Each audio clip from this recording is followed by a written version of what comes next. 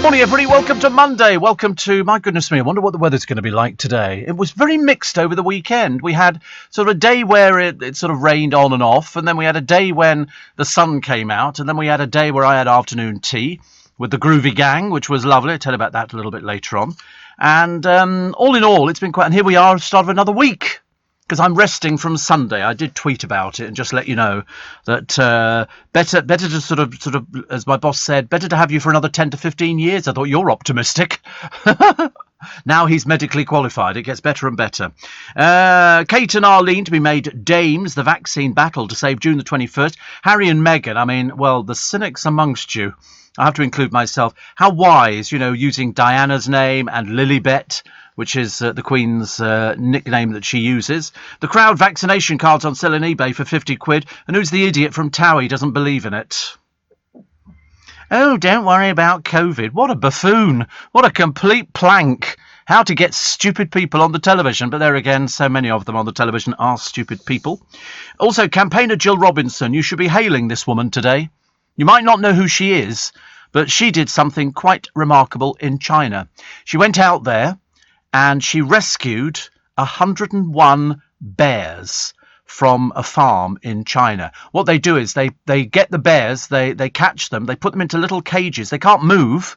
They're trapped. They just get fed, and they milk them for their bile, which they use in Chinese medicine. And it's the most disgusting thing you've ever seen. These bears just go round the bend, and then they sort of kill them. And anyway, she rescued 101 from a farm in China. Good for her. Good for her. Lots of queues at Faro Airport. I mean, because it's Faro Airport. And people are trying to get back again because they don't want to have to quarantine for 10 days. So British Airways have laid on extra planes, and I think TUI have laid on extra planes. And people are going, oh, no, I don't think it'll be, don't worry, we won't be fined. Yes, you will. Oh, yes, you will. This time tomorrow. You should be back here in this country. It's no good sort of going, oh, we'll get the 4 a.m. flight tomorrow morning from Faro. No. You've got to be back here for 4 in the morning.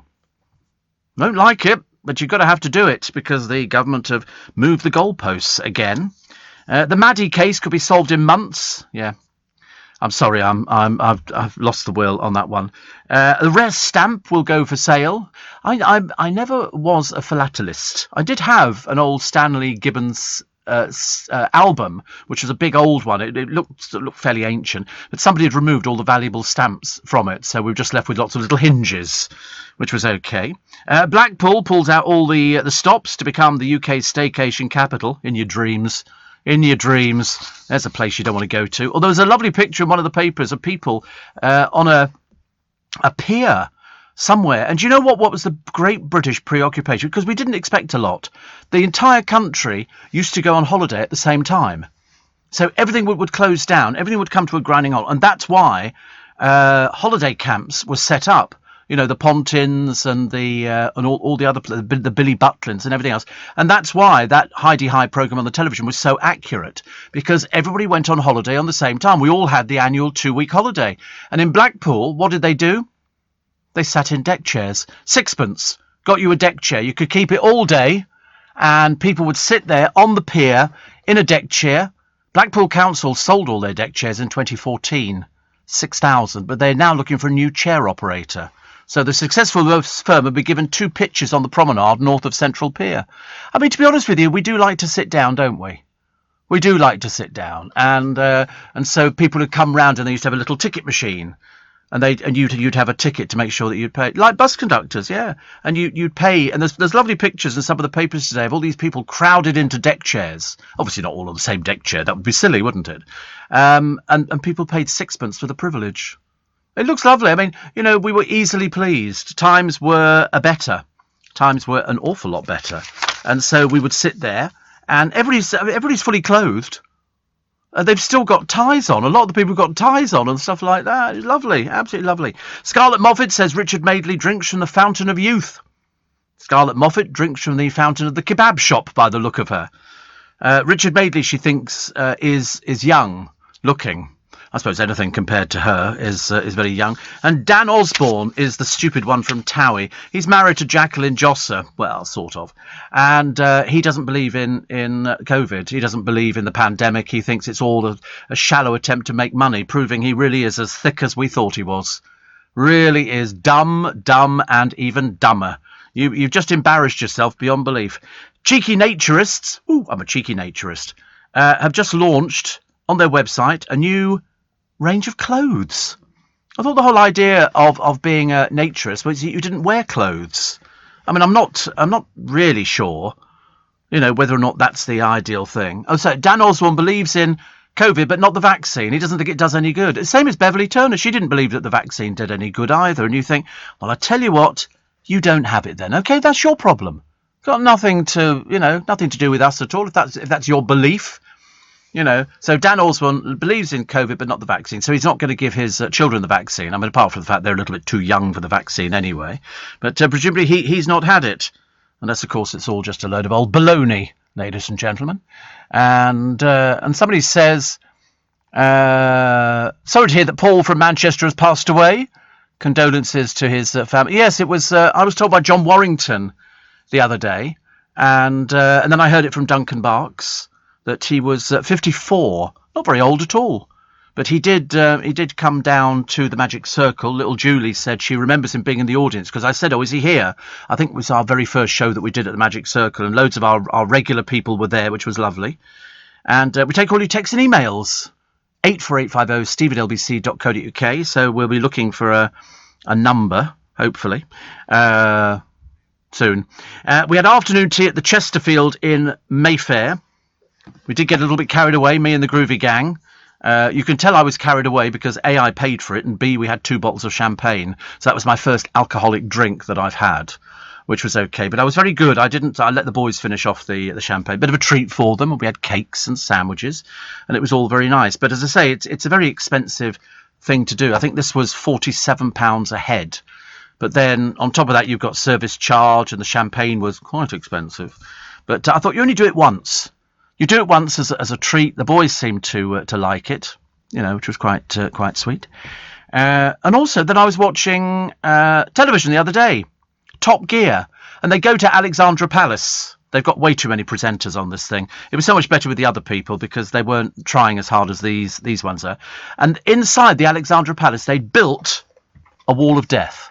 Now, for those people old enough to remember, the Wall of Death you used to find at all the travelling fun fairs. It was made out of wood, and it was motorcycles and everything else. And they built this huge thing. And I remember looking at it. And do you know what I thought? Wait a minute, this is a BBC programme. How much did this Wall of Death cost them? It was huge because they had cars racing round inside. They had to achieve the speed of 50 miles an hour and over.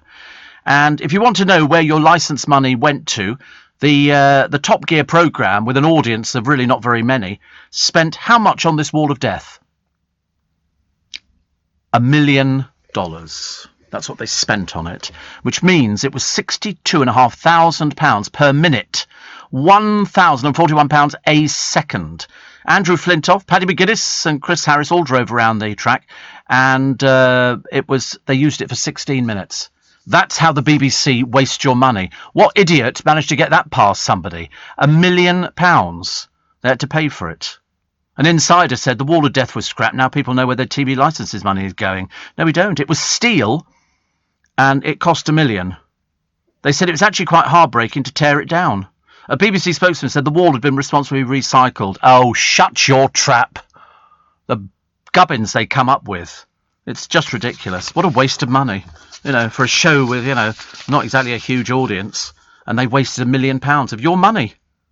Embarrassing, isn't it, really? Because, the amount of people interested in cars you can count on one hand, I should imagine. Twitter has suspended Naomi Wolf for spreading COVID myths. And Ollie Robinson suspended from cricket after writing racist and sexist tweets when he was 14. But the trouble is, it comes back to haunt you. You write stuff like that, and you're going to get yourself into trouble.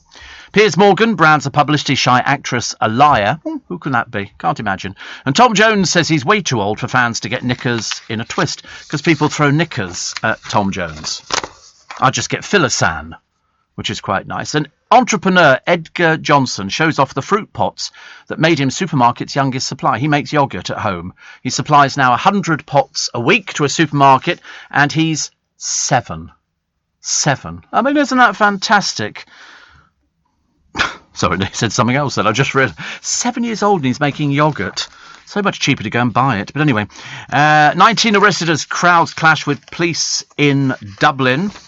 And M&S customers can get sex pills with their shopping. You get sort of, it's like sort of the little blue pill. £12.99 for 10. You go, oh, that's good, isn't it? That means 10 times you can be having sex, whether the other half wants it or not. But I know it's quite sweet. I don't have, ordering, but I mean, I suppose if you're embarrassed about something like that, well, then you can order it from whoever they supply. Is it Ocado or something? I don't know. Imagine the driver going, oh, by the way, I've got the tablets, nudge, nudge, wink, wink, say no more, that you ordered. Steve, the rescue of the bears, nice story to wake up to. I agree, actually. Steve, they charge for deck chairs in Green Park per hour. It is nice, though, isn't it? You do want to sit down. Because I'm at that age now where I look around. We went to Hyde Park after we'd had our afternoon tea at the hotel. We walked, if you please, at my age in the heat. A little bit more expensive than sixpence. Sixpence. Imagine how cool. And we walked to Hyde Park and we sat down and then we waited for another 2 people to join us. So there was 5 of us in total, and it was lovely. We just sort of had a chat and a gossip and a moan about life, and there was everybody in the park. It was really busy. And I dressed up, looked a bit cool and smart, far too cool and smart for Hyde Park, but the boys hadn't bothered, as you can imagine. The groovy gang was sort of eking out their life's existence. Donny says, happy feast of St. Robert of Newminster. Are you celebrating accordingly? I'm not, but the boys are. Yes. Catherine, good morning. I did get your letter and photo of Finlay. Thank you. Catherine used to be from Thames Dry Cleaners. They used to do all my washing and ironing and everything else, which was lovely. And somebody said, Helen says, hope you're okay. I missed you yesterday. Did you get your hanging baskets? No, they're probably this week. The hanging baskets, because now that the weather's improved, I was out there yesterday because my next door neighbours have got they go away camping and they've come back with a little puppy. It's so cute. It looks like a French bulldog, but it's not. It's not a French bulldog, but it's only going to be small. It's only small at the moment. It's so cute. It was one of 9 of a litter, and they paid over £2,000 for it. I don't know what breed it is. I can't remember. It looks like a French bulldog, but it's not a French bulldog. Could be something else. But then I had other news from a friend of mine, which I'll tell you about in a moment, because he's very successful. All happening next door to me. You're listening to a podcast from LBC. I get a text the other day. I think it was a text. Anyway, from somebody who used to be my neighbour called Ryan. And lived next door, wife. I rescued her from a lift. She got stuck in our lift, and I got the key for the lift to prise the doors apart so we could get her out because she was pregnant. And Ryan, unbeknownst to me, was operating a company from his bedroom called A Cloud Guru, I think. A Cloud Guru? No, it's an educational thing. And he wrote to me the other day saying he's a listener. He's been an LBC listener for a long time. He went back to Australia, and they set up this company, A Cloud Guru. They've just sold it. You want to know for how much? Bearing in mind, they only had this company for about 5 years, something like that. And they've just sold it to another big company. So used to live next door to me. They were doing this from their bedroom. I think they also had an office somewhere. And it's on the internet. It's well documented. It's on Wikipedia and everything else. They've just sold the company for $2 billion. $2 billion. $2 billion. Well, I nearly fell off the bed. Couldn't believe it. $2 billion. No, I didn't get any. No. We were hoping he might want to, sort of buy a blue plaque and stick it on the building, or get us some gates or something like that. But $2 billion. How cool was that? That's a lot of money. Well worth every penny of it. So he did very well. Very, very well. Anyway, little Julie says, I think most of us are in shock at the sad news of Paul's passing, although we had our differences. We were united in listening to a certain radio presenter who broadcasts at 4 a.m, whoever that is. During the last year, we reconnected on Twitter and had made our peace. And I was at the Circle show that Paul attended. And I remember you asking if he was there. I turned around to see him lift his hand up to say, "I'm here, Steve." So condolences to his family and friends and to his inner circle of listener friends who will miss him dearly. Yes, I think his father died the other year. I'm pretty certain. I know he'd had a lot of sort of problems and everything else. Little Noreen says, "Hope you had a nice weekend and your afternoon tea was good. I looked at the menu. Yum, yum. We hope to book a 60s weekend later for October." Wow. She loves these 60s weekends. She's the acknowledged expert on my programme about the 60s weekends, which is good. Yeah, the hotel was nice. It was because we had the champagne, we racked up the price. But the good news is when you go and have afternoon tea at a hotel, you can just keep ordering sandwiches and cakes. They will keep bringing it for you. They always say, if you want anything, just let us know. And so the boys ordered more sandwiches. I mean, I was slightly dubious when they opened up little Tupperware boxes and started putting the sandwiches in there, with little for sale side doggy bags. Yes, it's like, oh goody, we're getting a dog, and that was quite sweet. So we had a lovely time there. We spent a few hours there in a hotel I've never been to before. I'd never been to it. I passed it, but never been in it. So now it's just off Piccadilly. It's Mayfair. So in fact, you come under the Piccadilly Tunnel, and then you go down there a little bit, and then you sort of do a left. And that takes you into, it's just literally into Grosvenor Square. Is it Grosvenor Square? No, it's not Grosvenor Square. Berkeley Square, yes. Where a nightingale sang, apparently, at some point, which is so sweet. We like to be topical. John says, I tried the old gag about the stiff neck thing, which is a very old one. He said, somebody said, did you ever interview Gordon Jackson? No, I think he passed on a little bit before me. I liked him. I liked Gordon Jackson. He was very good. He was in Whiskey Galore. I'm pretty certain. One of those Ealing films. Did you never read about Whiskey Galore? It was a true story. It was, in those days, you had to pay duty on your whiskey that you drank at home. And all these people lived in this Cornish village. And a ship got wrecked on the rocks. Sometimes smugglers would wave lights to bring ships onto the rocks, deliberately to beach them so they could raid them and take all the stuff. And in this particular film, it came out in the same year as Passport to Pimlico and Kind Hearts and Coronets, 1949, and it concerns the shipwreck, based on a true event. And the ship, which ran aground, was carrying 50,000 cases of whiskey. So they were down there getting the whiskey off and hiding it in their houses. People had it in the bath, had it all over the place. And then, of course, the men came round to try and get them. Of course, they'd all been hidden. Customs and excise men turned. It was a really good thing, but based on a true story, which I love it. I love stuff like that. Steve, where can I find the whizzing butterflies? I don't have the internet. Well, you can't find them then, can you? You'll probably find them in your local garden centre. That's where I've got mine from. The whizzing butterflies. And Steve, I had the family over yesterday and cooked a Sunday lunch and a bottle of English sparkling wine. 30 quid from Waitrose. Yeah, English wines are very expensive. Very expensive. Yeah, because we don't have the weather, so that you don't get as many bottles as you do in other places. But I quite like English wines. I've had a few of them. But as good as any champagne I've never had, says Andy. Yeah. They did a programme on the television. I was only thinking champagne because Cilla Black only drank champagne. When she went to Joe Allen, she would always have champagne. And she enjoyed a good old bevy, did our Cilla. But they were doing a programme on Paul O'Grady on the telly, sort of saying, what was he like and how successful was he? And the reason that Paul was so successful is that what you saw is what you got. Lily Savage, he eventually decided to hang up the boobs and all the rest of it. He said he came home one day, he said, and there was leopard print this all over the place. He said, and I just kicked it into touch and went, I've had enough. And so he then had a very, very successful chat show on the television, which ran for something like 12 series or something like that.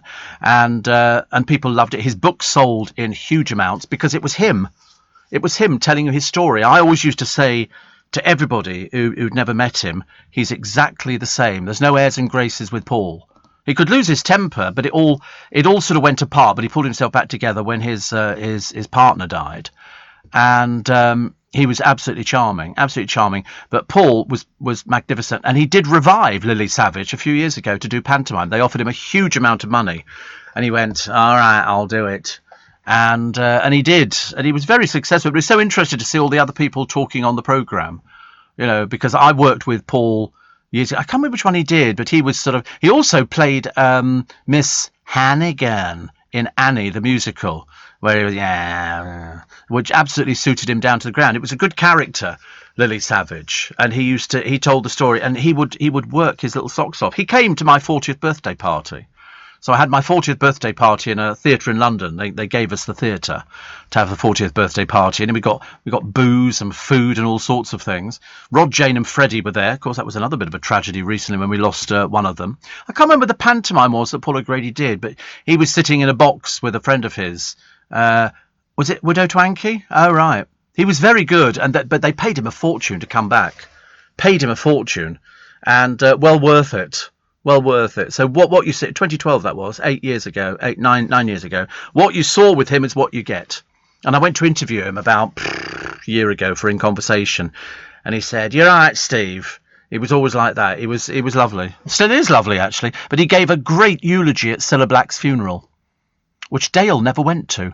Dale never went to Cilla's funeral. In fact, he was phoned up here by the news desk to say, "Would you like to do a quote about Cilla Black?" And Dale said, "No, I don't want to say anything." And I never discovered why he didn't go to the funeral, because he was part of the Cilla mafia, even though, he would be the first one in bed. He wasn't very good at staying up too late. I think he preferred his own company. And so at her funeral, he never turned up. Everybody else was there. Cliff was there. And Paul O'Grady did a fantastic eulogy talking about, life with sort of Cilla, and their drinking and all sorts of things. I mean, it was really good. It was funny. He said, "I never thought," and he's looking down at the coffin. He said, "I never thought I'd be here doing this for you." He said, "I never thought." And he told some really good stories and had people laughing. Is Paul dead? No. They just did a programme about him. Mind you, he's been touch and go on a few occasions. He's had a few heart attacks. And I said to him, "You've got to stop smoking." He said, "You're right, I know." But he loved his smoking so much, and he pushed himself as far as you could go. But no, he's still very much with us. Bless his heart, honestly. And then he lost Buster. And the thing about Paul's programme that got the audience is that, as I said, he was human. So when he started the programme and he came on and he said, "Look, I've got some bad news." And he said, "Buster's died." And he always used to have Buster sitting on the desk, and there'd be a photograph of him as well. And the audience who followed Paul and his career absolutely loved everything. And he said, "Listen, he was riddled with cancer. He had a tumour. He had everything. He was only a little dog." And he said, "You're right, Buster. Give him the clap." And everybody clapped in the audience. He's really lovely. But the trouble is, when he did a programme on Battersea Cat and Dogs Home, he always used to bring a dog home. He had about 16 of the bloody things at home. He never had so many dogs. At the end of the show, he used to say, "Go and have your tea." And people liked him for that. When he did book signings, the queue would be round the block. He was the only person who literally wrote his own book, and you could tell it was him, because when you read it, you could hear him saying the words to you. But I remember seeing him in so many bars and things like that, and he'd turn up, and then he'd have all his makeup on, and he'd just put the wigs on, and there, lo and behold, was Lily. He did Blankety Blank. The outtakes from that one are legendary. Go to YouTube and watch him swearing. "I'm not doing this." Oh dear, it was hilarious. Very good stuff, actually. The Vikings brought civilization to Britain. Riveting.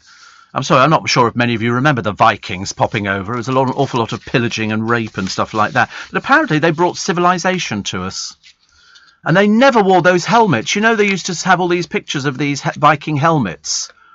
And they said they never wore those. That was just sort of made up. That was Hollywood, I think. I was very disappointed, because you couldn't beat a good Viking helmet. I remember thinking to myself, that's a bit of a fashion statement, isn't it? I quite like that. But I wish I had one, actually. I could never sort of dress up as anything like that. And anything less butch, you'd be hard pushed to find, I suppose, when it came to Vikings. But it was I like the Paul O'Grady programme. I was very happy with that as well. Frock and Roll, the stars back on the red carpet. What on earth some of them were there for, I've got no idea. Oti Mabuse again. Wholly inappropriate outfit, darling. I mean, I appreciate the fact, I understand what publicity is, but I mean, do you not think you cheapened it? Just thought I'd mention it. What else we got? The Memorial Fit for Heroes, which we'll talk about a little bit later on. The England stars taking the knee get booed again. A medical boss in a £2.7 million scam. And Binky Felsted gives birth to a second child. Amazing, isn't it? Woman has sex, unprotected, gives birth to child. You'd never guess it, would you? Piers Morgan brands the publicity shy actress a liar. He doesn't like her, does he, at all? Not that you know who this person is. And what was the other one that I like? Oh, yes, Louis Smith. Lewis Smith wins The Masked Dancer. He was the car wash, which was very good, very good. I thought he was very, very good. And it's Father's Day coming up, and so most fathers will expect socks. Socks. I don't know why. Socks appears to be the latest thing. I'm quite big into my socks, actually. And an 87-year-old woman faces jail after mowing down 3 people. She goes to a garden centre at 87. She reverses out. She doesn't look in the mirror. I think she thinks if I'm reversing, people know I'm reversing. They can hear it going beep, beep, beep, beep, like that. And she reverses into 3 people. One of them gets broken bones and everything. And so, of course, she's in court. And she might face jail. She won't, of course. I bet you it'll be, you go to prison for 3 years, suspended for 2 years. That's the way it works. And one lucky Brit, I'm so happy for them, has come forward to claim £111 million. I couldn't be happier. Seriously, I'm really, really happy for you, you swine. Give it back. It was supposed to be mine. All I got was 30 quid and 4 lucky dips. Pfft. Take it back, Camelot. Don't start messing about with me, I tell you. 30 quid, I ask you. Couldn't even get me afternoon tea. We all want to do our bit for the environment, but there's one way you can do even more. Leave a gift in your will to the Royal Botanic Gardens Kew, and your donation will support our research into preserving vital plants and fungi, helping to halt biodiversity loss and fight climate change. Despite the problems we face today, you can leave the world a better place. To find out how you can leave a gift in your will, visit kew.org/gift-in-will. You're listening to a podcast from LBC. Apparently Whiskey Galore was on Channel 92 last Saturday, says Shane. How lovely. Happy 80th birthday for yesterday, says Sue in Sidcup, for Derek Bailey. Derek Bailey. Many happy returns of the day. And Kevin the Milkman says, I saw a picture of Corey. Has he even left school? Yeah, we had a picture taken. It was the Groovy Gang picture, because Thomas goes off to America very shortly, and Corey's working on Ian Dale's programme. And so we had a nice... Corey and I keep in contact all the time. I'll probably text him about 4 or 5 times a week. In fact, actually, just yesterday, there was about 7 or 8 texts went backwards and forwards, most of which are totally unrepeatable. Roger says, the story you told about the whiskey reminded me of a song, The Travelling Show. The men would lay their money down. Oh, that was... the song was by Cher, and it's called Gypsies, Tramps and Thieves. You see, I'm an expert on musical titles and things like that. I was born in the wagon of a travelling show. My papa used to dance for the money they throw. The money would lay their money down. It was good, actually, wasn't it? I liked Cher, actually. I mean, she's still in a remarkable state of preservation. She looks like she's had everything lifted and moved and sort of shunted around. And she has. So she can't really smile very much. It's a bit like that, actually. It looks a bit like Jordan. But yeah, there's the... Yes, I mean, Corey does look as though he's just wandered out of school. And Thomas is just... Actually, you can't see how creased that shirt is that he's wearing in the picture. It's on my Twitter. Look at that. We got 16 retweets, 758 likes. It's good, isn't it? We're very pleased about that. But Corey took the pic. He's holding the camera. I think I look quite good. Quite good. But no, it was just absolute joy to go out with them again. So, got the shades up. Well, it was quite bright, actually. You can see how pretty Hyde Park was looking. And then we were joined by Connor, who sets up for Nick Ferrari's programme, and my other producer, Chris Humphreys, who cycled there.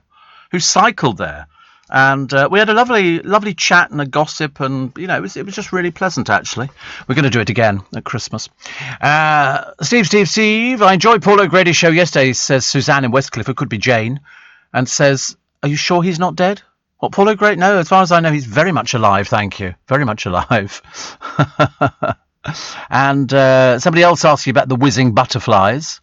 Wrong on Top Gear audience, says Sue. Worldwide, it's 350 million. Yeah, whatever, dear. Yeah. Unfortunately, we're not really interested in 350 million worldwide, but I don't believe that at all. I really don't believe it. Makes the Bieber bomb, really. Yeah, of course it does, dear. Still a waste of my money, thank you very much indeed. You obviously work for the BBC, I can tell, actually. Nothing worse than a brown noser, is there, at this time of the morning? Oh, I love the BBC. They're marvellous, aren't they? They spend their money so wisely. Biggest waste of money you've ever seen. I was talking to somebody the other day, and they worked on a radio programme, and they said, just a matter of interest, how many people work on your whichever show it was. And somebody said, I think there's 4. And they said, well, the equivalent on the BBC would be 12. I said, yeah, the BBC have always been very good at wasting our money. You can always tell. Sue obviously, oh, did you used to work there, love? You can always tell, can't you?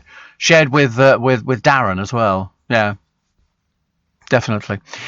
Steve, did the Groovy gang go back to the sixth form now they finished the work experience? Well, no, one's moving to the States.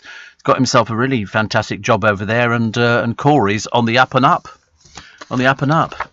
Whereas I'm sort of just clinging on, as they say. Steve, says Kevin, the Barbara Windsor bikini in the Carry On Camping. My mum was 16 when she made it, and she tells me it took her 15 minutes just before she worked at Peter Jones. Mum is happy it's raising money. Yeah, I don't know who's got it. I don't know if Scott's got it. But it's got a hole in where it had the hook to flick it off her chest. You know, come on, Barbara, chest out, in, chest out, and then ping, off it came. And if you slow it down, you can see Barbara's boobs. Although, to be honest with you, I've seen Barbara's boobs more times than I care to remember. Just one of those things. I loved Barbara. The funny thing is, I said the other day on the programme, I said that I still can't believe she's not with us anymore. Because of television and because of films, they're always going to be there. And that's the advantage, I think. Somebody says R.I.P. Paul. Only 54. Only 54. Apparently just sort of stood up and dropped down dead. As quick as that, which was not very good. Not very good at all. We don't like losing people. I've lost a few people, over the years. Wheeler Dealers is much bigger. No taxpayers' money. Well, I mean, I don't think we should have to pay for the BBC. They're on more payola than you and I can shake a stick at.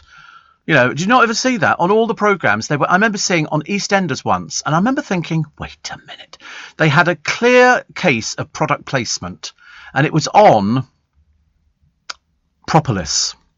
Propolis is squeezed out of bees, and it was used as you could drink it or put it on as a skin cream and all the rest of it. And they were in Pauline's kitchen, and the camera did a close-up of this. And I remember thinking, wait a minute. No, this was years ago, but surprisingly, by the time they got to the repeat, it had been removed. They'd taken out that section because it was too obvious. They used to do it on Can't Cook, Won't Cook, Cook'll Cook. And they'd go, oh, look, here's when Ainsley Harriott was doing it. And he'd say, oh, and this is so-and-so from Maisie's Dingley Dell Farm. And you make your own ice cream. Oh, I do. And they'd hold up the ice cream. Now you think, who's on the payola for this one? Thank you very much indeed. Disgraceful. And yet on Blue Peter, they used to get paranoid over showing you what Copydex and a cornflakes packet looked like, so they'd cover over copy. We all knew what it was. It was Copydex and the Kellogg's cornflakes packet, and also sellotape was. There was that sticky back plastic that they had. Do you remember? Oh dear, honestly, they used to be paranoid over it. Absolutely paranoid. And I used to go, that's a Fairy Liquid bottle. That's so and so. It's the best way. I don't mind Wheeler Dealers, but I only like the original man who put all the cars together. Very tall bloke on Wheeler Dealers. And then he left because they wanted to do something on the programme and I can't remember what it was. And so they found somebody else who isn't as good. And that's just my personal opinion. I'm sure he's very charming and very lovely. But it wasn't Ed China. He was really good. He could literally, I mean, you would trust him to repair your car because he would just be totally honest about it. And he's left and they then replaced him. They've then replaced him. He was departing due to disagreements over the direction of the programme. And it was ridiculous. 6 days later, in another video, China described how Brewer had telephoned him. That was Mike Brewer. Telephoned him over the weekend saying that he, his wife and daughter were receiving significant online abuse, including death threats, because China was leaving the show. And so they've now got somebody else doing it. And it's not the same, actually. Ed was very good at it. He just literally he could take a car engine apart. I mean, I know somebody who works for the company where I get my car done, called Steve. He can dismantle a Rolls engine, everything, and there's so many nuts and bolts, and he can literally take it all apart and start from scratch. Me, I can't put a Lego brick together. I'm hopeless, absolutely bloody useless. I can put air in the tyres and I can put petrol in the car. And I think eventually at a push I could probably put water in the windscreen washer bottle, but that's about it. Who wants to do it? It's like, do you want to learn to cook? No, thank you. No, that's why there's Marks and Spencer's. 84850 Steve, I would rather listen to 10 hours of LBC adverts, says Jenny, they'd be very pleased, than watch a minute of the BBC, bunch of creeps. Well, it's once you're on the BBC, although people are deserting the BBC, aren't they? They suddenly realise that, it just wastes everybody's money. It's a licence because you can't do anything else. If you want to watch their programmes, you have to buy a licence. And that's when they will spend over £1 million, on putting in the Wall of Death on Top Gear, a programme seen, as I say, in this country by hardly anybody. Might be shown around the world as to how waste money. Up for 16 minutes. That's all that was, the Wall of Death. 16 minutes. What a waste of bloody money. Seriously. I mean, at least with the funfair, you get it for a few weeks. Much better. It's also beautifully painted. And I remember looking at it thinking, how much? The first thing I thought was, how much has that cost? And when the producers saw it, he went, that's enormous. I said, no, that's the picture of the Wall of Death there. And he went, oh, Steve, you are a card. I went, yep, Queen of Spades. And all the best ones. I tell you, nothing if not good. Steve, talking of old films. No, we weren't. I don't know why you thought we were talking about old films. I got a genuine Merle Oberon signed photo with the envelope and stamp from LA in 47. She was the definitive Kathy in Wuthering Heights. Heathcliff, it's me, oh Kathy. I love Steve. I should imagine if they still did Beat the Intro, you'd win it every time. I did. We played it at work one time years ago, and they said you won't get this one. They played me loads of Tamla Motown and reggae and all sorts of things like that, and hits from the 60s and 70s. And of course, I'm brilliant on those, because that was what I grew up with, and so I remembered them all. And because I used to do discos, I knew about it. And then he said you won't get this one, and it went da da dun dun da da dun dun da dun.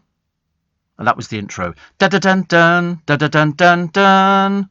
And then the singer comes in. And I said, I know exactly what that is. And they went, how do you know that? I said, because I only played it to myself the other day. And it was Gene Pitney singing Trans-Canada Highway. He said, how do you get that? I said, because it's such a good intro. And it's so like anything else he'd ever done before.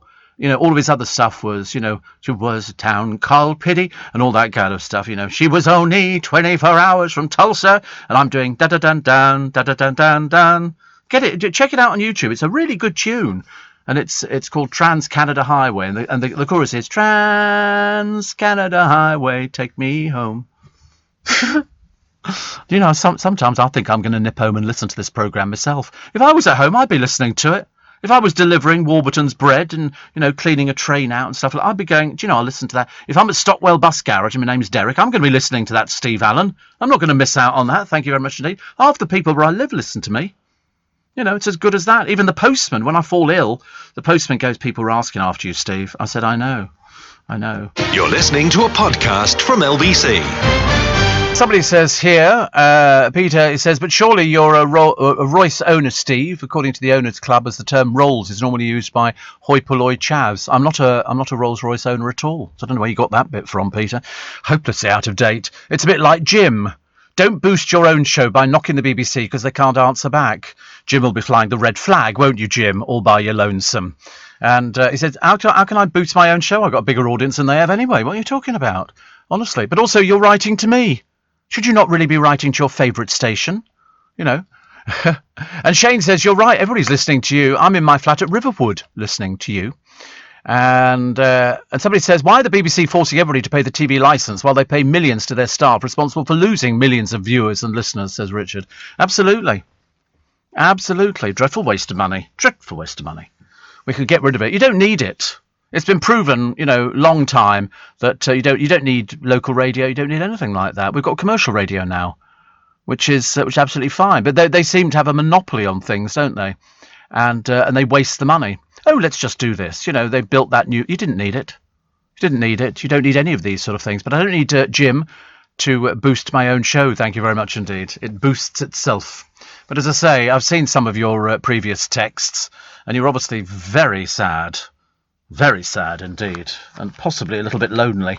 The Sun, this morning. Oh, look, our little princess, Harry and Meghan. They're not princes or princesses or anything. And they've announced the birth of their daughter, named in tribute to the Queen and his mother. Yeah, how to play the old media game, eh, Harry? You've fallen for it every time. Lilibet. Lily, Diana Mountbatten Windsor, who share the Her Majesty's family nickname, arrived at 11:40 on Friday in California. Who cares? Woman has baby. Not exactly startling news, is it really? Not exactly startling news. And so I think that line of succession, it will be 8th in line underneath Prince Andrew. Not the best position to be in. And they say it was seen as an attempt to repair relations with the royal family. Yeah, let's not fall for it, shall we? We know how devious they are. And Ingrid Seward says, how charming that Harry and Meghan have decided to call their daughter Lilibet or Lily as a compliment to the Queen. But how strange, as they profess to want to remove themselves from royal life, that they've chosen to use such an intimate royal nickname. Yeah. Well, there you go. And of course, but you don't believe anything, because the whole idea of this is because it's doing damage limitation. They need to keep the title. I mean, how do you think poor unknown actress Meghan is going to cope with not being called a duchess, because she's not? Also at the BAFTA Awards, what in God's name Stacey Dooley was doing there? Wholly inappropriate outfit, dear. You know, boobs out, I'm afraid. It's something like that just makes you look cheap. But there again, then you looked at Oti Mabuse. God knows what she was wearing.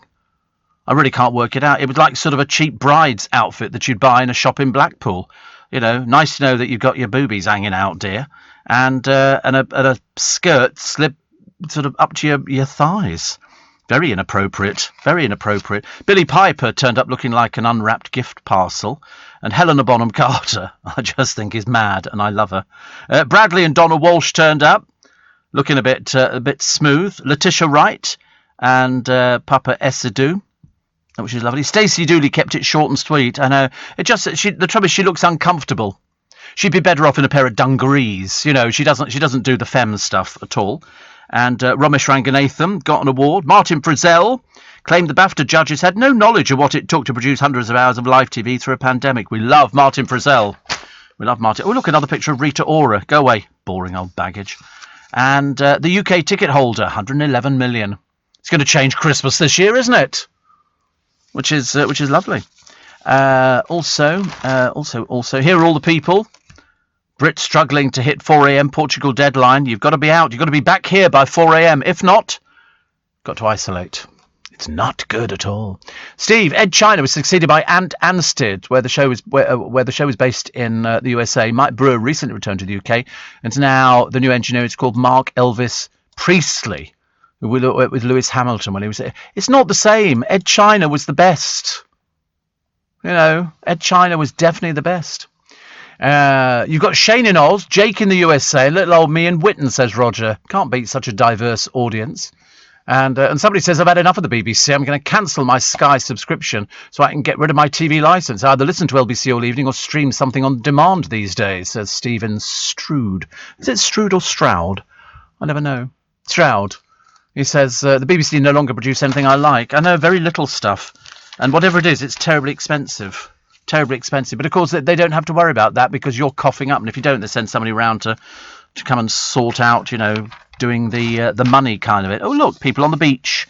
The Met Office have said there's a 10-day heat wave in weeks, 30 degrees, they've said. 30 degrees.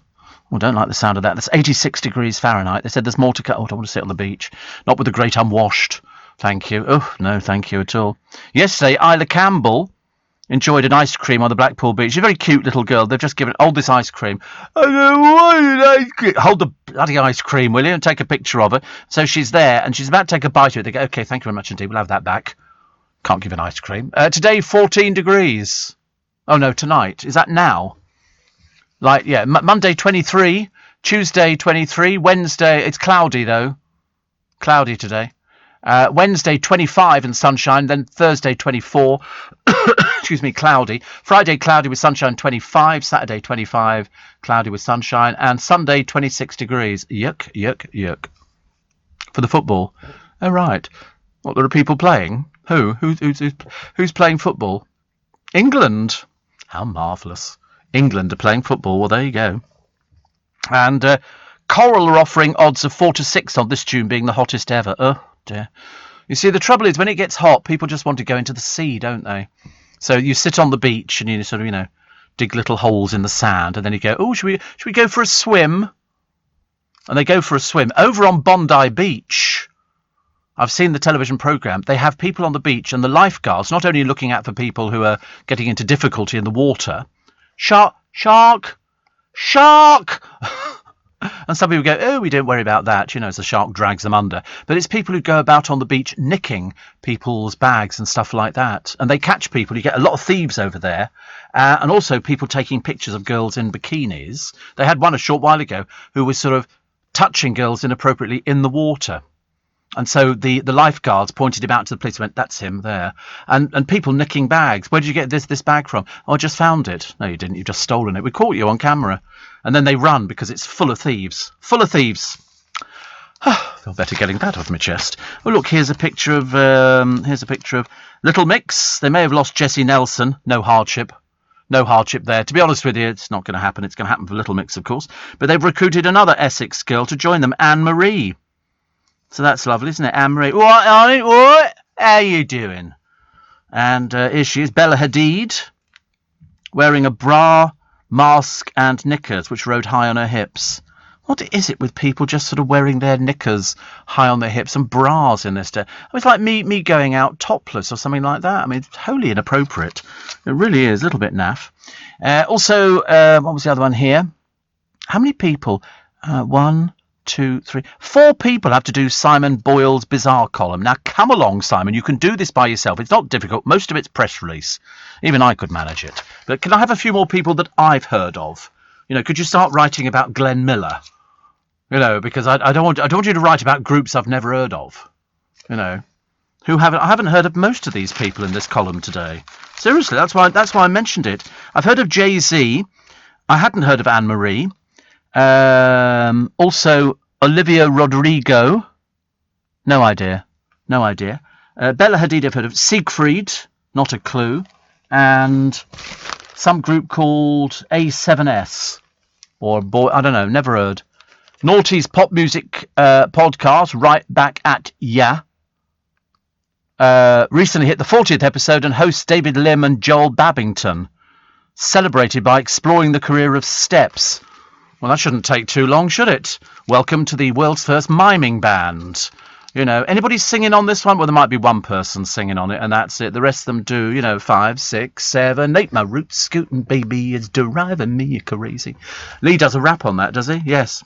I don't think it's him. I think it's somebody else. I danced with him. You can find me on YouTube dancing with Steps, doing Roots Scooting Baby. H was camp as a Christmas tree back then. There was no chance. And I don't like to tell you the celebrity who hung around with him, but that's another story. Steve, Elodie Mateless's salary for presenting Newsnight, £340,000. Yeah, that's about right, I would have thought. I would think so. Steve, that's why I don't go to Bondi Beach, says Shane. Although I'm not a beach person. I can't think of anything worse. Does not agree, sitting on a beach with a load of other people. I'm just not interested. Dave says, Steve, I agree. Ed China was the best mechanic on Wheeler Dealers. Also sick of this boring hot weather already. I know. I don't do it very well. I'm not very good in hot weather. I'm a bit wussy, I'm afraid. I feel like apologising to everybody because people go, why are you moaning about the weather? It's lovely. No, it's not. Not for us people that don't like the heat. I prefer, given the choice, hot or cold, I definitely go cold every time. Because at least then you can warm yourself up. If you're sort of hot, it's very difficult to cool yourself down. I'm not very good at things like that. So I sit in the car with the cooling air on, which is lovely. You're listening to a podcast from LBC. Oh, I'm bouncing away like Tigger this morning. I don't know why. I'm just feeling in a particularly good mood. It's because I had a nice long weekend. It made quite a difference to my life. Seriously, quite a difference. I didn't really think it would, actually. I've had to go around and eat humble pie and say to people, you're quite right, You're quite right. I need to sort of not work as much, and then my health doesn't suffer. What else have we got here? What else we got this morning in the papers? So football we've actually got coming up, haven't we? Shortly, we think. We think it's England. We don't know. There's no point in asking us. We don't know. Seriously, ask us about how many macrame baskets were made last week. It's European Championships, which is very exciting. I shan't be celebrating that. Are they still using the stadium in Witten to get their vaccinations? They're not. Just the one-off, was it? It's a very popular place, Very popular. People like things like that. And a teacher who lied to get a job has been banned after being caught by bad grammar. Claudia Malley forged university emails to convince the school she'd passed her degree, but it later emerged she'd failed her course and graduated from Chester with only a diploma. She was found guilty of unacceptable professional conduct and can't reapply to teach again for 3 years. Oh dear. Poor old Claudia Malley, crook. Sorry, I feel better after saying that. Fancy having a teacher who can't even spell. Bit embarrassing, isn't it? Don't need things like that. And Steve, says Warren, went to see the Four Boys yesterday, away from Strictly. They played at the Palladium, fantastic show. And Andrew Lloyd Webber was over in the Palladium with socially distancing seats, blocked off, very well organised, fantastic show, and bumped into Bonnie, no less. How lovely. How lovely. Oh, good for you. Good for you. Glad you had a nice time. There's also Kanye West. He's wearing a head covering decorated with religious themes. He's quite peculiar, isn't he, Ken? I've come to the conclusion he's mad as a barrel load of frogs. Although why a barrel load of frogs should be, mad. We've got a flying saucer home here for sale. £850,000 plus price tag in a snooty seaside town. It's called the Roundhouse. It's Art Deco. It's in Frinton. It looks lovely, actually. I mean, I'd love to live in a place like this. And they go, snooty, 850,000. Hello, have you been to London recently? 850,000? That's an outside carsy. 850,000. Honestly, Frinton-on-Sea is governed by rules dubbed the 10 Commandments, banning coach parties, ball games on the prom and ice cream carts. Right miserable bunch they are down there. Chris and Steve know all about Frinton. All about Frinton.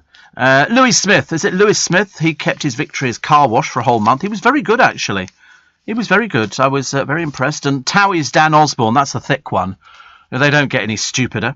Plumbed the depths of idiocy by telling his followers on social media he's an anti-vaxxer and insisting the vital COVID vaccination programme is all about the money. He claims neither he nor the 2 children he shares with his wife, actress Jacqueline Josser, will be having the potentially life-saving jabs. He says, personally, that isn't even going in me, never mind my kids. He really is stupid. It's amazing, isn't it, really? Yeah. Of course, the 4 million people who've died around the world don't come into it. He couldn't give a toss about them. That's the embarrassing thing, isn't it? Why do stupid people get mentioned in the paper? Perhaps he's only pretending to be stupid. He can't really be that dumb, can he? Yep, he really can pretend to be that dumb, which is good. Richard Madeley is a vampire. So says Scarlett Moffat. I really can't listen to any more rubbish that emanates from her. And here's Oti Mabuse dressing up in a dress that barely fits. I mean, don't you feel embarrassed, Oti? Do you think your parents would be pleased about you dressing like this? It really is a bit cheap, actually. I don't know what you were doing there anyway. And here's somebody who's obviously, on a nice day when the temperature soars to, 26 to 30 degrees, they have to go down to the coast. And they obviously take models down and go, can you run out of the sea? And she looks like she's frozen to death, this poor girl. But Brexit backer Jim Davidson has been blasted over his new cooking shows because his meals are not British enough. The staunch Brexiteer has knocked out Italian spaghetti bolognese, Spanish omelette, Mexican fajitas, chicken chow mein and a French dish. No, nothing really British. One fan said, Italian food, Brexit means Brexit, Jim. We want traditional British recipes like baked mud with boiled stones. Another said, what's all this foreign muck? And a third said, I put you down as a pie man. Yeah. He's had his odd days, hasn't he? I think Jim Davidson as well. And, oh, look, Christine McGuinness again. God, you must be bored with all these fake pictures, dear. She's taking the plunge in a black swimsuit with a daring neckline. She's just basically got her boobs hanging out again for about the umpteenth time. Christine says, love the new India swim collection from, so it's so gorgeous. Freebie, was it, darling? We're not falling for this old rubbish. Also, Piers Morgan has again branded a publicity-shy former actress a liar, blamed her for his Good Morning Britain job loss. Mind you, the rate's going, he could get it back. Because their audience figures have plummeted. They need him back there because he's good. Although there was talk that Susanna Reid could do it with another woman. You could have 2 women presenting, which actually I wouldn't have any problem with at all. And one of the names in the frame, there's a few names. No, not Steph McGovern. We want somebody who's got the gift of doing that. No, Kate Garraway. See, they'd be absolutely ideal together. Absolutely ideal together. They could discuss makeup hints, and or they could do cake baking. I don't see any problem with that at all. I think that's a very good idea because the men are all, on Tuesday, it was Ranveer Singh and Adil Ray, but the figures have dropped to £450,000 less than 3 months after he quit. which is, you need it back up again, and you need it for the advertisers. That was 1.65 million used to watch before. What was I watching the other day? Oh, it's another quiz show on the television. It was so ghastly. Anita Rani, was it? She thinks she's good. She really thinks she's good. She said, and of course, because I'm ethnic, it's setting. Well, I agree, it's setting a new precedent. But darling, I hate to be rude about it. You're just really not very good. It's not everybody can do quizzes. Different for presenting, but best way. If you're not very good at something, and you're not very good, I think it's called the answer. She says, Anita Rani says, the answer trap. There are enough men that present quiz shows. Yeah, because they're better than you, dear. Every single one of them, even the worst ones, are better than you. And it's a dreadful programme. It really. I mean, I don't think I've seen anything that is so sort of lackluster as that. Dreadful. Steve, will you be interviewing stars again, says Martin. I don't know, actually. I don't know. We have to wait and see. Still in lockdown as far as I'm concerned. Mark in Purley says, were you still doing LBC in the Channel 5 programme? Yes. And Alan says, if the BBC lost the money from the taxpayer, how many would be made redundant? Everybody. That's what they rely on. That's their income. It's you buying your licence fee. That's how they survive. And Kim says, I'll miss you on a Sunday, Steve, but I'm being a wee tad selfish, because health and well-being comes first. Yes, absolutely. And I think it's probably safer that way. And another one says, the best way to cope with anything above 28 degrees, if not working, is stay home, put the fan on, close the windows, and curtains. Me, you and Darren Adam are so alike, says Jenny in Farringdon. Yeah, I don't function in the heat. I really don't. I'm sort of, there is a limit to, sort of sitting around the house in your pants all the time, which is an image you'll just have to keep. Steve, good morning from a sunny Finland. You keep me going in the morning, says Peter. You have listeners all over. I know, which is quite nice, actually. I've got listeners everywhere. America, Thailand, Australia. I am, you are, we are Australian. Steve, who are these strange people who keep popping up on our media? One is some redhead with a beard, and the other one, I understand, is a Z-lister from the other side of the sea. Who is that, Les? Who's a redhead with a beard? Who's that? I don't know anybody a redhead with a beard. Harry, sorry. Harry, right. Oh, sorry. I didn't twig to that one at all. Harry. Well, I mean, sort of a beard and no hair on his head.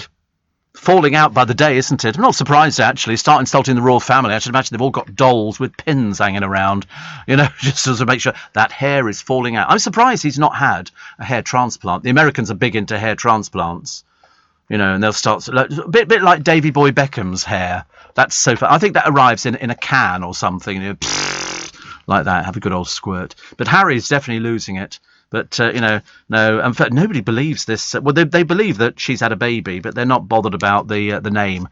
They think it's a bit of a, it's damage limitation.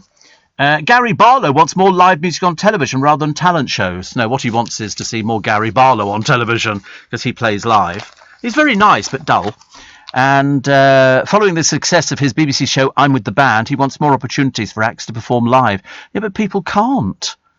The only people who are doing this, Gary, I don't know whether you're aware of it, but there's that little bloke who has live music on and he plays the piano, and he's Jules Holland. I mean, all of his programmes live. You won't find anybody miming on that show. So we've got that. Don't want any more of it, thank you. It's very nice, but I understand people who are musicians like play. That's the whole idea. You want to play live.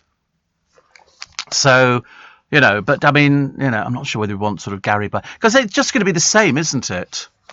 As the who was the other one? Yeah, it's a shame, really. It is a little bit dull. German prosecutors have been investigating their prime suspect in the Madeleine McCann now for 4 years, but they haven't got any evidence. It's a bit pointless, really, isn't it? So more baloney, I'm afraid.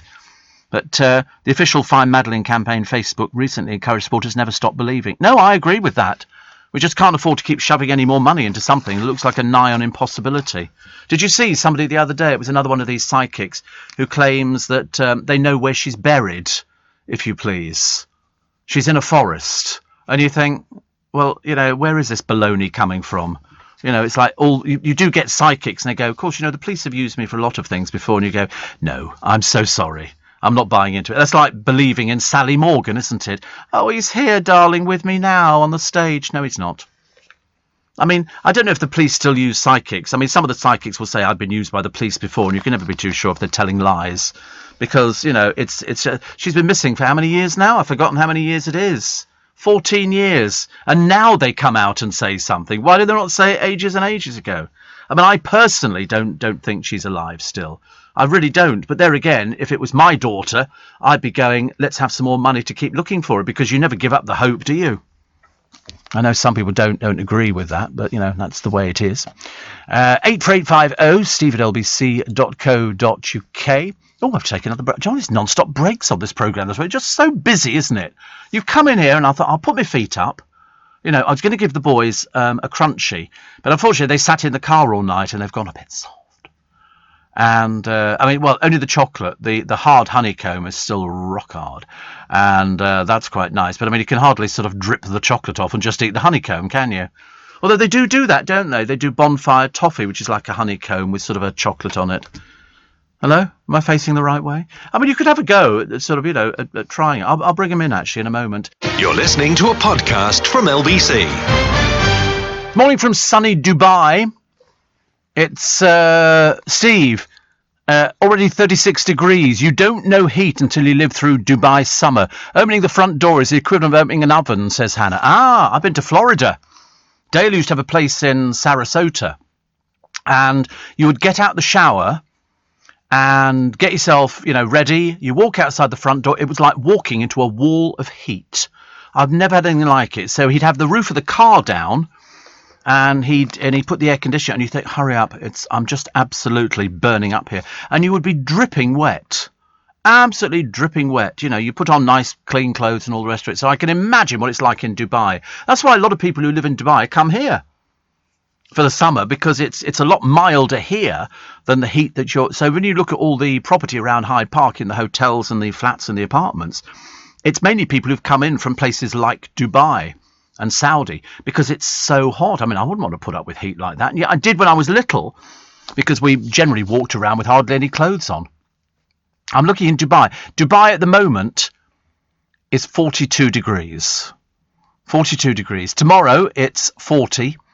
They say sunny with a moderate breeze. Wednesday 39, Thursday 39, Friday 39, Saturday 40, Sunday 40, Monday 39. 29 degrees overnight. So 29 degrees over. My God, I tell you, wouldn't be surviving in that one very well. It's very humid, isn't it? That's why people live in air conditioning. If you go to Florida, every house has got air conditioning. It's put in as standard. The only problem is that you need to keep air conditioning on all the time. Otherwise, you need to have the system repumped and all that kind of thing. So people had to go into Dale's place when he wasn't there and keep the air conditioning going. Because when you go back there, it was lovely when the air conditioning was on, but you walk outside and it was like a door. You thought, I've wandered into somewhere. It's like, poof, it just hits you.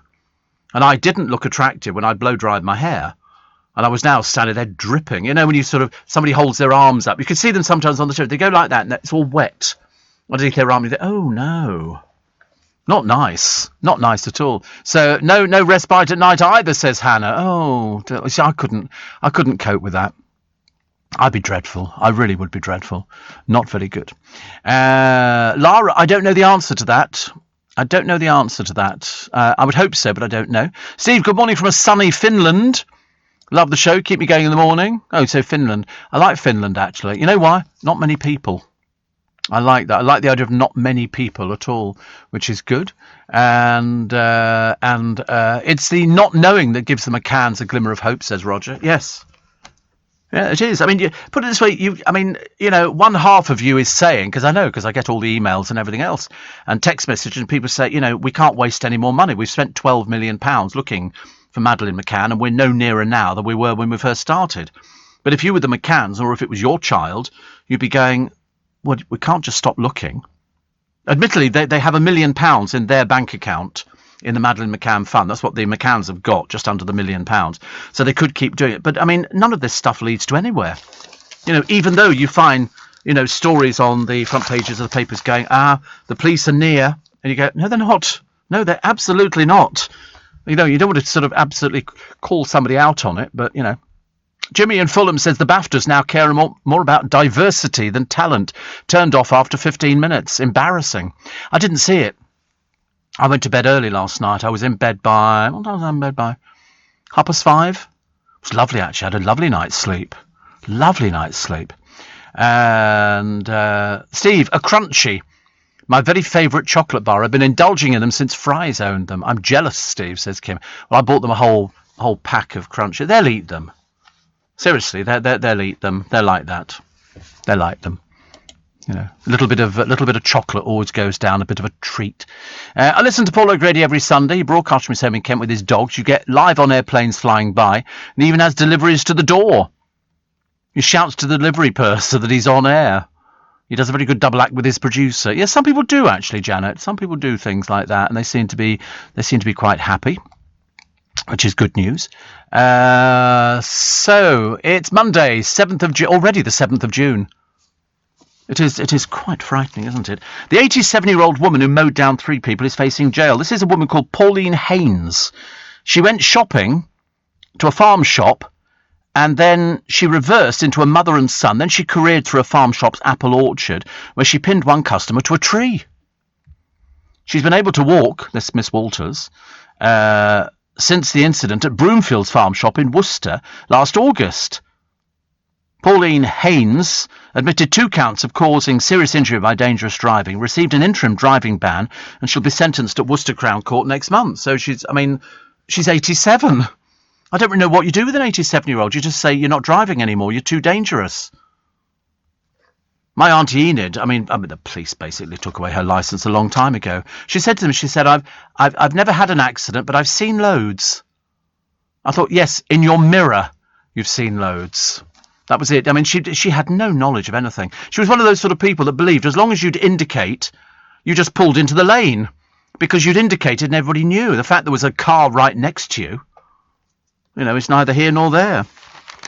But, that's the way it goes. I don't know. Didn't somebody discuss this on LBC, I'm sure, a few days ago or something, talking about whether or not we should have another driving test once you get to 85?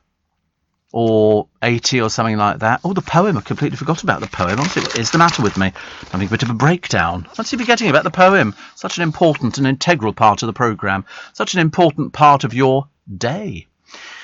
This one is by Henry Lawson. It's called To an Old Mate. Oh, don't look at me when I'm reading it. It's very embarrassing, honestly. I'm quite a shy, retiring person. So if we all put our eyes down, thank you. So, To an Old Mate by Henry Lawson, read by Steve Allen, aged 12 3/4.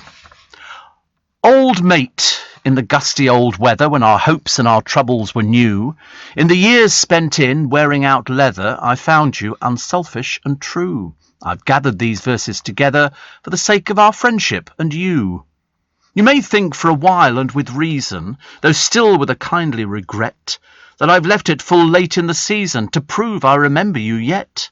But you'll never judge me by their treason, who profits by friends and forget. I remember, old man, I remember. The tracks that we followed are clear, the jovial last nights of December, the solemn first days of the year, long tramps through the clearings and timber, short partings on platform and pier. I can still feel the spirit that bore us, and often the old stars will shine. I remember the last spree in chorus for the sake of that other lang syne. When the tracks lay divided before us, your path through the future and mine, through the frost wind that cuts like whip lashes, through the ever-blind haze of the drought, and in fancy at times by the flashes of light in the darkness of doubt, I followed the tent poles and ashes of camps that we moved further out.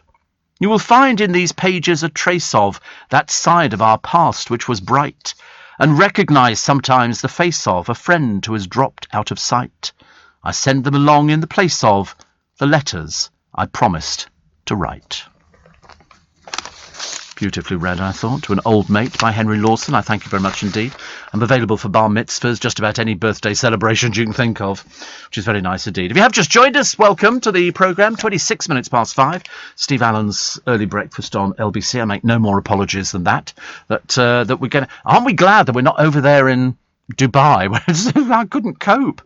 Imagine trying to do it. The worst thing is, that radio studios traditionally are cold. You know why? Because they're full of equipment. I've got equipment between my legs, and it's, as have most people in my business. And the heat of it gives off more heat, so you need to have the studio cold.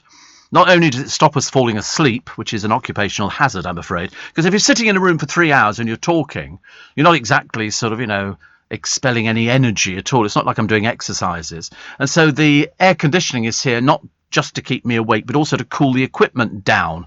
Don't want to all sort of, we don't know anything like that going on, do we? And so consequently, that's why. But I always moan about it because sometimes it gets so cold in here, so cold. And I see more and more flats now with air conditioning built in because people get used to it. The trouble is it does make you reliant on it. I've had a fan in the bedroom and air conditioning for ages, and because you just need it. I just couldn't go to sleep without something wafting over me. I'm a bit of a wafter, and I quite like that idea, and you sort of lie there and you think, oh, this is lovely, isn't it? And then you wake up at about 3 in the morning going, bloody freezing. It gets very cold, but I don't mind. That's what the British do. We moan. None more so on this programme. We moan all the time. My husband, Steve, is at work in Kuwait. Sent me a photograph yesterday, 50 centigrade. Sadly, he's locked in Kuwait till for the COVID situation, says Lee in Edinburgh. 50 centigrade. Wow. So he's at work. And I didn't... It's cooled down a little bit. 43 degrees in Kuwait City. The rest of the day is going up again. Tuesday, 41, you're okay. Wednesday, 44. Thursday, 44. Friday, 41. 43 for Saturday, 44 for Sunday, 44 for Monday. No mention of rain. You'd think they'd send up rockets, wouldn't you, to make it rain in these places? I couldn't function in that. Dale loved it. I mean, he was never happier than lying on his back on a sun lounger covered with ombre solaire listening to his music. Seriously, you fill me with utter boredom. I could no more sunbathe than fly, I'm afraid. I just don't do sunbathing. I look ridiculous.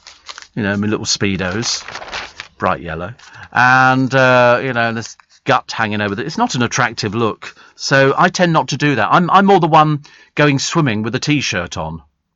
That's, I'm like that. I just don't think it's necessary. I think if you're overweight, you shouldn't go anywhere near holidays or pools. I'm sorry. I think there should be a law and a ruling about it that says if you are slightly overweight, and if you are, don't go near the pool. It frightens people. When they did Splash on the television, when Gemma Collins jumped in, the water got out. It was as simple as that. It was really appalling, poor soul, honestly. She's tried everything. At the moment, she doesn't seem to have any career going, which is, the way it is. I wonder how many people are in Portugal at the moment going, pack the cases. You need to get out as quick as possible. Because, by this time tomorrow morning, if you're not back in this country, you're in trouble. And it's no good using, we haven't got any money, because they'll start taking things away. They're going to make you pay. You've got to be back by 4 a.m. tomorrow morning. So we're going to make a big deal about it on the programme. So I'm going to keep reminding you, British Airways have laid on extra planes. I think TUI have, and I think there's another couple of companies. But you need to get back to this country on terra firma by 4 a.m. tomorrow morning. If you are not, you'll be self-isolating. And don't think they won't be checking up on you, because they will be checking up if they have to sort of send people around all over the place. 4:30 is... No, it's not. I've just changed the time. 5:30. I don't know. Oh, that panics you, didn't it? I can imagine you just sort of lying there going, because I heard somebody the other day, I think it might have been Ian at breakfast, and he said it's 9:15 or whatever it was. It wasn't. It was completely wrong. And when he came back, I thought he was going to correct himself, but he didn't. He's hopeless on time checks. There used to be somebody who used to work on the BBC. Used to be quite a few people who used to work on the BBC. But anyway, he couldn't get the time right. He'd go, it's 7:15. 6. 8. It's 9:15. He could never get the time right. Whereas at least I'm fairly accurate.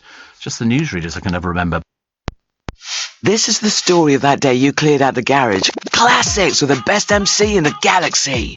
Or the story of that workout when you lifted a weight off and harnessed the power of your emotions. Or the story of that long-haul flight sat on the plains of the Namibian desert, soothed by the returning rains.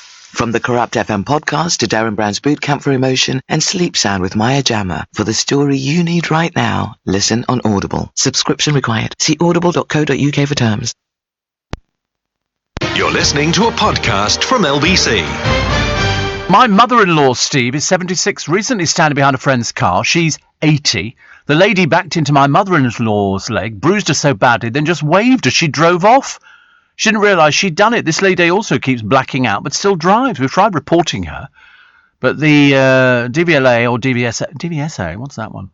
Won't investigate until we know all her personal details. So yes, something needs to be checked with older drivers because they just signed a form saying they're fit to drive. It's crazy. Britt is a driving instructor from Nottingham. Well, I'm on a restricted licence because I'm diabetic. DVSA is Driving Vehicle Standards Agency. Oh right, I've never heard of them. Oh, funny. But yeah, I'm on a restricted licence. I think I'm on a 3-year licence. So at the end of each 3-year period, you then get, you know, they then write to your doctor to make sure that you've not deteriorated. Because what they don't want is me having a sort of a thing at the wheel, an episode at the wheel, where all of a sudden I sort of go under. But of course, I've never had one of those. Well, I've had them, but I've been asleep. Unless I'm asleep and I'm driving the car. When I had them to check my blood sugars, turned out while I was asleep I was having these moments, as I call them, but I wasn't awake for them. So I've never had anything, so I'm still on the restricted licence. Steve, you sound great. Bless your heart, Viv, thank you. Take time off when you need to keep well, and we get you for longer. Oh, my son Charlie is 25 today, so wish him a great day. Very proud of him. So happy birthday, Charlie. 25, honestly. Same age as me. If you believe that, you've been knitting fog. Yeah, in my head, actually. Did you see Mark Gatiss announcing at the weekend he's remaking and starring in The Amazing Mr. Blunden for Sky? Simon Callow's in it too. He's obviously been listening to you, says Tony in South Ealing. They do all my favourite things, don't they? I've discovered, actually, sometimes we'll mention something on the programme. Blow me down, a week later, up it pops on the television. It is. It's sometimes it's uncanny. Really uncanny. Also, the rare stamp will deliver. A 180-year-old stamp valued at $15,000 due to a printing error is to be sold. It's an 1841 line engraved penny red. It's missing the letter A in its bottom right-hand corner. Just 20 were made before the stamp printers made a correction. A black postmark on the stamp shows it was used despite the mistake. The 1841 penny red stamps replaced the world's first adhesive stamp, a black one, in 1840. That year, the price of sending a letter went from 4p to a more affordable a penny. The auctioneer's William George of Peterborough will sell the stamp. A spokesman said since 1841, this stamp has been in the hands of keen collectors. See, I don't get stamp collecting at all. I mean, it sounds a bit heathen, and I do apologise to you if you're a stamp collector. But 4p was more. No, yes, they reduced the price. So it went from 4p to a penny so that people could afford to send things. Mind you, it used to be, wasn't it, 4p? That's a penny delivery and 3p for storage because stuff took so long. I think the service we get from the post office is brilliant. Absolutely brilliant. You know, I think they do a remarkable job. I wouldn't want to walk up and down roads every day pushing a little trailer with, you know, all your post in there and stuff like that. Not my sort of thing at all. But I think they're brilliant. I've never lost it. Well, I tell you, I have lost a couple of things. But that's just the way it is. Blackpool to bring back deck chairs. But if you saw the picture, it's in the Daily Mirror today on page 21, and you'll see lines and lines of people in deck chairs. How you get to your deck chair in the middle, God alone knows. You must be clambering over people's legs. And it's lovely, and other people walking past. People with coats and hats on. Seriously, coats, and there's a woman here. She's got a coat and a hat on and her bags, and she's obviously looking down going, sorry, are there any free deck chairs anywhere that I can go and sit down? I'd love to. I love sitting in a deck chair, but it's people with their hats and coats on and sunglasses. So funny. So funny. I love it. Also, here's Jane Fonda. She's 83. She's estimated to have sold 17 million VHS copies of her workout video. Wow. She was working out in the 80s, and she keeps promoting healthy exercise. And it's go on, feel the burn. And she's still doing it now. I mean, she's 83. Mind you, you know that when you hear her talking, she covered for Ellen DeGeneres once. There were two of them, her and Lily Tomlin. And you got the impression then that poor old Jane Fonda was sort of getting a little bit bastard. It's like, you know, I can name you a very well-known person who's great, but just for doing sound bites. Anything longer is a little bit too taxing. But here at the age of 83, she sold 17 million. And she's obviously a testament to doing exercise at a later age. You know, I'm trying to persuade my lot. They won't do it. Seriously, they won't do it. Oh, Steve, we don't need to do exercise. You know, yeah, we're waiting until it becomes free in the gymnasium. And, or they put in thermally heated showers. Because that's what people are looking for, isn't it? But, I mean, you know, I think it should be quite nice. So here we go. Park deck chairs, very appropriate, operate in Hyde Park, Regent's Park, Kensington Gardens, St James's Park and the Green Park. And weather permitting, an hour is... £1.80. You think that's okay, do you? Oh, okay. Up to 3 hours, £3.80. 4 hours, £4.80. All day usage, £9. £9. Easier to take your own chair, isn't it, really? And a concession season ticket is £50. I think. Well, it is car parking. Car parking's so expensive in London. I mean, I used to put mine in Covent Garden. It was like £16. Because you never knew how long you were going to be in a restaurant. And Joe Allen's, I mean, so a lot of the time I took the train up to town because it was free. And it's not that I'm mean or anything like that. But I mean, you don't want to pay for parking when, you know, you can't have a drink. Not that I drink, but if I was drinking, it'd be different, wouldn't it, really? Piers Morgan is still defiant he could make a Good Morning Britain comeback. I think he could. But for the meantime, I'm having to go with Kate Garraway. My loyalty is to Kate Garraway, which I think is quite sweet. Barbie says, Steve, it's 6:30 a.m. here in Gozo, and it's 68 degrees. In the summer, it gets up to 90. Yes. Nigel says, so you're 70. So what? I'm not 70. Outrageous suggestion. He says, you don't sound it. Well, I don't know what you're supposed to sound at. I'm not 70. God, honestly. That's right, age me. Yeah, are you supposed to sound like that? You know, welcome along to Steve Allen's little programme on LBC. Today, rationing. It was unbelievable in the war. The price of eggs was so expensive. Yeah, give it 10 years, it'll be like that, won't it? You can just tell, can't you? People will be turning on going, do you know, I've been listening to Steve Allen since the 40s. I love it. RSPCA. Inspectors raided a house. They found 18 kittens living in filthy conditions. The 26-year-old, who's called Monica Listos, was investigated after dozens of people complained about the sick cat she was selling online, part of an illegal kitten farm. I didn't know people had kitten farms. I thought it was just puppy farms now. I felt it quite disgusting. But she had to pay £10,000 in costs. She was jailed for 20 weeks. So that's good news, isn't it? But when my neighbours bought a puppy, they saw the mother, and the woman who sold them the puppy, she had 9 from the same litter, all sold. This was the last one, and he's gorgeous. He's called Sherman, and he's, oh bless you, and he's very, very cute. But the woman who sold she wanted to know all about the people who were buying him. She didn't want to go to the wrong place because there could be the danger. Because sometimes you go to people's places and they go, oh, the mother's not here at the moment. Well, the chances are you're into a puppy farm, you know, or it's been delivered from overseas. You don't want something like that. And it's got all its inoculations. She wouldn't let them go unless they had medical insurance. Just wanted to make sure. She said, and if anything happens, you phone me up and we'll sort it out. She gave them puppy food and a box of toys and everything else. So she was very concerned to make sure that her puppies went to the right people. Steve, Jane Fonda may have sold all those Keep Fit videos. She also has had 2 hip replacements. Oh, wow. Sam from Imperial War says, I saw a lady on a train holding a groovy gang bag. I said to myself, this is one of Steve's fans. Roger says, I wonder if any postmen encounter a personality like Hyacinth Bouquet. Yeah, the postman in that one, he was very funny actually, because he used to creep up the drive and then she'd go, oh, I'm waiting for a letter from the Queen. Oh yeah, for what? Or failing that, she was writing Christmas cards to herself. And her husband was saying, she said, oh, that makes 111. He said, yeah, but how many have you written to yourself? She said, no, what I've done is I've written cards from people who would have sent me a card, but they forgot. And so then she would mention to the postman, I've had 111 cards. I trust you'll be telling other people on the round just how many I've had. She was ghastly, but very useful. Is she still alive? I think so, yes. Yes, very much so. Very much so. I still watch them now. I feel sorry for the next door neighbour. The next door neighbour who used to sort of, her coffee would shake so badly she'd be throwing it all over the place. I thought, I've had days like that. I'm terrible. Steve, Bill says, did Joe Allen's used to be in Burley Street? No.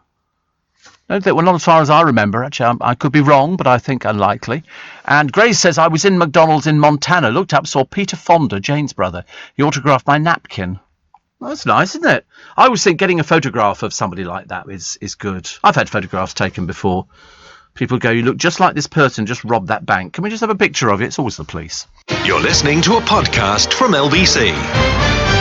I don't know the name of the street, Gary, in Burley Street. It was in Exeter Street, Joe Allen's. It's moved. It's part of the Strand Palace Hotel. You can go through the Strand Palace Hotel and you can go to Joe Allen's, but it's been closed for more than a year and a half. So it's in Burley Street. I don't know the name of the street. I just know it comes onto the Strand, and it's all boarded up at the moment. It's very depressing. Very depressing. I don't like to even think about it. And Bill in Hackney's the one who said he saw the sign. Yeah, it's got a sign on there. Joe Allen's, because they moved because a well-known actor bought that site. He was going to turn it into a hotel, and then luckily this place became free in the Strand Palace Hotel. It used to be an Indian restaurant, been all sorts of various things, and so they cut the bar down and put that inside there. One of my favourite restaurants, everybody knows. I've had many a happy night in there. Many a happy early morning, I think, as well.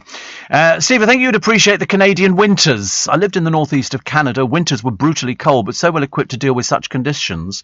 Even bus depots were heated. Summers were scorchio, mind you, very humid, but like the Florida heat. Not too No, it was dreadful. People go, oh, I love it. I don't know how you can not enjoy the heat. I go, I don't know. I just can't enjoy the heat. It just doesn't do it for me at all. I feel a bit bad about the whole thing. Oh, so here is the hospital, all the comforts of a hotel. This is the Santa Barbara Cottage Hospital, where a caesarean section is £20,000. So Harry and Meghan have been there. And Meghan and Harry's son Archie was born at the private Portland Hospital in central London. They've always refused to confirm it. I don't know why. Secret squirrel, I suppose. They're a bit stupid. But it's listed on his birth certificate, born in the Portland Hospital. So, duh. and they've announced it, Harry and Meghan, the Duke and Duchess of Sussex. No, they're not. No, they're not. Just Harry and Meghan. Little-known actress and Harry, who's got the same clothes. He's got no idea of fashion, has he? Not a clue. Talk about dressing as an old man. And so in the succession, they're 8th above Andrew. 8th above Andrew. And Duke of York's number 9. Princess Beatrice, number 10. Eugenie, number 11. August Philip Hawke Brooksbank is 12. And the Earl of Wessex, number 13. It's all looking a bit remote, isn't it, really? So you've got Prince of Wales, then William, then Prince George of Cambridge, then Princess Charlotte of Cambridge, Prince Louis of Cambridge, Prince Harry, Duke of Sussex, number 6. No chance he'll ever get on the throne. Not in this millennium. Not in this millennium. So just 1.5% of Portugal travellers test positive. The race to escape the misery of quarantine. People had to turn up for rescheduled pints. Thank you.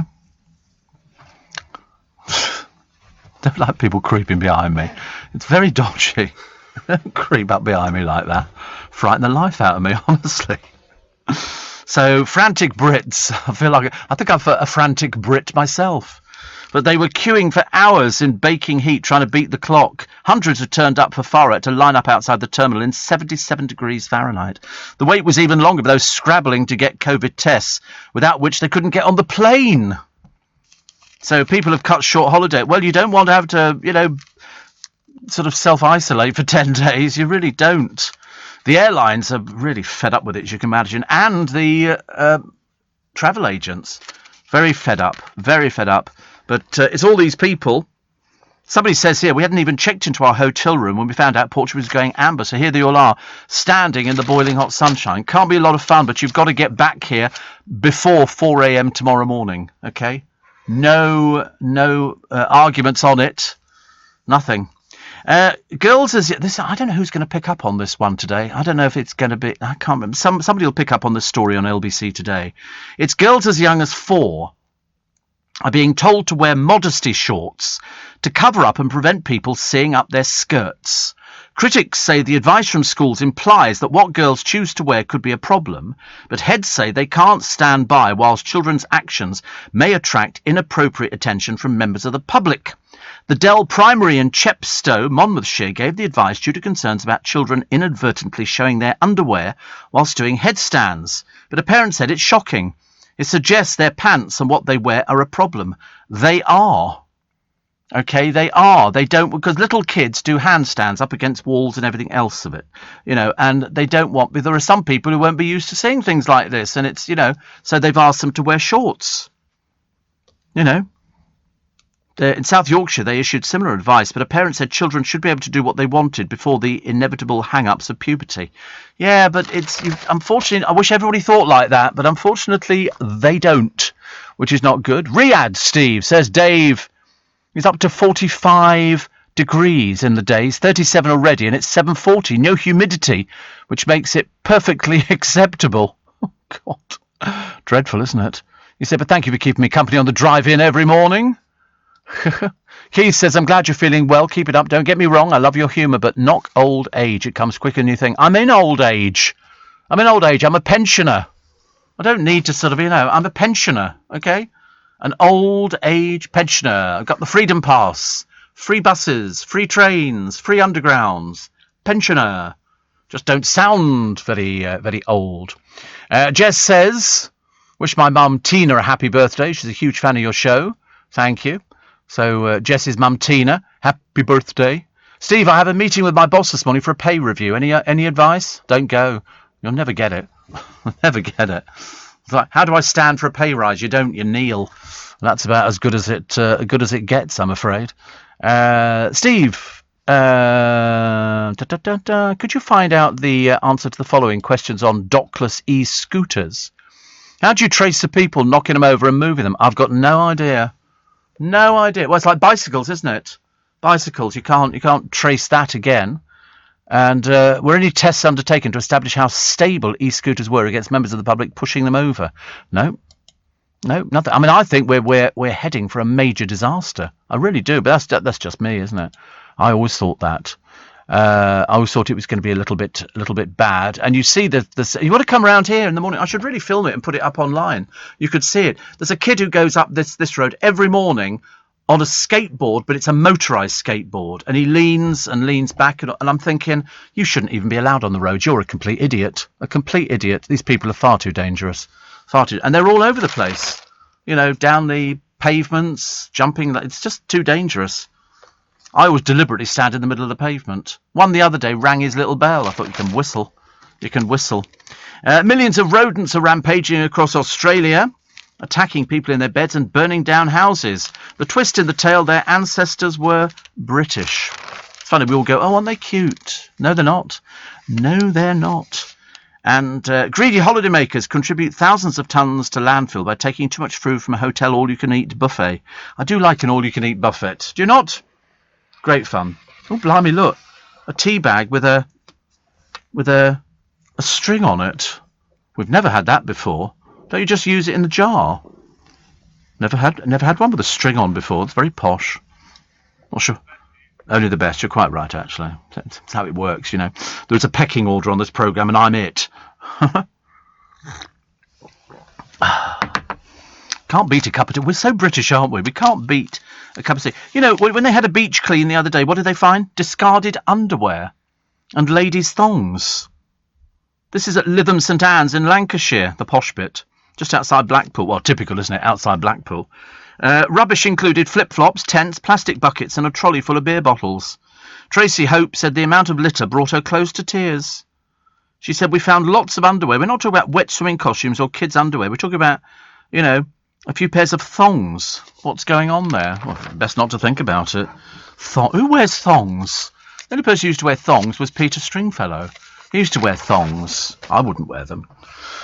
Not with my veins. And it's unnecessary, isn't it? A lot of Russian weightlifters wear thongs, don't they? A lot of Russians wear thongs, but they go on. They don't have the sort of attractive Hawaiian beachwear that we have. Because I think shorts look silly, but a lot of people wear them, don't they? I think we should wear something that keeps it all in check. I'm just saying, speaking personally.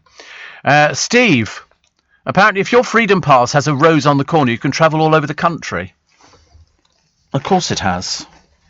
Wait a minute, I shall show the boys. And there you go. There's the red rose. I can travel I got a gold star on it. I know. Well, very fortunate, very fortunate. Do you know, when I first applied for it, a friend of mine said, you can apply for your Freedom Pass, and the photograph that they've got is the one from my passport. You give them your passport number, and they can then find it online, and then they download it. It's good, isn't it? Concessionary travel funded by HM government with your local authority. Yes, I do have the England's Rose. Thank you very much indeed. I don't want to travel all over the country. I'm quite happy to travel in London. I'm very good. I'm once I've been to a place a couple of times, I'm all right. Managed to find the hospital the other day, so I was all right on that one. 84850 Steve at LBC. Some older people do have young voices. Tony Blackburn, Noel Edmonds, and you. Yes, I mean, I think it's. I tell you what it is. I don't think we're any younger than anybody else. It's just that we don't smoke. I think if you smoke, that makes your voice... Oh, it's this blooming orchestra again. Anyway, I think if you smoke, it makes your voice... I've said to you before, I can listen to somebody on phone-ins on LBC, and I can tell if they're a smoker. It's either that or they've got laryngitis. But I haven't smoked for years and years and years, so I've got almost, the voice and the skin, of a fresh young girl. I don't have blemishes. I'm not one of those sort of people. I'm quite lucky, actually. I'm blessed with good looks and high cheekbones, and I've not had any Botox. Not that I wouldn't mind trying it, but then I think, no, I'm not going to let people inject into my skin. Thank you very much indeed. After the swimming pool debacle the other day, they found loads of these places which are literally suspended over buildings. I feel ill looking at the pictures. You're listening to a podcast from LBC. Thongs are great, says Rose. No. no, not seriously, no. Although, no, definitely not, no. But, I mean, you should get out to it. We did very well yesterday. On Saturday when we walked from the hotel to Hyde Park. It was lovely just to sit down and just have a chat. I hadn't done that for ages. I was willing somebody to cycle through Hyde Park with one of those bicycles with that ice cream thing on the front of it, sort of selling lollies and stuff. I could have done with a lolly. But it was not to be, I'm afraid. Steve, my boyfriend and I are going for a staycation next week. He insisted on 2 days in Blackpool for childhood sentiment and then on to Harrogate. Good Lord, that's a misjudged childhood, isn't it? So you start off in Blackpool, then you go to Harrogate. I mean, Harrogate, I've never been to it. It looks quite nice. It's beautiful, isn't it? It's quite posh. But Blackpool... God, no. Told you I went there once. I went for a magic convention. It was the worst experience of my life. I thought it was absolutely ghastly. It attracted all the wrong people. It's the only place you go to where people were going out to nightclubs. All the girls were wearing little tiny diaphanous dresses with a packet of cigarettes shoved down the front of the cleavage. That was it. Nobody had handbags or anything like that. It's like I've taken to wearing a man bag because you end up with so much stuff. It's like a leather bag. They can do different sizes of them. You go to Europe, and all the men have got clutch bags. You keep your cigarettes in there, your wallet, and it's quite not. Nobody thinks about it. Walk down Hounslow High Street with a clutch bag in this country, you get called every name under the sun, I should imagine. You know what starts today?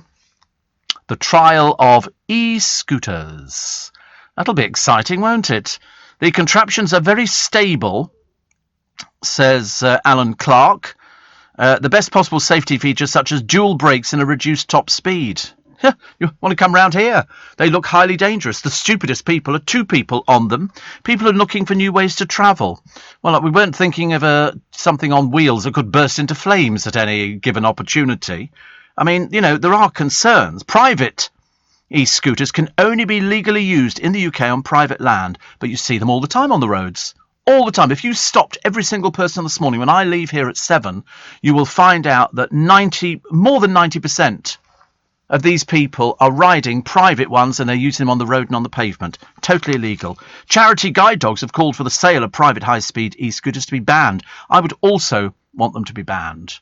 I do. On private land, you can do what you want. You can, have a helicopter as far as I'm concerned. I couldn't care less. But on the roads around here, there's a bloke, as I say, on a skateboard thing, which is electric, and the speed he goes up this road here, not once have I seen a police officer pull him. Not once. But Mr. Clark insisted it will be really clear just how different a rental e-scooter is from a privately owned scooter. Well, anybody can go out and buy them. You can go out and buy them, and because when you buy them, they go, of course, you can only use this on private land. Yeah, whatever. And then they're on the roads with them. One of these days, I mean, actually, I bet you don't know this. How much does it cost to unlock a Lime e-scooter? How much do you reckon it is? Pound. And how much is it per minute? Oh, just seen it. 16 pence a minute. So an hour is how much? 60 minutes times 16 pence. It's not cheap, is it? It's not cheap. Other features, front and rear lights, which are always on throughout a rent. Well, I see people cycling through Twickenham. No lights on the bike at all. On bicycles. So it's £9.60 an hour. Wow. The devices have a maximum speed of 12.5 miles an hour, which is below the 15.5 limit set by the Department for Transport. I still think they're dangerous. I think that, very shortly we're going to have an accident. There was one here. A 3-year-old boy in April suffered injuries when he was hit from behind by an e-scooter whilst on the pavement in Feltham, if you please. And YouTube star and TV presenter Emily Hartridge became the first person to be killed whilst riding an e-scooter when she was struck by a lorry in Battersea. I think they're dangerous. So the scheme is initially restricted to a handful of areas, including Canary Wharf, City of London, and Ealing, if you please. And Ealing. I mean, Canary Wharf, because there's nobody there. But I just think they're far too dangerous. I really do. I wouldn't want any of my listeners to disappear, thank you. Steve, the best part of Blackpool is the road leading out. Richmond as well, is it? Dear. Bad enough on the pavements there. I'll tell you what you're plagued with in Richmond at the moment. Deliveries, motor scooters, little, whatever they call them. People delivering from Pret-a-Manger, bone-idle people who can't get out of their pit in the morning and go out there and get a sandwich or something. From Paul as well. Have you seen Paul, the patisserie, the bakery? I mean, what in God's name people are ordering from there? I can't imagine. People ordering, McDonald's. I'm sorry, why don't you get out your pit and go and get one? You get it, but the time it gets you, it must be freezing cold. They've all got their little thing at the back. All these people are learner drivers. Another load of those, the people who used to deliver pizzas. Really disgraceful. Steve, thongs are disgusting, as are G-strings. They make your bottom shaped like a blancmange. Yes, I mean, to be honest with you, who wears them? I mean, really, just, I don't know. Reality show people, I suppose. Oh, look, here's my boobies falling out again. Oh, look, here's my thong. And you think to yourself, God in heaven, honestly. I tell you, some of these families that let their kids go on these programmes, they're really the pits, aren't they? They really are. Talking of the pits, here we have lots of swimming pools up in the air. After the one we had in southwest London, which is still there, now you've got one in Bali, which overhangs some rocks. They've got one in Wan Chai. It's 29 floors up in a boutique hotel. I feel ill even looking at it. It's got enough. I mean, I'd just be so frightened in case all of a sudden you hear a crack and the thing just, oh no. Vancouver, One Pacific. They've got there. It's a curved pool jetting out in Hawaii. This is the world's best beaches. Now a swimming venue in the sky. Houston, Walking Tall. It's the highest glass bottom pool in the world. I mean, I feel ill. It's got a man who's standing right on the edge of it, and you think, no, please don't. It's like when you used to watch Tom Daly diving. He would stand right at the edge of the tallest diving board in the entire universe with his feet hanging over, and the camera would be... and I'd go, oh, please don't. Please don't. I couldn't do it. I couldn't even jump off it. I'd have to burst into tears and I'm afraid back away from it. I'd have to be the biggest girl's blouse in the entire universe. One in Bali. Dubai, they've got one, and in Italy. It's the Alpine Panorama Hotel in South Tyrol. It overlooks the Dolomite mountain range. It's 12 metres up in the air, 40 feet, with a glass window, so it gives you the sensation of swimming through the sky. No, it doesn't. It gives you the impression the glass could break. Okay, that's what it does for me. But I'm looking at these things. Could you imagine if it just broke? There's one here, 500 foot above the Indian Ocean. If you can afford to hire one of the 8 opulent villas, it extends 20 feet, which is 6 metres, over the cliff edge and can lay claim to being the ultimate infinity pool. It's definitely not for the faint-hearted. I wouldn't go there. I really wouldn't go there. Is that Singapore? Is that actually suspended over the... whatever it is under... Oh, it is. It's between 2 buildings, isn't it? Or three. Oh, my goodness. Yeah, I wouldn't go there. And people happily sit there and sunbathe. Idiots. 150 metres long. It's an infinity pool. It's 57 stories up. It's pure indulgence. No, you'd have to be mad as a frog to even go anywhere near it. I wouldn't do that. I couldn't do it. I feel ill thinking about it. Looking at all these other pictures, lovely places, I'm sure, but this one here in Houston at Market Square Tower. So it's 152 meters up. It's been making waves on Instagram. Only residents are allowed to swim. So if you want to try it out, you have to move in. They say, but gosh, wouldn't it be worth it? I think not. No. Would you like to have a go in the swimming pool, Steve? No, I really wouldn't. Steve, if you pay your council tax, does that make your scooter on private land? Yeah, but nobody's got that much room to use a scooter, have they? So you could use it in your own garden. And that's about as good as it gets. But I think I would be fairly accurate in saying 98% of the people on the scooters, they're private scooters. They're certainly not rented. Not at 7 in the morning they're not rented. Not at £9.60 an hour. Most of the people ride them are peasants, and they look like peasants. Ghastly. It only starts today. No, you've been able to rent up until now. Yeah, this is just another company who's setting up. But, yeah, you've been able to rent them for a while. But most people go and buy them because they're about 200 quid, aren't they? Something like that. You wouldn't get me on one. So I was bad enough on roller skates. Seriously, I mean, you want to see me on roller skates? There was no chance. I could barely go in a straight line. I went on ice skates, even worse. Even worse. I went to Winter Wonderland a few years ago, and we used to laugh at all the people on the ice skates who can't skate. They put them on, and they suddenly realise that it's very slippery, the ice, very slippery, and they don't. And so when I was in Vienna, I decided I'd have a go. Unfortunately, I discovered very quickly I can only go in a straight line. I can't turn corners. So if I wanted to go in a different direction, I'd have to go, ice skate, hit wall, hang on, turn round, head off in another direction. I can't do it any other way. Told you, I'm pathetic. Absolutely awful. Steve, I've just heard that Paul has died. Very sorry. Say Angela and Bob in Pratt's Bottom. And he was a lovely man. Yeah, he was 54. He was very young. Just dropped dead of a heart attack. Whether or not he had underlying health issues, I don't know. But I'm pretty certain, you two, that his father died the other year, because I think he wrote and told me. Steve, I've stopped using any food outlets that have gangs of delivery scooters outside. They're given priority over the general public, says Peter, the scruffy bunch of ignorant individuals. Yes, I mean, to be honest with you, you have to pay to have it delivered. I thought it was free, but you have to pay. It's like £2 at McDonald's or something like that.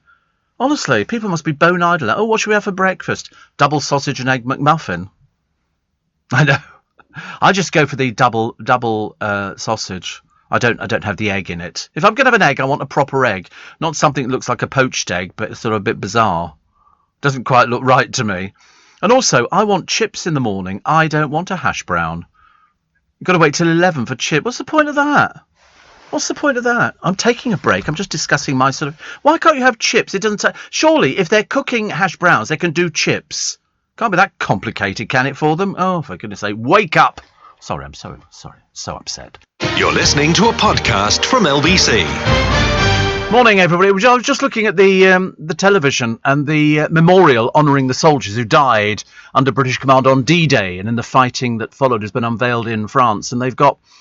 about 100 of them couldn't make it over there, so they sort of showed them all of the goings on.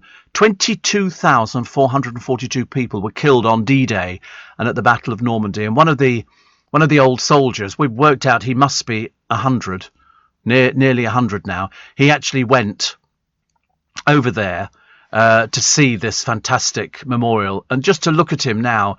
He's very old, he's very frail, but he made it. And the memories that must come back for him when he goes there must be absolutely unbelievable. And he said, I just hope that young people appreciate it.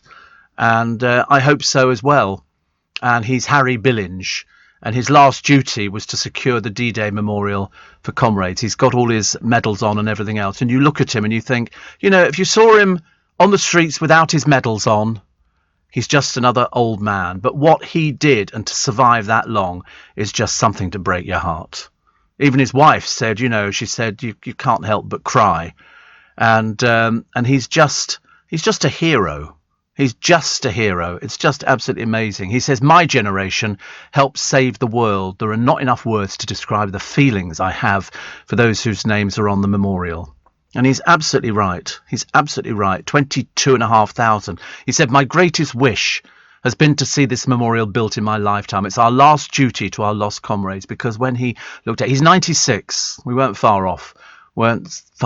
And he says, I've devoted my life to the folks that never came home, and this is the culmination of that. And it just breaks your heart. Absolutely. Can't believe he was just 18 in 1944, serving with the Royal Engineers when he was part of that first wave on Gold Beach. He said the hell he went through on that day has never left him, and he's dedicated his life to making sure the sacrifices remembered, because when he looked out, all he would remember of seeing is bodies floating in the water, all the people who lost their lives. Breaks your heart. He said, I lost a lot of good pals on that terrible day. I have many friends whose names will be on the memorial, and I'll be thinking about all of them. Some things are impossible to forget. He was forced to stay at home during lockdown. He's now back out 3 days a week collecting at Parr Market, where he said he's treated like a lord. So you bloody well should be. So you should. Seriously. Honestly, what you've lived through, good God in heaven, we've got no idea, have we? No idea what these people go through. So when you see him on the television, you raise a glass to him. He's one of the few. Right. Somebody says, just to get a single sausage McMuffin and put the hash brown inside, it's lovely, says Mark. Oh, right.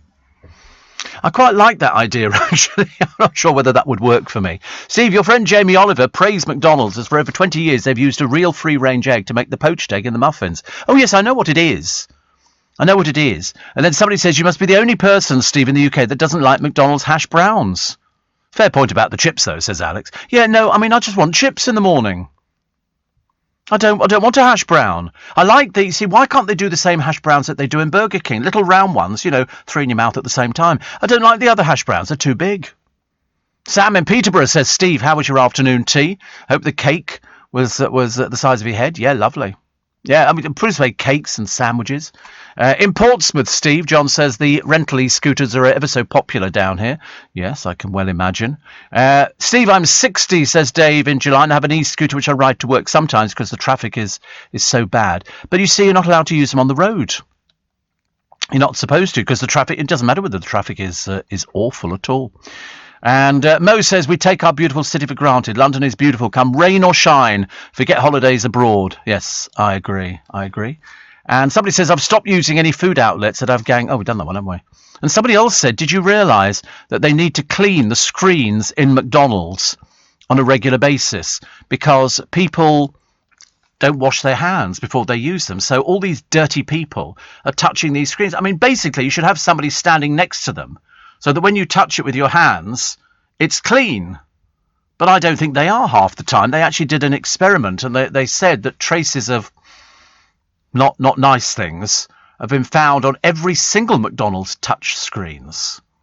Dr. Paul Matawili says, we were all surprised how much gut and fecal bacteria there was on the touchscreen machines. These cause the kind of infections people pick up in hospital. I don't use them. I go up to the counter if I need anything. And in fact, at Waterloo Station, you can only go up to the counter. They don't have the machines. But in Richmond, they've got the machines, which I go to the counter and I go, I'll have this. I don't want to touch anything, thank you. No, definitely not. And Steph says, I've just woken up and switched on LBC, and the Steve Allen Show is having a right comical rant. I've laughed 5 times in 4 minutes. Well, that's outrageous. It's supposed to be 6 times in 4 minutes. I've never heard anything like it. Honestly, you've obviously missed a couple of my good gags, which is good.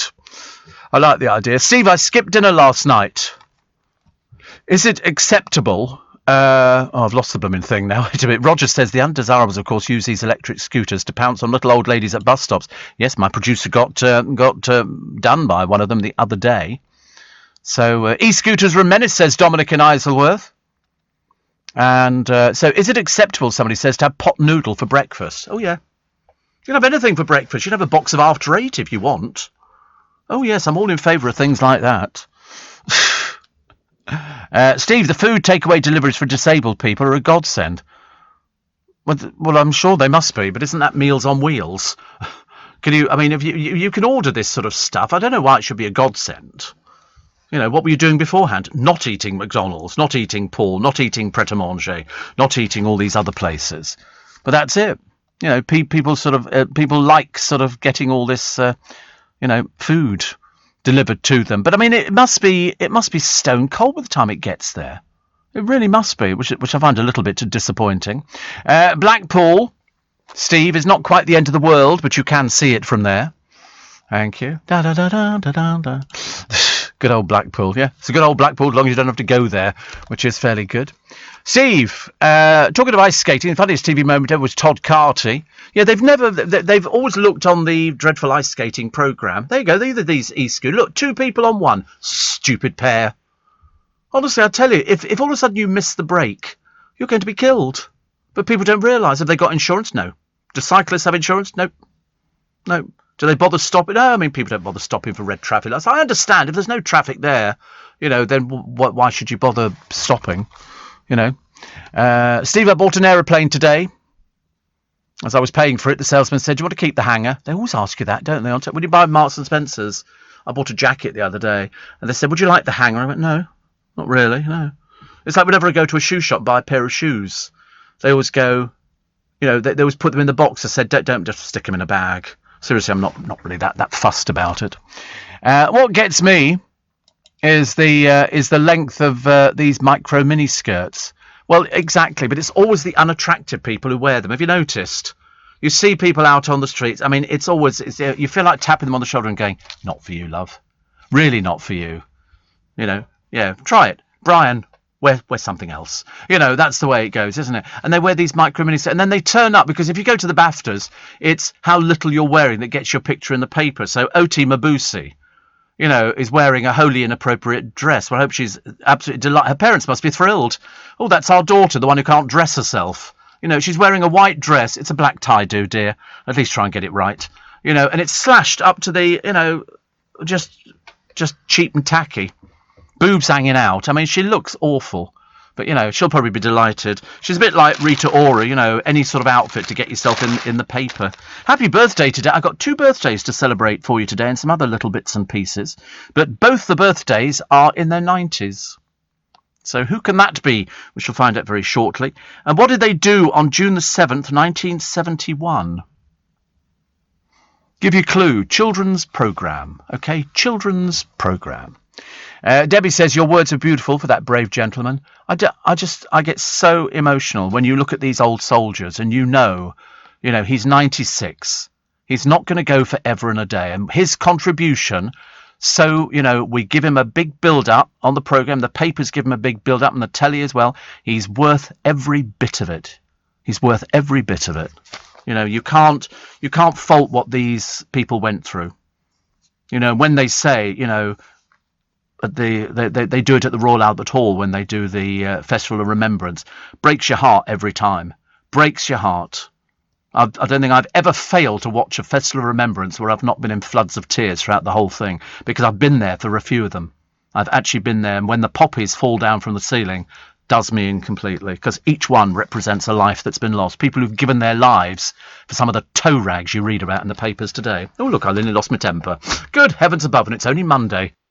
Sometimes things that are your type on paper don't always turn out to be for you in real life. That's why T-Levels, which mix classroom and on-the-job learning, can help you decide what to do next while you're doing it. Designed with employers, they can help you get the jump into work, an apprenticeship, or university.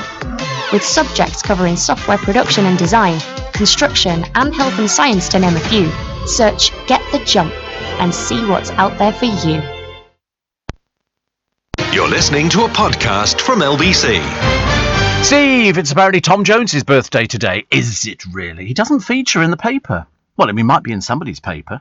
But I've got 2 birthdays today, which feature in the Daily Mail. One is Virginia McKenna, who we talked about the other day. The film star from London won a BAFTA for A Town Like Alice and an Olivier Award for her role in The King and I opposite Yul Brynner. She starred in Born Free with her husband Bill Travers. She set up the Born Free Foundation. She's 90 today. Why has she not been awarded, a damehood or something like that? Why has she not got it?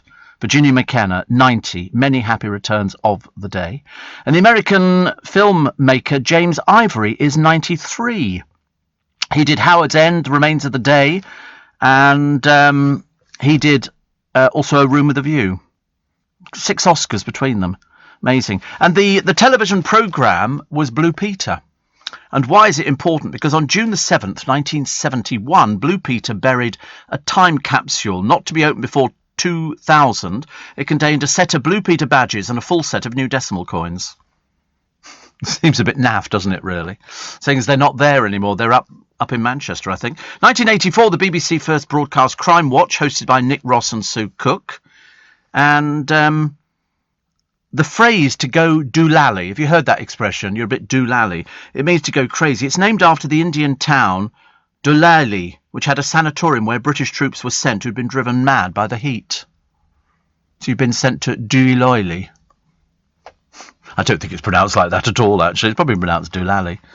And June the 7th, 1986, they could barely believe it at Lord's, a woman stripped to her knickers on the wicket, parading around with a banner saying, "Bring back Botham." But with millions watching on TV, there was no stopping 22-year-old blonde Ashley Summers before she was escorted off by police, pausing only to yell to everybody that her vital statistics were 34, 24, 34. There was a lot of streaking going on. We had it at the rugby with Erica Rowe, and then there was a bloke who did it, who'd done it all over the place. It was just one of those sort of things. But people sort of oh, it's dreadful. We have to, I think when Erica Rowe did it, or perhaps one of the blokes, they had a policeman's helmet held in front of the offending article so that people who've never seen a willy before, went, "Oh my goodness me, what's that policeman's helmet covering? How big is it?" That's what they were all saying, wasn't it? Lilibet Diana. Yeah, watch the backtracking from Harry and Meghan's baby tribute to a very special granny and a great granny. Yeah, did they ask her? Probably not. Probably not. I don't think they talked to anybody at all. But perhaps they're obviously hoping that this will heal the rift. I don't think they're that stupid. Matt Hancock says the government is absolutely open to pushing back Freedom Day by a fortnight, so all over 50s get their second jab. And what else to say, actually? Oti Mabuse wearing a wholly inappropriate outfit. What on earth she was doing at the BAFTAs, I've got no idea. I'm sorry, darling, were you nominated? I don't think so. She revealed rather more than intended. No, she intended to reveal all of it. That's what she was there for. She's an exhibitionist. And it reminded everybody of Marilyn Monroe when her white dress blew up in the 7-Year Itch. No, it's just wholly inappropriate outfit. It's the outfit for a sad, depressing little exhibitionist. That's all it is. That's all it is. And she's on Strictly, but Strictly won Best Entertainment, but nothing to do with her because she wasn't dancing. She was a judge, wasn't she? What's that got to do with it? See, shouldn't have been there. Here they are, the memorial unveiled to the D-Day heroes. Break your heart. Break your heart. And also Prince Charles delivering a D-Day message and a picture of the Queen with Charles and William and George. No pictures of Harry and Meghan, I noticed. I wonder why. And who's going to be made a dame? It's going to be Kate Bingham. Do you know who she is? Kate Bingham? Most of you won't have the faintest idea. She's the former vaccines task force head. So they give her a damehood for doing her job. I don't quite understand it. Arlene Phillips gets it as well in the Queen's birthday honours. Venture capitalist Ms. Bingham will be rewarded for her efforts during the pandemic. There you go. And also Beverly Turner is said to be dropped by ITVs this morning after a heated on-air row over the COVID-19 jab. I don't think it was that heated. It was Dermot O'Dreary pretending he knew what he was talking about.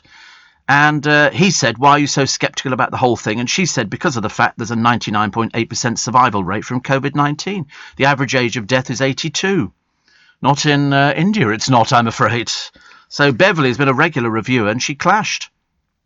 And so they've said, I mean, whether you believe it or not, that she's not being booked again for the programme. But everybody's entitled to an opinion, aren't they? If that's what she chooses to believe. All you have to do is just go, no, it doesn't.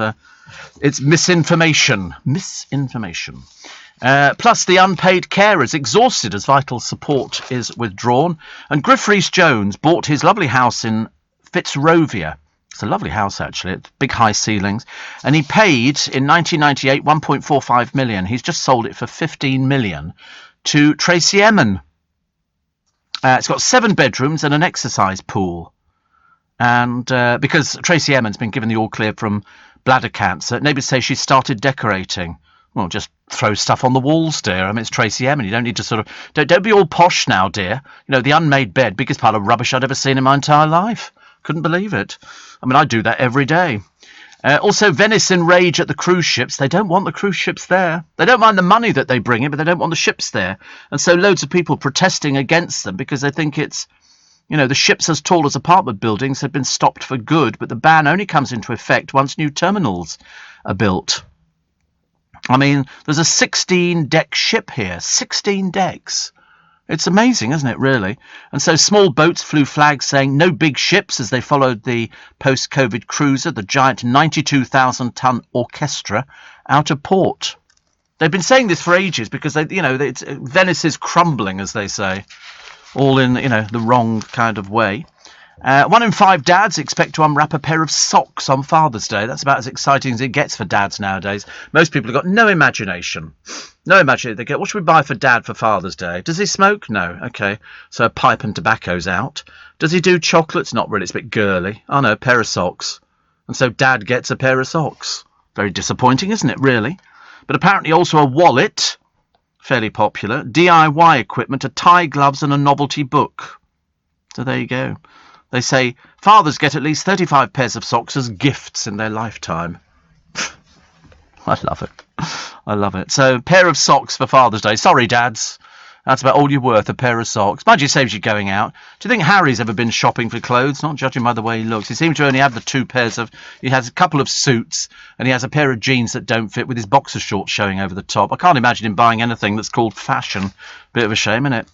Also, what was I trying to find? I was trying to find something that's something happy, and there's nothing happy in the papers. Apart from Harry and Meghan, as they live in America, I don't really care about them. And British children should be vaccinated, which is, listen, if it's going, go for it. And David Schwimmer says that prior to joining Friends, he'd sworn off doing TV as he felt trapped by sitcom work. Why do they always say this after they've done something and earned a small fortune? He only played Ross in Friends because its writers embraced a more collaborative spirit. They do talk rubbish, don't they? Yeah, it's because you needed the money, mate. Also, 2 more teenage... Oh, I won't do that. It's far too depressing. Far too depressing. And the Masked Dancer. They've just run out of ideas, haven't they? Master. How much did they get an episode in Friends? $1 million. At the end. $1 million. Yeah. And then they go, of course, I only did it because of Sir... Oh, shut up. Whinging old Sir. Listen, none of these people ever achieve anything apart from that. 24 episodes a season. I thought it was awful. Actually, I didn't think it was awful. I just didn't get it. I just didn't get it at all. It just didn't kind of sort of resonate with me. Do you know Britain's war in Afghanistan cost how much, the government have told us? How much money have we spent on the war in Afghanistan? Would you believe 22.2 billion? 22.2 billion? The bill for the 20-year deployment can be revealed as the final troops prepare to leave. 22.2 billion. Good grief. Absolutely amazing. And also, Gareth Southgate is banking on a home-from-home team headquarters with barbecues, pool games and darts to inspire his England team to Euro glory. What for? Why don't they just get people who can kick a ball around? I mean, it can't be that complicated. So they've got here, they said they're going to chill with barbecues, and they've got a pool, they can cool off in the heat, and, they've got lovely double beds, and they've got Welsh cakes and PlayStations and all the rest of it. Why don't we just get some people who can kick a ball, okay? God, it's truth, honestly. Will you be watching that? Yeah. Don't know why. Well, part of old rubbish. Really is. But 22.2 billion for that war in Afghanistan. Nice to know we've got loads of money, isn't it? Steve, pass through Piccadilly Circus on your way home. They're currently dressing it in flowers. Well, if I am passing through Piccadilly Circus on my way home, I'm lost. Okay, I go completely the opposite direction. But I can see Piccadilly Circus from here, sort of. It's near the Lego building, and Piccadilly Circus is very exciting. But I don't go. Steve, I usually agree with you, but Oti Mabuse is a professional dancer on Strictly and won the last series with Bill Bailey. No, Bill Bailey won it, Deborah. Bill Bailey won it. He was the star on that. He's not an exhibitionist going out there wearing these inappropriate outfits, honestly. Short skirts. Good grief, honestly. At Honda, we've been engineering cars for over 75 years, actually.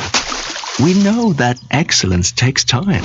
So you can rely on the Honda engineering in the all-new ENY1 with a range of up to 250 miles on a single charge and up to 5 years warranty, servicing and roadside assistance. Our first electric SUV, the ENY1. Oh, a hole-in-one. Yes. Honda, the power of dreams. Range based on test conditions and may vary. You're listening to a podcast from LBC. Cars kill over 200 pedestrians a year, Steve, but nobody's thought about banning them. Oh, I have. I'm going for pedestrianisation. And Regina says Deborah Kerr starred opposite Yul Brynner in The King and I, not Virginia McKenna. Well, you're obviously not up to date with everything, dear, because let me tell you, Virginia McKenna starred on the London stage at the Palladium and got an Olivier Award, as I stated. I think you're just slightly confused. Honestly, nothing worse than people who get it wrong. Steve, I usually agree with you, but Oti Mabuse is a professional dancer. I don't have a problem with her being a professional dancer. It's the inappropriate outfit, which, you know, is fine. And dating apps have teamed up with the government to encourage UK users to get their COVID jab. Tinder, Hinge and Bumble. Do you know, I can't keep up with these dating sites. Bumble. Is that all people are doing nowadays? They're just joining dating sites. Are people that, do what everybody else does. Pick somebody up who works with you. That's so much easier. You don't have to go and join anything. I've never heard of anything like it in my life. Steve says, Roger, $1 million an episode? This is what they get on Friends. Towards the end they did, not in the beginning. How could anybody whinge about that? Well, they always do. They'll always say, it isn't a case of whinging about it, but they then go, oh, of course, the only reason I did it was because of this. So at the very beginning, it was only $75,000 an episode. I'm feeling sick. $75,000 an episode. You know why it was so much money? Because they sold them abroad. So if you sell abroad, who is that shock jock in America? Howard Stern. He's on a fortune. And the reason, he's syndicated.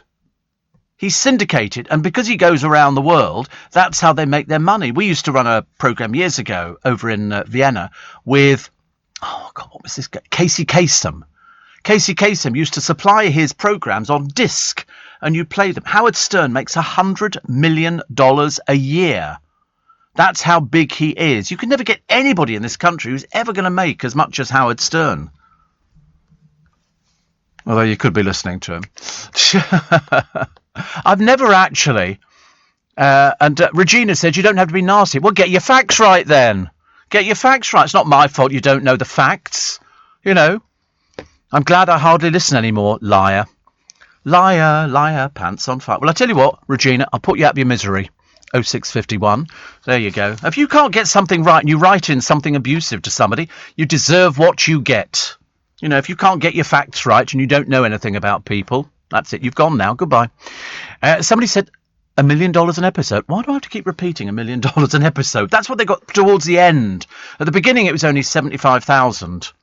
75,000, which is not bad money, is it? I could cope with it. But then by the time you've taken off tax, and by the time you've taken off your agent's fees, which could be in America 20-25%, still be okay, wouldn't you? You could still afford to get a McDonald's, double sausage and egg McMuffin in the morning, probably every day of the week if you so wanted it. Yeah, or you could probably get excuse me, I'll pay extra for the fries. Okay, $1,000, get the fries. That could be fantastic. What was the other one that I liked? There was another one. John Rennie, the civil engineer from East Lothian, who died, unfortunately, in 1821, was most famous for his 3 London bridges. The original Waterloo Bridge, described by an Italian sculptor as the most finest of bridges in all Europe. Southwark Bridge, which appears in Mary Poppins. Does it? Southwark Bridge, where did that appear? And the New London Bridge, relocated after more than 130 years to Arizona, because we sold loads of stuff off. Loads and loads of stuff that we sold. I mean, I don't know why we sold loads of things to America. I suppose we needed the money, which is quite good.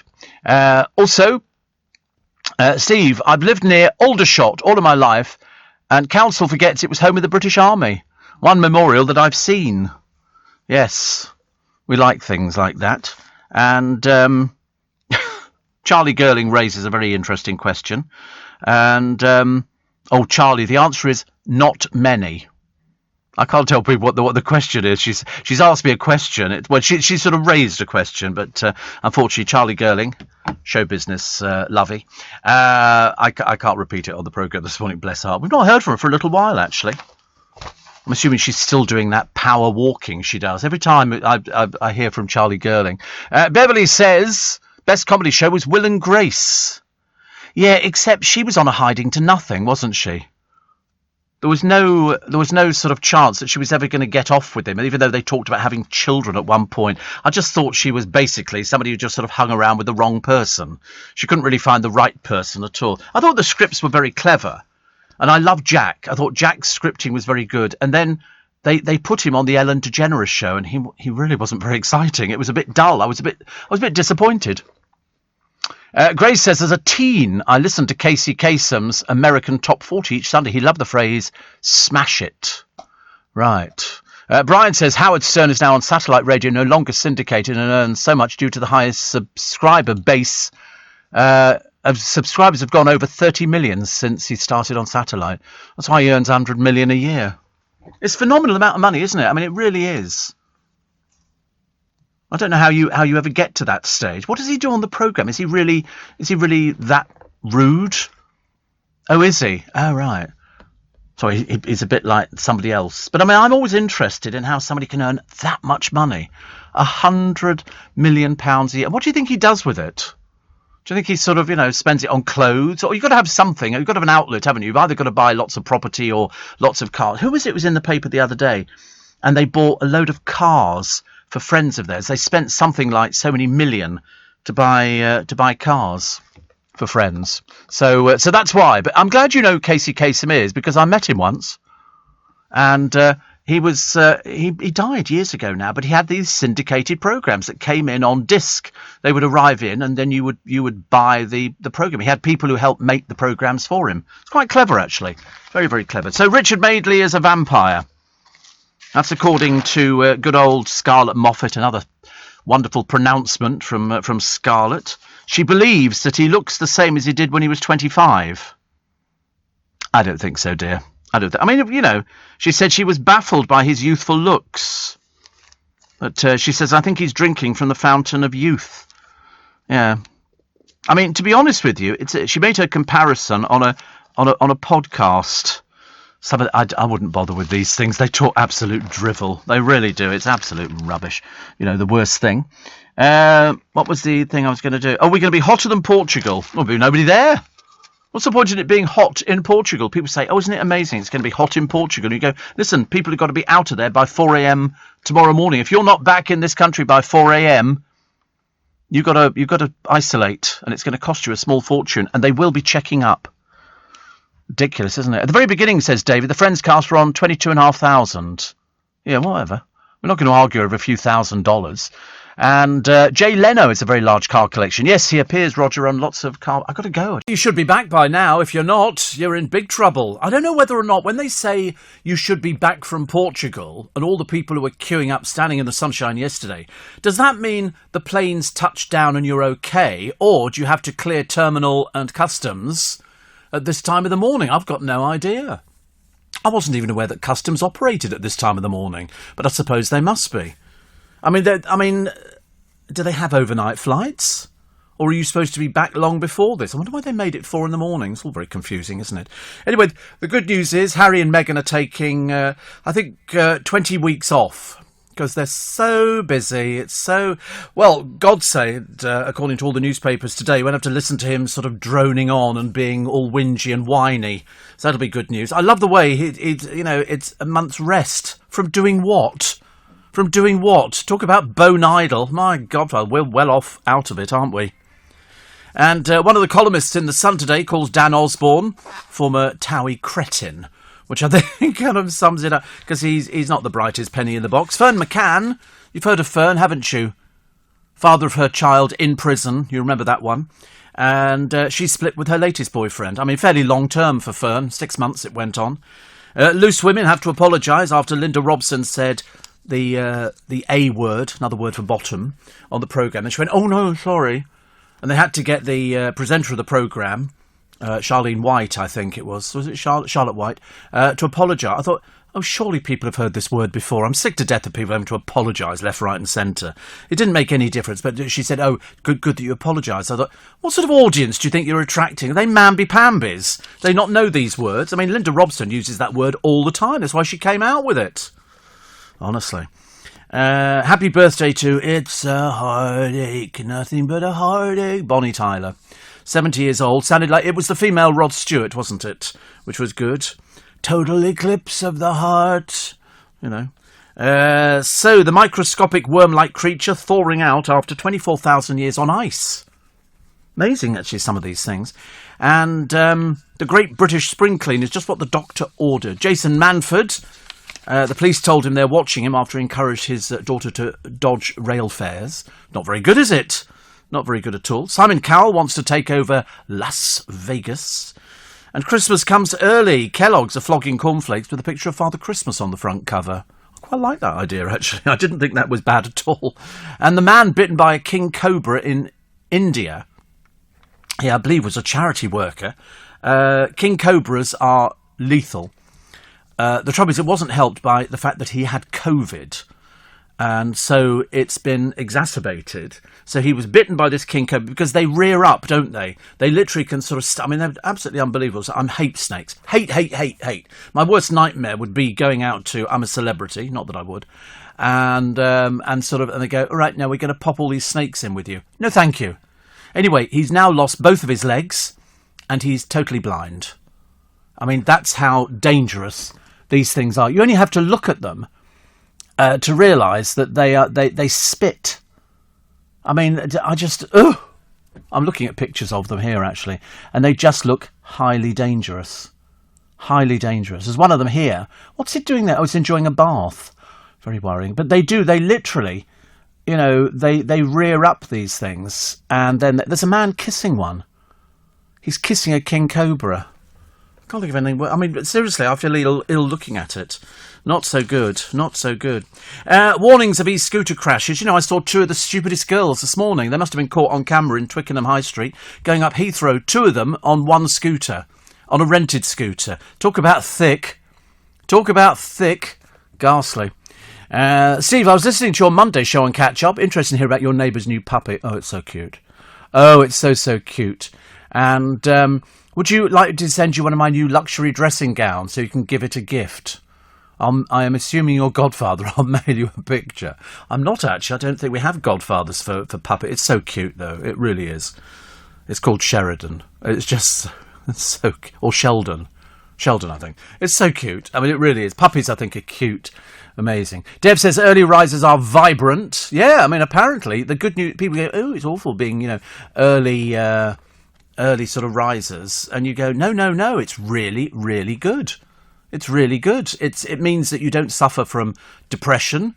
You don't suffer from anything else. You're getting up. You're bouncing out of bed, bouncing into here, and it's fantastic. Somebody said you blew it with the Harry comments. Oh God, it's another mamby-pamby. It's a little woke person. What does that mean? Oh, sorry, darling. Oh, does it upset you? Oh, pop it, honestly. Never mind, you'll get over yourself, won't you? And then who's the bloke talking to Darren who's going, oh, a lot of people listen to LBC for... how does he know? He doesn't know any of this. He just sort of appeared to be making... He's obviously talking about himself. Steve, my cure for insomnia, says Gary, is watching Bob Ross painting show. What's that? Is that another? I quite like the painting shows. I think they're very good, actually. I mean, well, I like them into the fact that, people are very good as artists. I mean, I'm not, obviously. I can't paint for toffee. Could just barely manage a Christmas tree. Oh, Bob Ross, an American painter of instruction. And he died in 95. He's buried in Woodlawn Memorial Park and Funeral Home. Which is lovely, isn't it? So he was the creator and host of The Joy of Painting. We used to have a woman painting with Nancy Kaminsky. Nancy Kaminsky used to have all this jet black hair, which was quite clearly dyed, and it was painting with Nancy. And she was on every afternoon. Because when I first saw it, there you go, Nancy Kaminsky. Born in Pennsylvania, an Italian-American artist, and I thought she was brilliant. She had a television programme, and she found fame in the 1970s. I didn't paint along, no. I thought she was really good. I'm quite jealous. Anybody who can paint, I think at least you've got a talent. Unlike poor old Dan Osborne, poor little so-and-so, honestly. What a disaster. What a disaster. Steve, my diary over the next 3 weeks showed trips to Greece, Marseille, Tokyo, Marrakesh and Switzerland, all cancelled yesterday. And I was flying the plane. Steve, king cobras eat other snakes, including pythons, up to 3 metres in length, says Ruthie. Well, this man didn't realise until it bit him just how dangerous they are. But of course, I mean, it wasn't helped in the fact that his immune system must have been much depleted because he had COVID. But now he's lost both his legs. He could lose both his arms, and he's gone blind. I mean, that's how dangerous these things are. I wouldn't go anywhere near them. I can't work out if God created all these things. What did he create them for? What's the point? It's like wasps. What did he create wasps? They don't serve any useful purpose. They just sting people. Not very good at all, are they? And Shane says, I'm scared of snakes. Many years ago, I saw a small snake down the park. I ran very fast. Oh, I don't like snakes at all. Can't bear anything like that. It just doesn't do it for me at all. And been a while, says Lee Baldry. Don't melt too many snowflakes this morning. Love it. Love it. He says, does your car come with BP shares, the amount of fuel it takes? I wish it bloody well did. Oh, sorry. Ooh, a sweary word. There you go. What's the world without wasps? What's the point of what? There is no point of wasps, is there really? They don't. They're just, and you know that they're bad because they're coloured yellow and black. Yellow and black is a warning to everybody else that they're dangerous and they can sting you.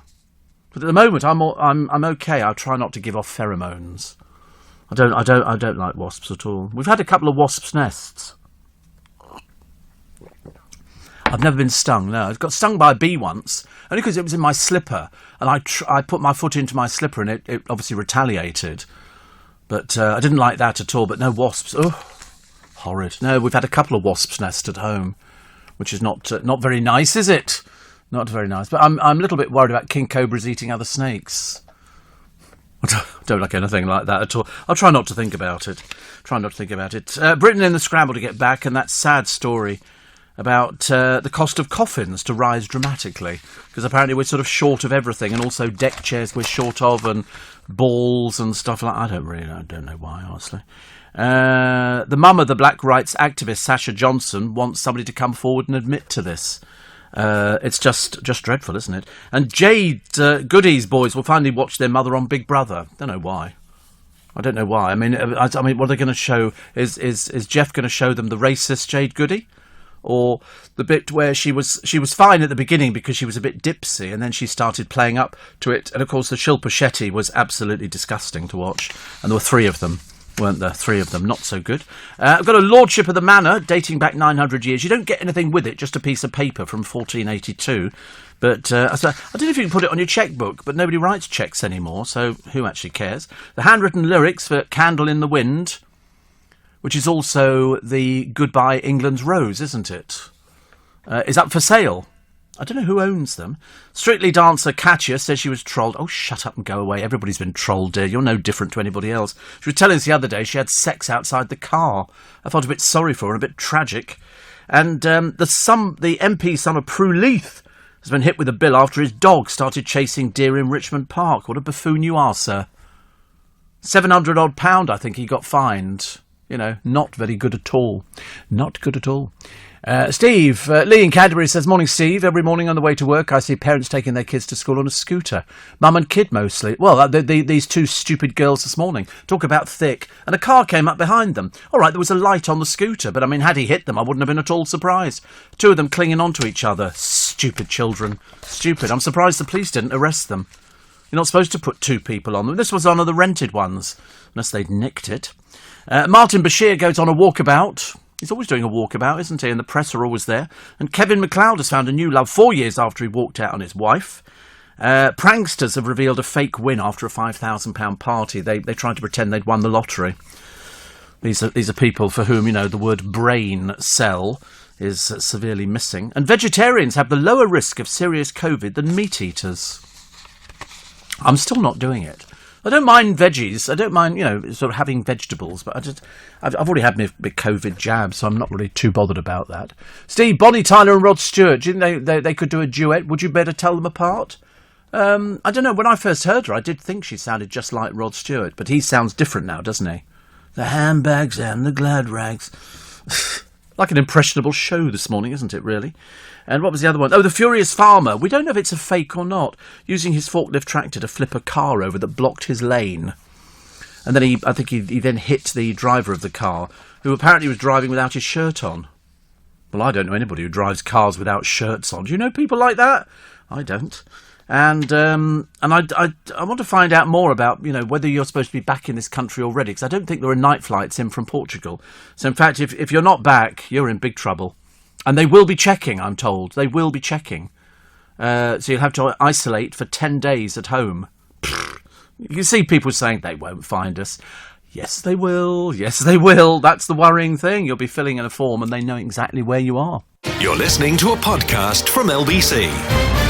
Do you know, I think Lee Baldry is taking monkey glands or something like that. How do you maintain looks like that? Some people are I think some people are very lucky, actually. They've got what they call good bone structure. And it doesn't matter. But also, it helps if you've got a great body. That's why I'm on the radio. He's now good Lord above. Honestly, these pictures are just amazing, aren't they? Just amazing. But TV presenter and tech gadget guru.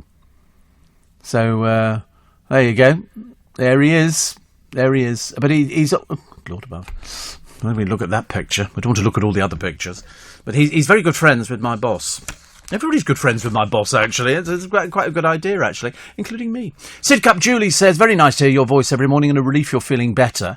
Yes, I'm feeling better. I'm not 100% better, but I'm feeling a lot better. We've got one more thing to do. David in Sunderland says, can you remember another artist from the 70s, Tony Hart? Yes, I remember Tony Hart. Do you remember Morph? Was it Morph? Yeah. And Tony Hart, I remember. Very well indeed. He died years ago now, didn't he? But I liked people like that. And anybody who's got a talent, I'm always amazed. Steve, in the middle of a lethal global pandemic, says Richard in Knightsbridge, why on earth would anybody travel abroad to sit on a beach? I don't know. Listen, I'm as confused as the rest of them. But we've now discovered those planes had to be back before 4 a.m. this morning. You had to be back and in the country by 4 a.m. Not it lands at 4, because you'd be risking it, wouldn't you, if it landed at 5 past, because they're going to get you. So you had to be back in the country before 4. And they will be sort of chasing people, I think. Ooh, water. We love water. Can you imagine? I was thinking about water the other day. You know that we take water for granted. We just, we either go to the fridge or you go and buy some bottles of it. We get somebody to go and get it for you. Thank you, dear. That's okay. Thank you. Freezing. Well, it's been in the fridge. That would be the clue. It's been in the fridge. It's freezing. Not going to be lukewarm, is it? Oh, you're right. It's so cold. There's a lovely thing. What were we looking at today on YouTube? Snow cones. There's a snow cone machine, and it's just like a glass box and a sort of a funnel thing, and you put ice cubes in, and then you pull the handle down, and it grinds the ice cube into, it sort of shaves it, slush, and then you just literally put it into a cone, and then you go round it with sort of coloured juices and stuff like that. It looked delicious. Did look, and all it is, it's just frozen water, so it's not going to be too messy inside. And I was fascinated by this. In Thailand, they do very tall ones. They just keep building it up, and then they dribble all over the top of it. Well, they don't dribble, obviously, that would be embarrassing. And it's got all these sort of red and blue and all these other different colours that they dribble all over it. I loved it. I like sucking ice. It's odd, isn't it, really? Perhaps I'm just peculiar.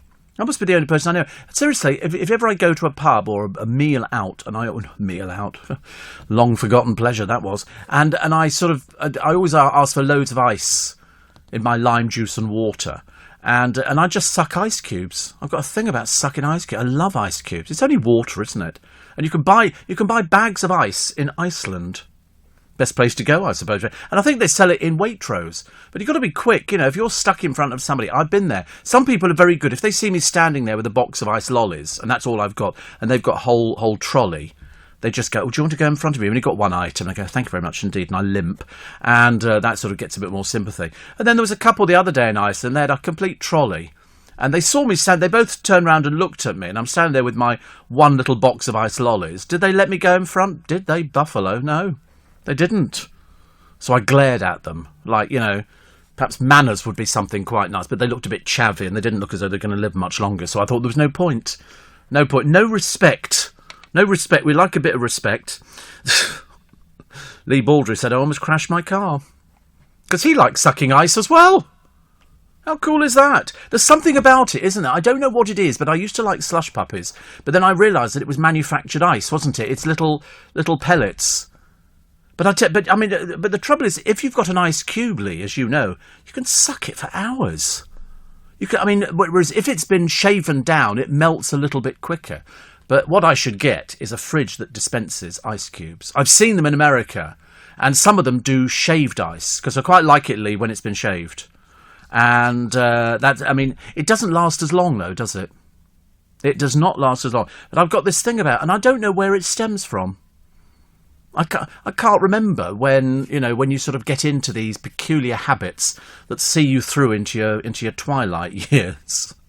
And I do like sucking ice. I can't help it. I'm just one of life's failures, I'm afraid.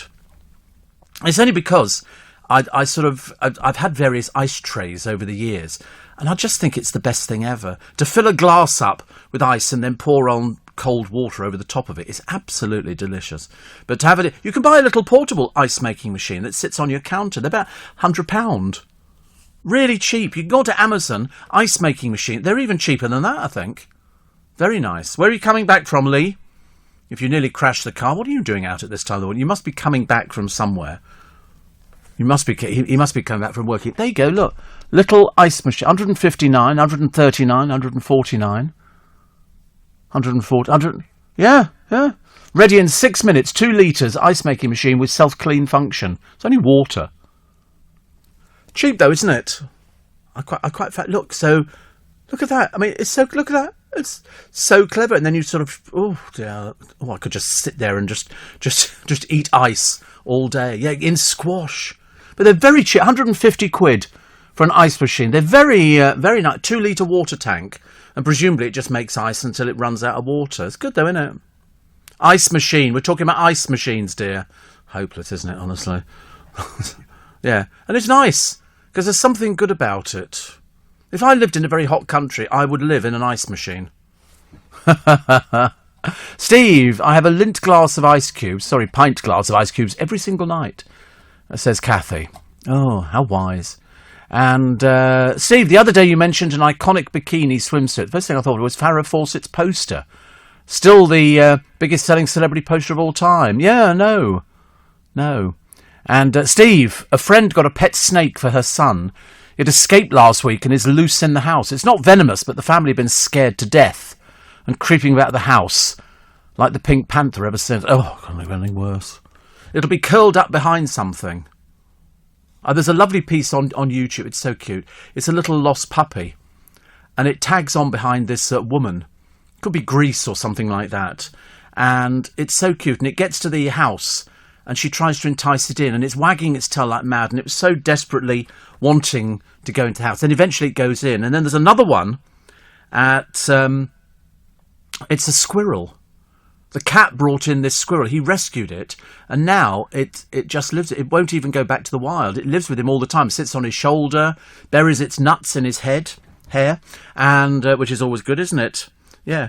Oh, Lee says, I've just left off work, driving back to my parents in Lowestoft to attend a funeral at 10 a.m. Oh, gosh. He says, I've got an ice cube tray that makes a cube 1.5 inches square. It's not very big, is it? 1.5 inches. He said it's so good. Oh, don't. Mind you, I always thought you could get your mouth that wide. Because how many of the 1.5 inches could you get in your mouth? Probably quite a few, couldn't you? There's something, but you don't want to bite too hard, just in case it takes your teeth out with it. Lowestoft. I don't even know where that is. It's by the coast, isn't it? Is that far from here? Norfolk. That's a drive and a half, isn't it? Well, you have it. Well, hopefully we'll better keep you company as far as we can. Actually, Steve, I've got a machine and the ice cubes are too small. Says Kathy. Don't bother. Well, Lee's got one. It makes 1.5 inches. I'll just try to work out what 1.5 inches looks like, Lee. Not very big, is it? Really? Not very big. What do you do if you find a black mamba in your toilet? Well, wait until he's finished. Thank you. What do snakes have on their bath towels? His and hers. What kind of snake is completely different? A Monty Python. What kind of snake is useful on your windscreen? A viper. When will the little snake arrive? I don't know, but he won't be long. Thank you. I'm still frightened by them. And the story is, there was once a woman who had a pet snake that she loved very much. The snake was about 7 feet long, and one day it just stopped eating. After several weeks of trying everything, she tried to get the snake to eat. The woman took it to the vet. The woman explained her situation, and he said, "Has your snake been sleeping with you at night or snuggling really close and stretching himself out?" The woman said, "Yes, he's been doing it every day, and it makes me so sad that I can't help him feel better." The vet says, "Madam, your snake's not sick. He's been preparing to eat you. He's been sizing you up every day so he knows how big you have to be and not eating, so he has enough room to digest you." Moral of the story, you've got to recognise the snakes out there. Just because they seem close to you and sleep in your bed, it doesn't mean their intentions are good. Because they can dislocate their jaws, can't they? They dislocate them, and they can sort of accommodate most sizes. Oh, apparently, thanks to DAB, says Lee. He says, "I've got you all the way." Not with only 1.5 inches, you haven't. 1.5. Fancy measuring an ice cube. I've never thought about that before. I'm going to start measuring. I don't want to feel as I'm missing out. I don't want somebody to say to, "Oh, poor old Steve, he's only got 1.5 inches, in his ice tray." I'm looking for something a little bit bigger. I used to get different shapes in ice cubes. And also, I tell you, my favourite ice cubes, and I can't remember how you make them, clear ice. You can see through them, not the cloudy ice. And I don't know how you get clear ice cubes. There must be some way of doing it, mustn't there, really? I made my own lollies at one time. Did you ever do that? You get a little mould, and it's got the plastic sticks, and you fill them up with orange juice and a bit of water. Stick your stick in, stick it in the freezer, and then you come to get it out in, 3 days. And you take it out, and you get like that. You take a bite of it, put it in your mouth, and then it falls off the stick. And it's such as easy to go to Iceland and buy 10 of these blooming things for £1. I had one the other day. It fell off the stick. I felt such a fool, honestly, because you've got to keep holding the stick and trying to pretend you didn't really care about it anyway. I should have got a Calippo, because at least I quite like Calippos. They do a nice lemon and lime one. And I'm a bit big into lemon and lime. There you go. Lorraine says, check out the golf ball ice cube on Amazon. Oh, the golf ball ice cube. Actually, no, I have had that. I've had an ice tray that makes balls. And it's 2 halves, and you pour the water in the top of the ice ball thing. There you go. Look, it's on that one on the left-hand side, and it comes with a little thing. It's £9.99, although that one's coming from China, so you don't touch it. And you can also get things that you freeze in the fridge, and then you put them in the drinks, and you keep using them. But there's one here: 3 leak-free, slow-melting whiskey and spirit golf ball ice novelty drinks, mould green sphere. Again, I just like ice cubes. It's not normal, is it? Quite not normal. Anyway, it doesn't matter. We'll worry about that later. Apparently, the ones from the freezer, says Kathy, are 2 inches by 1 inch. Cool, bigger than Lee Baldry's. His are only 1.5 inches. Poor soul. Bottled water makes clear ice. Does it? I only drink bottled water. I don't drink out the taps. Does that make me a bad person? Probably, yeah. Do you drink from the tap? No, you see, you drink from the tap. Because you're a peasant, aren't you? That's why. Fancy drinking from the tap. Have you never seen things swimming around in the water? Oh, no, you don't want to touch anything like that. Oof, no. Bottled water, so much easier. Cool as a mountain stream. Much nicer.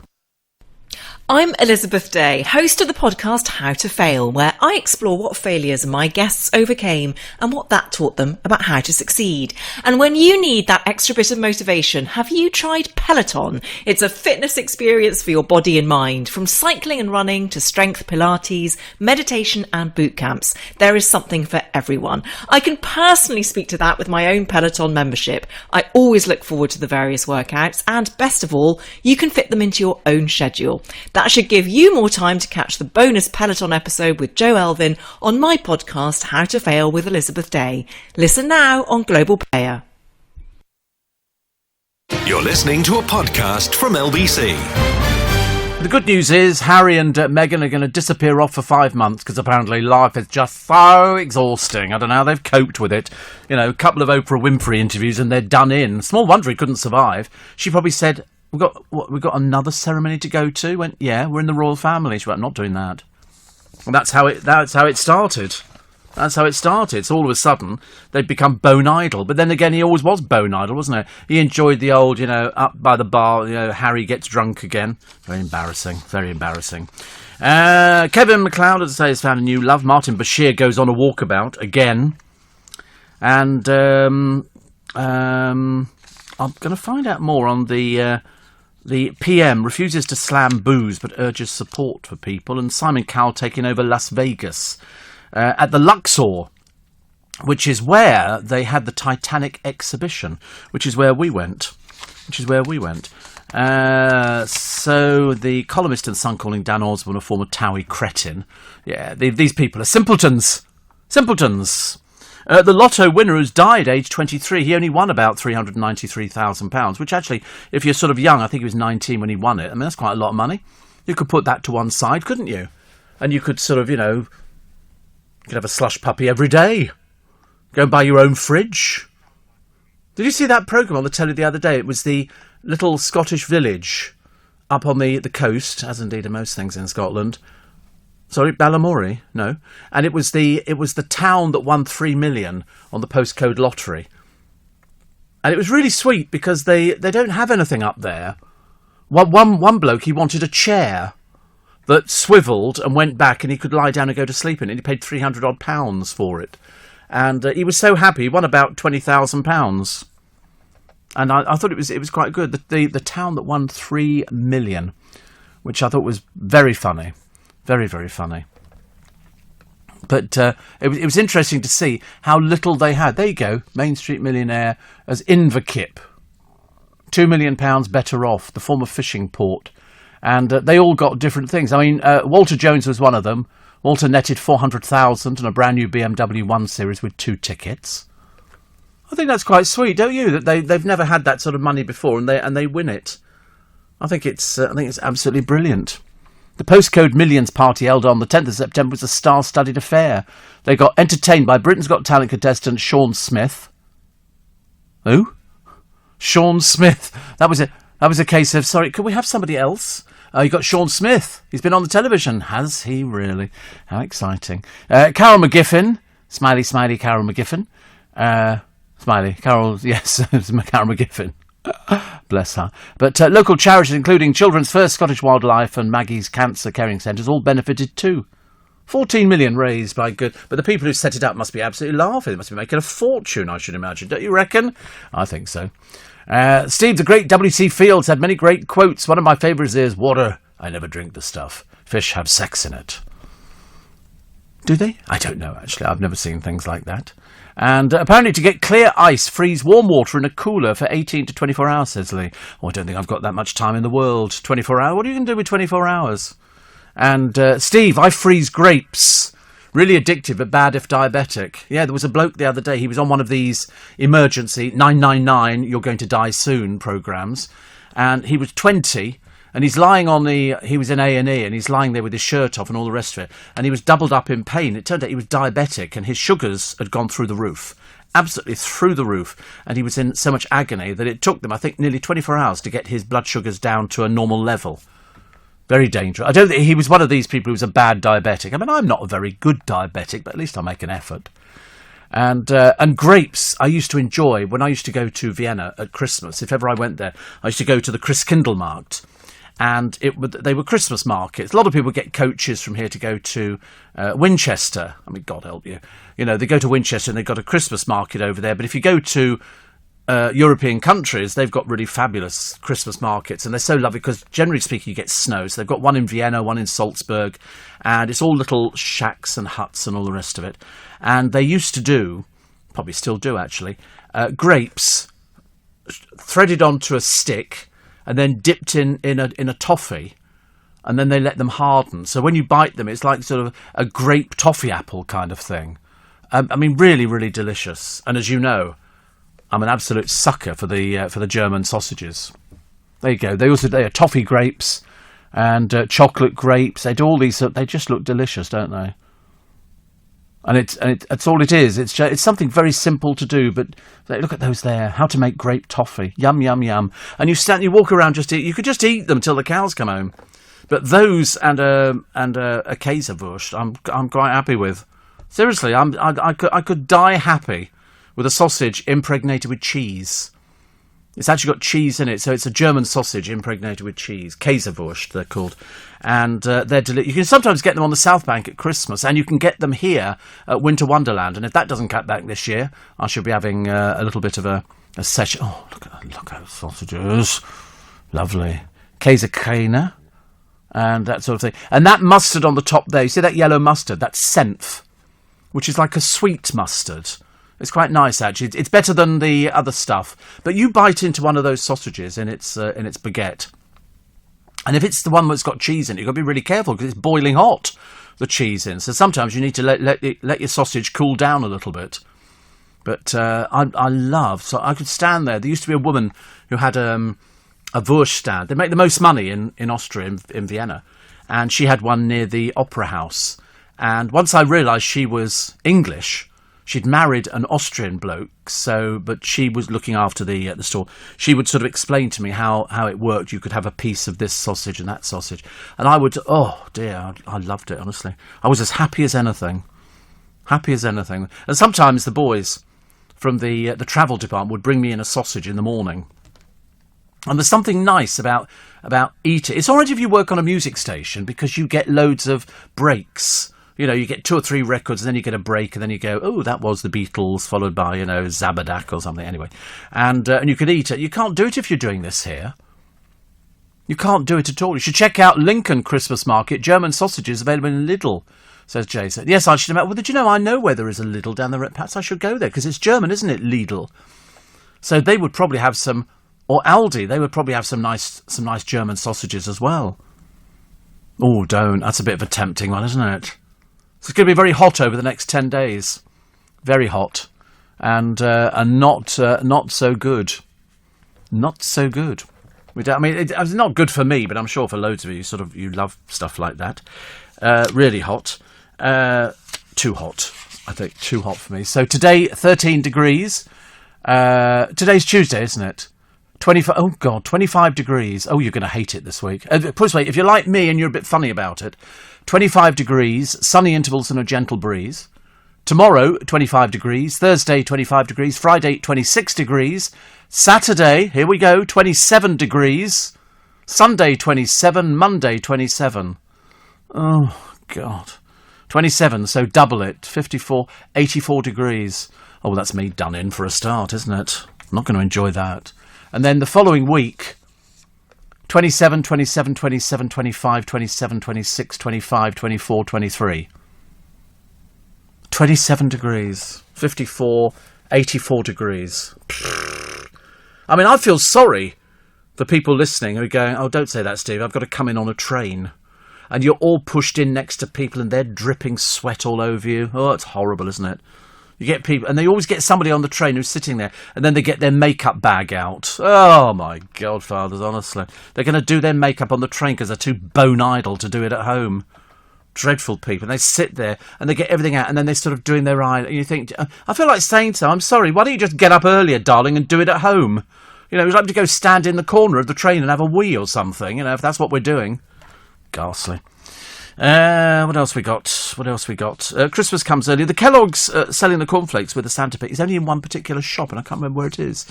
It's obviously an old picture that they've got, but I mean, I've never seen a box of cornflakes with a picture of Santa Claus on the front. And yet I am looking forward to Christmas. I am. I'm going down to see my godchildren this Saturday, which is very nice, because they've got a big barbecue coming up for the football team, which I'm not going to. I'm just going out to go and buy all the food. That's on the Sunday. But on the Sunday, I'm going to my brother's. So I'll tell you, I'm going to be racking up the old car mileage. Oh, look at that picture of Father Christmas. Isn't that brilliant? That is such a good picture of Father Christmas. What a jolly old man he was. What a jolly man. I like Father Christmas. Did you go and see Father Christmas when you were little? Well, I mean, because I don't go and see Father Christmas now. I mean, I'm not one of these sort of people who hang... Did you go see Father Christmas? Did you get taken to see Father Christmas? Did you? Did you have a... No, I can't remember it either, but I mean... Well, I remember one bit of it, but only... And then you'd sit on his lap and you'd have a picture taken, and then you could buy the picture if you wanted to. You used to get keychains. Is that some sort of bondage thing or something? What are keychains, for goodness sake? For hanging your keys on. How old were you when you went to see Father Christmas? How many kids do you know see Father Christmas who've got keys? I've never anything like it. You went to see Father Christmas and he gave you a keychain? With your picture on? very peculiar. Where did you grow up? In where? Plymouth. Explains everything, doesn't it? Have you been to Plymouth? Oh my God, it's as bad as Portsmouth. It's as bad as Portsmouth. It is like the holding pen for the old Jeremy Kyle show. That's what Plymouth was. Keychain with your photo on it. Actually, I lost some keys the other week. Do you remember? And I have a slight confession to make. I couldn't work out where they'd gone to. And I put on a pair of shorts yesterday. I was obviously going out nowhere. And I put my hand in my pocket, and what did I find? The keys I thought I'd lost. So I phoned a friend of mine and I said, you won't believe this. I said, I found the keys. And he went, what? Because there was a bit of a kerfuffle over the keys. And he said, well, at least you've got a spare pair now. I said, yeah, don't tell anybody, because I end up doing them. Jason in Somerset says, I don't think Aldi do them anymore. What sausages? Of course they do sausages. It's Aldi. It's a German shop. And Lidl will do them. I shall find them. Shane says, Steve, 25 degrees sounds great. It's winter here. It was 6 degrees this morning. Yes, your idea. By the way, he's in Australia. Poor soul. Chili bratwurst, says Jason. I don't like those, but I'm definitely going to try some German sausages today. I'm definitely going to. Whoopee! Okay. I might try and find a box of cornflakes with a picture of Father Christmas on the front. But I'm not supposed to be drinking milk at the moment. Another avenue of pleasure denied me.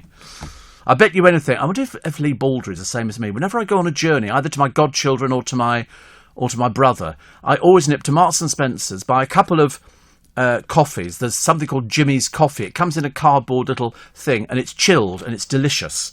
And I'll have that, and I'll take a sandwich with it and eat it on the way down. Do you do that when you do car journeys? It's quite nice, isn't it? I like that. And sometimes I take a little bit of fruit with me. I don't do so much boiled sweets. I have had boiled sweets before. I'm not going to lie to you and say I haven't. But, yeah, I do like a journey.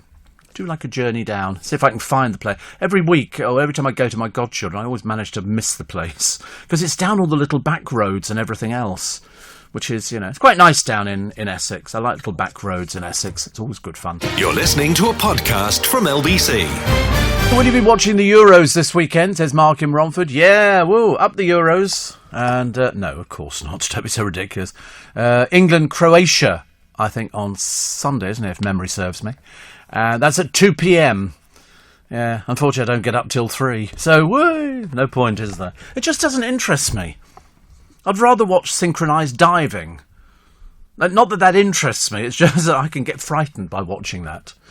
And somebody says, I'm the same, Steve. I can't bear muggy heat. I carry a fan around with me all day. Do you know, I remember going to the theatre once. and I had a little fan which I took with me. And of course, when I was watching all the stuff on stage with a friend of mine, and I put the fan on, of course, all you could hear was the fan. So people look along, you think, oh, I can't have the fan on in the theatre. Why can't they make quiet fans? But they've got cheap little motors in. Very cheap little motors. And another one here. And when I get up too quickly, Steve, and turn left, I see Mickey Mouse. If I turn right, I see Donald Duck. Doctors ask, how long have you been having these Disney turns? Get it? Thank you. The old ones are the best. Jimmy's coffees are lovely, says Deborah. They're currently sending out a certain amount of free vouchers every day for a tin, redeemable in Tesco, Waitrose and BP shops. Have a look on their Facebook page. Well, I just buy them and stick them in the fridge and leave them there for a couple of days, and then they're nicely chilled. And sometimes they have a special offer in Waitrose, 2 for £1 or something like that, and I bought them there. And that's very nice. Always like stuff like that. So the good news, Harry taking 5 months off, as I say, because he's been so hard-working, hasn't he, really? Because they're living, with all these servants in this house. And, Steve, regarding the sausage discussion, I used to work near Leicester Square. There's a restaurant called Herman the German. Yes, it's down next to Charing Cross Station. Rubbish. You know why? I went there. They were open one morning. I forget what time they opened. I just thought, for breakfast, I'll have a sausage like the majority of people do. It's quite normal to have a sausage for breakfast. And she said, they're not ready yet. I thought, well, what's the point of opening? I got really annoyed, actually, because I hate it if shops open but their food isn't ready. I don't want to sit around. The idea is you go in, you buy it, and you walk out again. Could have been an awful lot better. But so somebody should open one, and they open it. If they say open at 7 a.m. and the food's ready for 7 a.m, well then open. I reckon if they open the Kentucky Fried Chicken round the corner at 7 a.m, they do a roaring trade. But they don't open till 11. What's the point of that? You know, people want to eat a bit of chicken for breakfast for those people who worked, overnight. But I didn't think their sausages were so great, but I do like sausages. They're very nice indeed. Teddy Sheringham in the paper today. Countdown to Euro 2020. Catch her again. She must be perhaps she's changed agents. This is the one who had a fling with somebody. But, trolls taunted me over weight. Yeah, of course they did, dear. But we don't care. I don't want to be rude about it, but, I'm not interested. Lee Baldry says tap water is grim. Do you know, I can't drink tap water. I used to drink. I even I've got a water dispenser in the kitchen which dispenses hot water. You fill up the tank and then you push the button and out comes boiling hot water, which is very good. I use bottled water in it. Because you can buy a big 1.5 litres for about 40 pence or something like that. But he said, I've got an M&S prawn sandwich. That's a bugger to eat on the move. Have you tried that? Because it's a bit liquidy. And a bottle of sparkling water. Tap water, he said, is grim. Recycled toilet water. I love it. I absolutely love it. I've been like that for ages. People say to me, oh, you must be very rich if you're only drinking bottled water. And I said, I don't know. I just prefer it. I keep it cold in the fridge. We have bottled water here. We have tinned water here. Tinned water. And I love it. And I can drink it on the train. But the Jimmy's coffee, I don't know if you've tried that, Lee. It's really nice. And you can buy it in most of the supermarkets. And just literally pop it in the fridge till it's nice and chilled. And then you drink that. You could drink it till the cows come home. And I look on the thing that, if you're driving, and I don't know how many hours you've got to drive, but if you've been working and then you get in the car and drive, at this time of the morning, you're watching the white line, zoom, zoom, and it becomes quite mesmerising. And I used to open all the windows. When I smoked, I'd have a cigarette on, a sweet. And then I discovered the trick to staying awake driving. Chewing gum. Chewing gum. Piece of chewing gum keeps your mind off it, or feeling that bits of apple is very, very nice. But I sometimes take fruit, strawberries or something like that, or a peach, but peaches are a wee bit messy. When they say they're ripe, that means they're about ready to drip all over you. So I tend not to do that. But I always take something. I couldn't do a journey in the car without taking, bits and pieces. The Duke has more than a Lilibet of time off. They're just bone idle. But I can understand her taking time off. She's just given birth. Harry's done nothing. But there again, Harry never did anything anyway. Bit of a shame, isn't it? Council worker mown down by an irate driver after the pair had a furious argument in the street, which is a bit embarrassing. Plus, an 1802 cup bearing naval hero Lord Nelson's name that he may have used before his death at Trafalgar in 1805 could fetch £300 tomorrow. I should imagine it'd fetch a bit more than that, wouldn't it? Didn't he say kiss me hardy? I think so. I'm sure he actually said that. Yeah, so I'm looking at something popping up. Filming for a £176 million Tom Hanks miniseries has been thrown into chaos following a COVID outbreak amongst the cast. I'll tell you what I'm pleased to see, and it doesn't happen all the time, but mostly people on buses and trains now are wearing masks. Sometimes people get on without a mask, and I always look at them and go, peasants. I hate people who don't wear masks. I'm sorry. I think they're a danger to all of us. Don't like it. Boris Johnson let rip at cricket bosses for suspending Ollie Robinson over racist and sexist tweets. I mean, he did them when he was 14. For goodness sake. I think he was... Sorry? 15? 18? I mean, to be honest with you, people do check. They were written more than a decade ago, and he's apologised. They date back to 2012, and I mean, should he have been banned over them? Suspended, yeah. But I mean, I sort of think to myself, sometimes people overreact, don't they? They overreact. Did you see there was a woman the other day? She was on the Matthew Wright programme. It's not the Matthew Wright programme, it's Jeremy Vine programme. And she was a black activist. And there was a former newspaper editor on there. And she was talking about our royal family. And this other lady, whose name, she's a lawyer as well. She said, excuse me, she said, it's my royal family as well. And I thought, Eve Pollard it was. And I remember thinking, wow, that sort of threw itself out the screen at me. You start noticing all these little bits and pieces. They were talking about Harry and Meghan and, you know, the way that, I mean, to be honest with you. But even on Loose Women the other day, Jane Moore and Carol McGiffin were both the same on Harry and Meghan. They couldn't care less, you know, which nobody can. You know, we didn't vote for them. We didn't put them in there in that position. Harry's never actually done anything, and he's just whinged and whinged. And ironically, you know, he was blaming his father for the way that his mother, the Queen, brought him up. So it's no good trying to get out of it, Harry, I'm afraid. You know, you are, you know, whatever. The furious farmer used a forklift tractor to flip a car that blocked his lane, then knocked a man over. I don't know whether it's genuine or whether it's not. Officers attended the scene and investigation is ongoing. I was watching some YouTube stuff this morning, and it's the Karens in America, the racists, and the most disgusting, but my favourite, and I've watched it time and time again because it's very good. It's a big, fat American policeman standing outside a car, and there's a bloke in there, and the bloke's he's an Uber driver, and he's filming him, eating a donut. No, he's not eating a donut. And he's filming him, and the police officer says, stop filming me, otherwise you're going to jail. You're going to jail. And the bloke goes, well, you know, I'm just doing it to protect myself. There's 5 police officers around the car, and, you know, I'm doing it to protect myself. And the bloke says, stop filming me. He says, I'm allowed to film you. And the police officer, big fat police officer, he says to him, listen, I know the law. And so the bloke then throws his cards in the ring and says, actually, I'm a lawyer. And so the policeman then goes, driving a cab, and he goes, yes, would you like to see my bar card? And he gets his card out, and the police officer backtracks like there's no tomorrow. You are allowed to film police officers, okay? They can't stop you filming at all.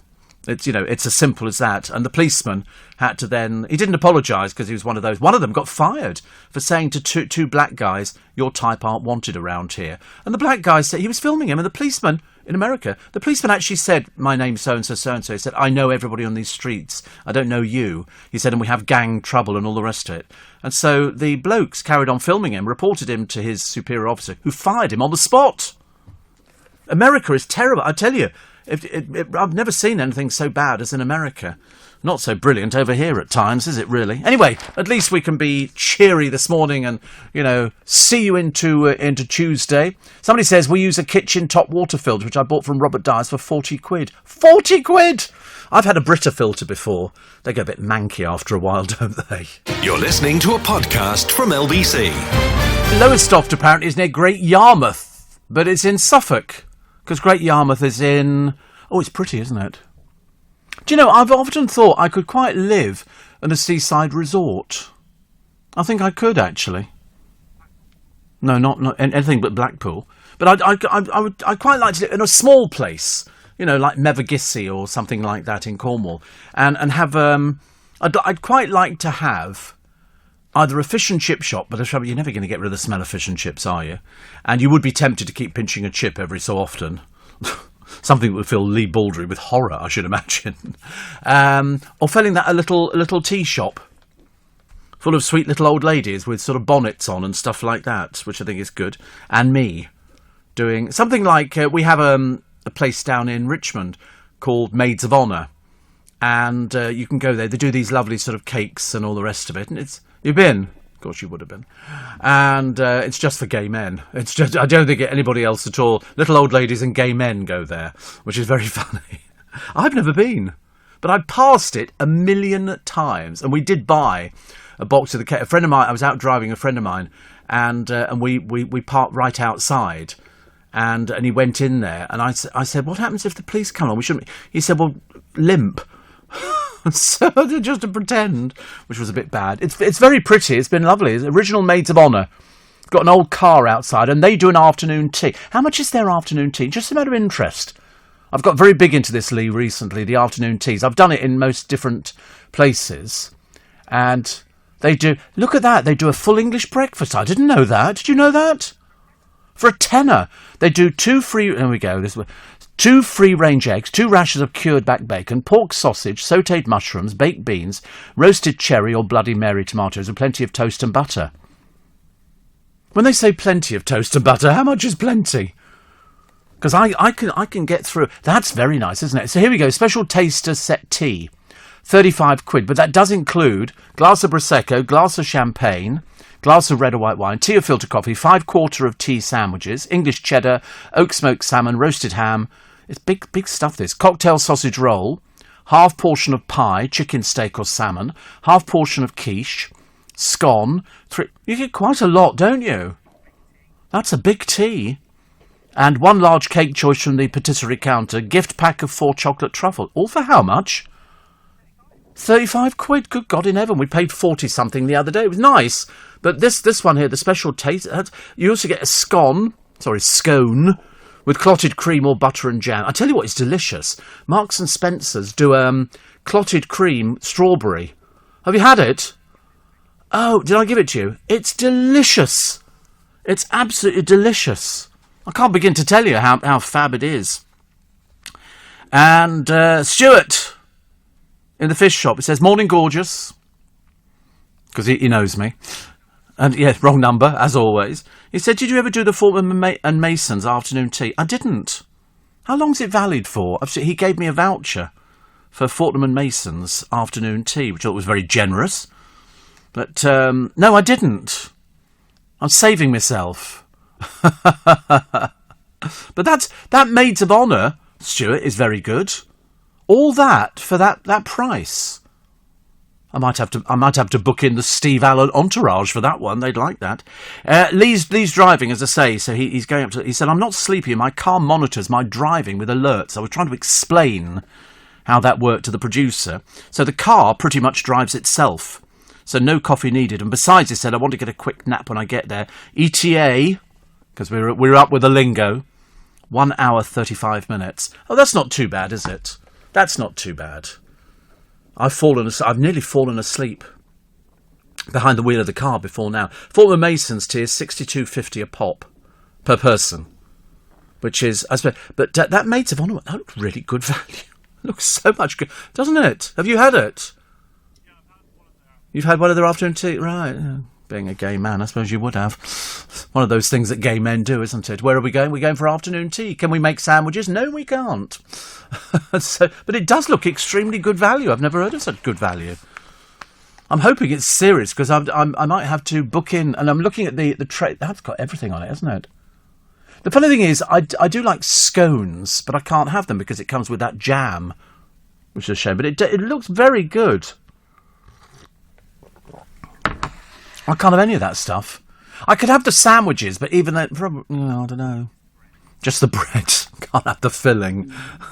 It's like somebody said, "Oh, can I have the sandwiches, but not the bread, and take out the cress, and if you just remove the smoked salmon as well." There's those Maids of Honours. They're delicious. They're absolutely delicious, and it's been there for donkey's years. It's not huge inside, so I should imagine you'd have to book for it. But it's on the Kew Road, so if you're doing Kew Gardens, you could do Kew Gardens. Or failing that, you could have your afternoon tea, walk down to Kew Gardens, get an ice cream from one of the vans outside, and then go inside. I've had afternoon tea at Kew Gardens, actually, I seem to remember. Looking at the fountain just made me want to go to the toilet all the time. You know, you're watching these huge fountains, which were just in front of one of the big greenhouses. I quite like it. It used to be, when I was first going to Kew Gardens, it was a penny to go in. 1 penny. Quite a few pounds now. Best thing to do is to sort of try and join. Do a good light show at Christmas. You would like a good light show, wouldn't you? Steve, says Sarah, I'm about to drive from Thatcham to Loughton. Thatcham, I know Thatcham. So it's only small Thatcham, but I used to go to the fish and chip shop in Thatcham. Look at me, honestly. Yeah, afternoon tea in the fish and chip shop. I don't think, actually, when I was growing up, we had afternoon tea. But I think that there is a Rolls-Royce garage for looking after cars in Thatcham. I'm pretty certain.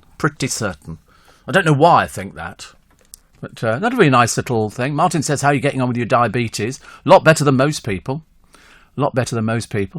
And another one here, and 84850 steve at lbc.co.uk 0504 Joe, and which is great. And thank you so much. The audience figures have gone through the roof for this show. I mean, seriously, I can't begin to tell you. It's so exciting. Didn't realise Bonnie Tyler is 70 today. Yes, she is. But we have already wished her a happy birthday. And you keep saying Harry's never done anything. What about his years in military service? We're not talking about that. We were talking about what's he done in America. Answer, nothing. Couple of interviews with good old Oprah, you know, and then dissed his mother and dissed the royal family. That's called doing nothing. So he's taken, you know... Have you got another permanent producer now? We don't like to call him permanent. We like to call him, he's the producer at the moment. Yes, he's on probation. They're all on probation here, you know, because you never say, listen, people sort of join the programme and then they do, I think actually Corey and Thomas did a couple of years. But it never works like that because sometimes they need to move people off and to put them onto other different programmes. And very good it is too. I've still got to work out yet this year what we're going to be doing for Make Some Noise. We haven't quite worked that out yet. We'll be having meetings very, very shortly. Steve, I think Richard Attenborough in Miracle on 34th Street remake was the loveliest Santa, especially signing with the little deaf girl. Yes, and he speaks another language, doesn't he? He's very good, yes. He's very good. I like all of the Miracle on 34th Street. I like the original one. I thought it was good, you know, New York Believes and all this kind of stuff. And it was, it's just lovely, good film. And of course, not that far away from Christmas. So, well, it's not. I mean, what are we up to now? Is it, we're up to June, July, August, September, October, November, December, 6 months. We're halfway through the year. I mean, I'm just about to collect the hanging baskets. So we've got 200 days today until it's deck the halls with boughs of holly, fa la la la la la la la. 'Tis the and it'll be nice this year if we can actually have a proper Christmas. Won't that be good? I think that'll be brilliant because we're all desperate to have it because I didn't get it last year. So I'm determined this year. Normally I get about 5 Christmas lunches. Absolutely love it. Absolutely love it. But I haven't had Christmas. We got it last year, but it wasn't quite the same. I didn't get it with my godchildren or my brothers. So this year we might actually get that. A 90-year-old was shocked when strangers left a £700 tab to pay for his daily pub tipple. The widower, called Pete, lives alone, became pals with pub boss Tim Mepham. Tim put a video of Pete online and it racked up thousands of views. Commentators asked how they could buy Pete a drink and hundreds contributed. The £700 will pay for Pete's regular pub meal, Hunter's chicken and a glass of red for months. Tim said people bought Pete drinks because they thought he was a nice guy. Isn't that good? The clip got, it's in Chelmsford, the Mall Shamin in Chelmsford. The clip got 1.6 million views in a day. Isn't that nice? And all they raised is 700 quid, you tight-fisted so-and-sos. Give more. Give more. Oh, dear. And an office worker talks so much. I know. I'm always tempted to say that kind of works here for me. But so much that her colleagues dreaded chats with her. Tracy Bodman's workmates couldn't get away and referred to it as the Tracy Trap. She also sent 5 emails an hour instead of 20 for eBay store AA War Games in Westbury in Wiltshire. She was disciplined and then resigned. The Employment Tribunal threw out her unfair dismissal claim. There was somebody in the on YouTube, it's an American, and they have a court, because they film all their court cases in America. They're not like Judge Judy's, normal court cases. And this particular girl was a right stuck-up so-and-so. And she'd gone to the beach, and you can use their facilities for cooking your food and all the rest of it. And anyway, somebody else was cooking, and so she basically muscled in. And these people she muscled in on were playing football on the beach. And the ball inadvertently hit her. And of course she had to have cosmetic surgery and she was suing this bloke for $700. And the judge, who was very patient with her, said, so you shouldn't have been in this place anyway because they'd already taken up. They had all their stuff laid out on the tables there. And, you know, obviously it wasn't malicious. They were kicking balls about and that's what they were doing. They were playing football and you got in the way. So I'm throwing out your case. Well, you should have seen the look on her face. It was a picture. She obviously thought she was going to get $700. But she didn't. She didn't. So somebody else telling me where Lowestoft is. It sounds lovely. I mean, we've looked at pictures and we like the pictures. It looks very nice indeed. And we do have a poem. You thought you were getting away with it. No, we've got the poem and we'll tell you what it is in a moment. But we need to check. God, blimey, that looks a bit long, isn't it? Is it split into verses or it's just non-stop? Doesn't even look like it's verses, does it? This is a bit embarrassing. There could be pages going on here. You're listening to a podcast from LBC. Poem this morning by Charles Lamb called The Boy and the Snake. We're nothing if not topical. Henry was every morning fed with a full mess of milk and bread.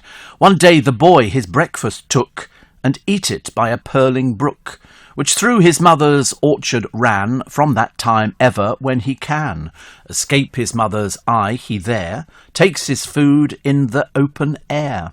Finding the child delight to eat abroad and make the grass his seat, his mother lets him have his way, with free leave Henry every day. Thither repairs until she heard him talking of a fine grey bird. This pretty bird, he said, indeed, came every day with him to feed, and it loved him, and loved his milk, and it was smooth and soft like silk. His mother thought she'd go and see what sort of bird this same might be. So the next morn she follows Harry, and carefully she sees him carry, through the long grass his heaped-up mess, what was her terror and distress, when she saw the infant take his bread and milk close to a snake. Upon the grass he spreads his feast, and sits down by his frightful guest, who had waited for the treat, and now they both began to eat. Fond mother, shriek not, oh beware, the least small noise, oh have a care. The least small noise that may be made, the wily snake will be afraid. If he hear the slightest sound, he will inflict the envenomed wound. She speaks not, moves not, scarce does breathe, as she stands the trees beneath. No sound she utters, and she soon sees the child lift up its spoon, and tap the snake upon the head, fearless of harm. And then he said, as speaking to a familiar mate, keep on your roadside, do, grey pate. The snake then to the other side, as one rebuked, seemed to glide, and now again advancing nigh, again she hears the infant cry, tapping the snake, keep further, do, mind, grey pate, what I say to you. The danger's o'er, she sees the boy, oh what a change from fear to joy. Rise and bid the snake goodbye, says he, our breakfast's done, and I will come again tomorrow day, then lightly tripping, ran away. Riveting. And that was called The Boy and the Snake. Hardly breath, not even in... apparently they're sharing a meal. I tapped it on the head, that's all I remember. And then the thing ate him, and that was it. And the next poem will be The Boy and the Funeral, I suppose. That's the truth. Do you remember there was that family in Australia came back one time to discover some huge snake had come into their house, which was on stilts to try and keep snakes out, and she saw the family pet dog disappearing into its throat. Well, it's only a small dog, but, even so. I don't like anything like that. As I said before, it frightens the life out of me. Steve, I'm lying in a hospital bed, absolutely terrified. I've been ill for a couple of weeks and the GP meds weren't working, so I was admitted last night, says Lorna. I've got to have a barrage of tests, a CT scan. Oh, they're all right. Ultrasound, I've had that. X-ray, so they can find out what's going on. I've never felt so afraid and alone. Just wanted to say thank you for being there. Goodness sake, listen. If you can't listen to this programme in hospital, when can you listen to it? But no, I was the same. There you go. It's a snake-eat dog world. Python gobbles up family pet. It was a Maltese Terrier. So here it is. This is the picture. Patty Bunteen, harboured of finding her beloved Maltese Terrier cross alive, would dash the moment she spotted a sated-looking python lounging in the garden with a coconut-shaped bulge halfway down its body. Bunteen, from Northern Territory, began to fret when 3-year-old Bindi failed to appear for breakfast. Because she was breakfast for the snake. And she said the belly was bulging. I knew straight away it had eaten Bindi.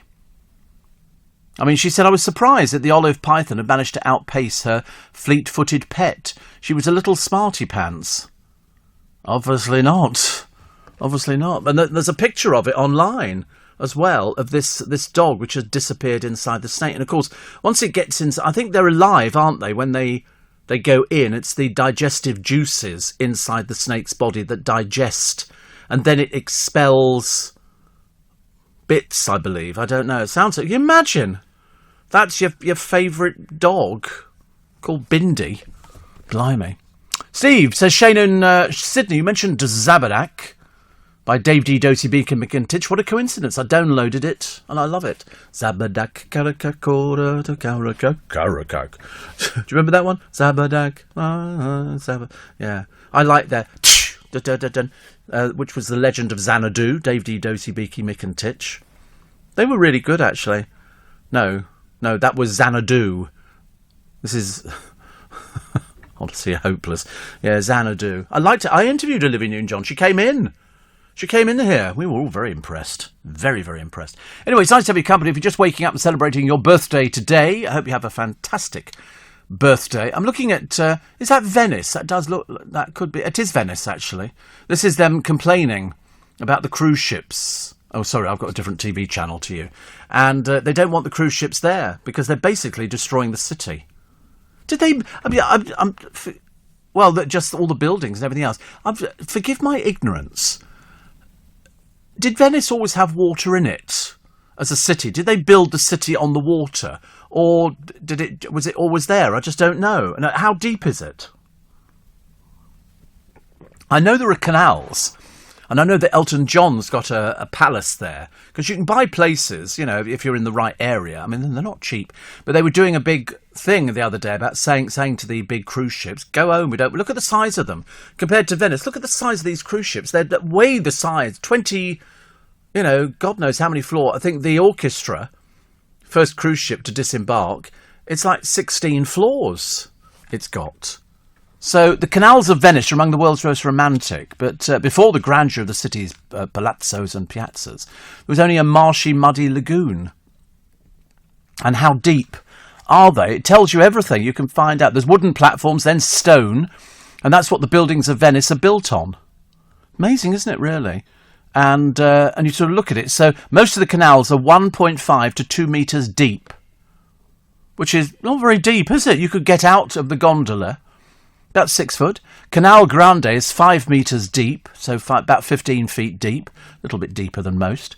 And what was the other one? The Canal della Giudecca, 12 to 17 metres deep. I think I'll just stick with most of the canals at 1.5 metres, much, much easier. Built on marshland. Of course, Lee Baldry would know this. Built on marshland. That's exactly what it was. You're absolutely right. And then they sort of built platforms and they built I mean, so in theory, it could all just drop into... Yeah, they've done a very good job. I've never been. It's got loads of pigeons, I believe. Not sure I can cope with pigeons. I'm having a bit of a mare of a day with pigeons at the moment. But it sounds quite nice.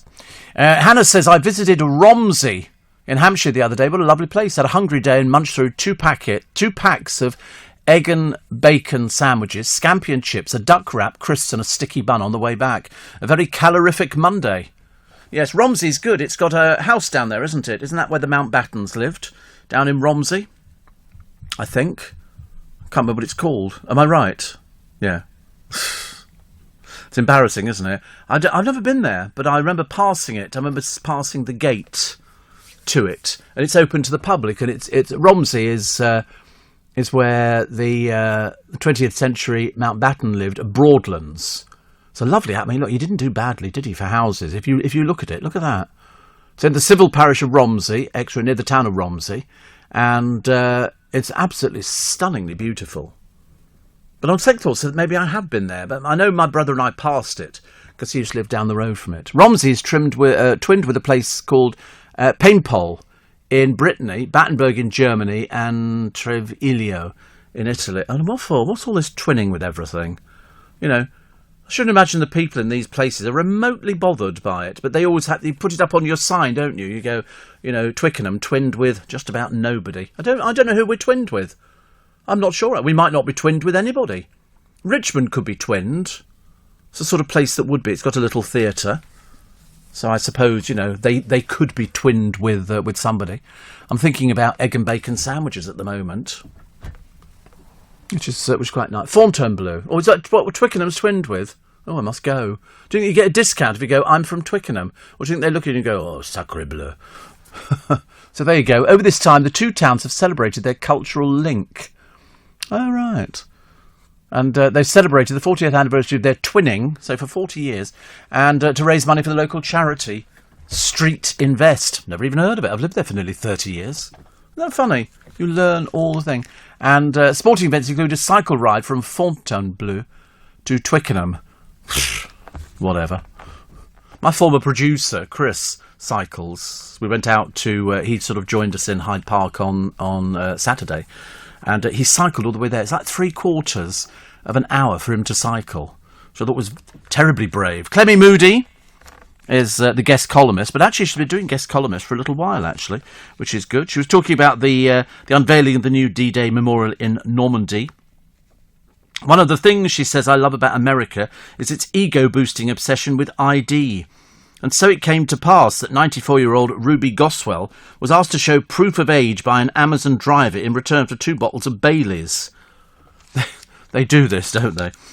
My own mother, 70, was asked for her driving licence after she attempted to purchase whiskey.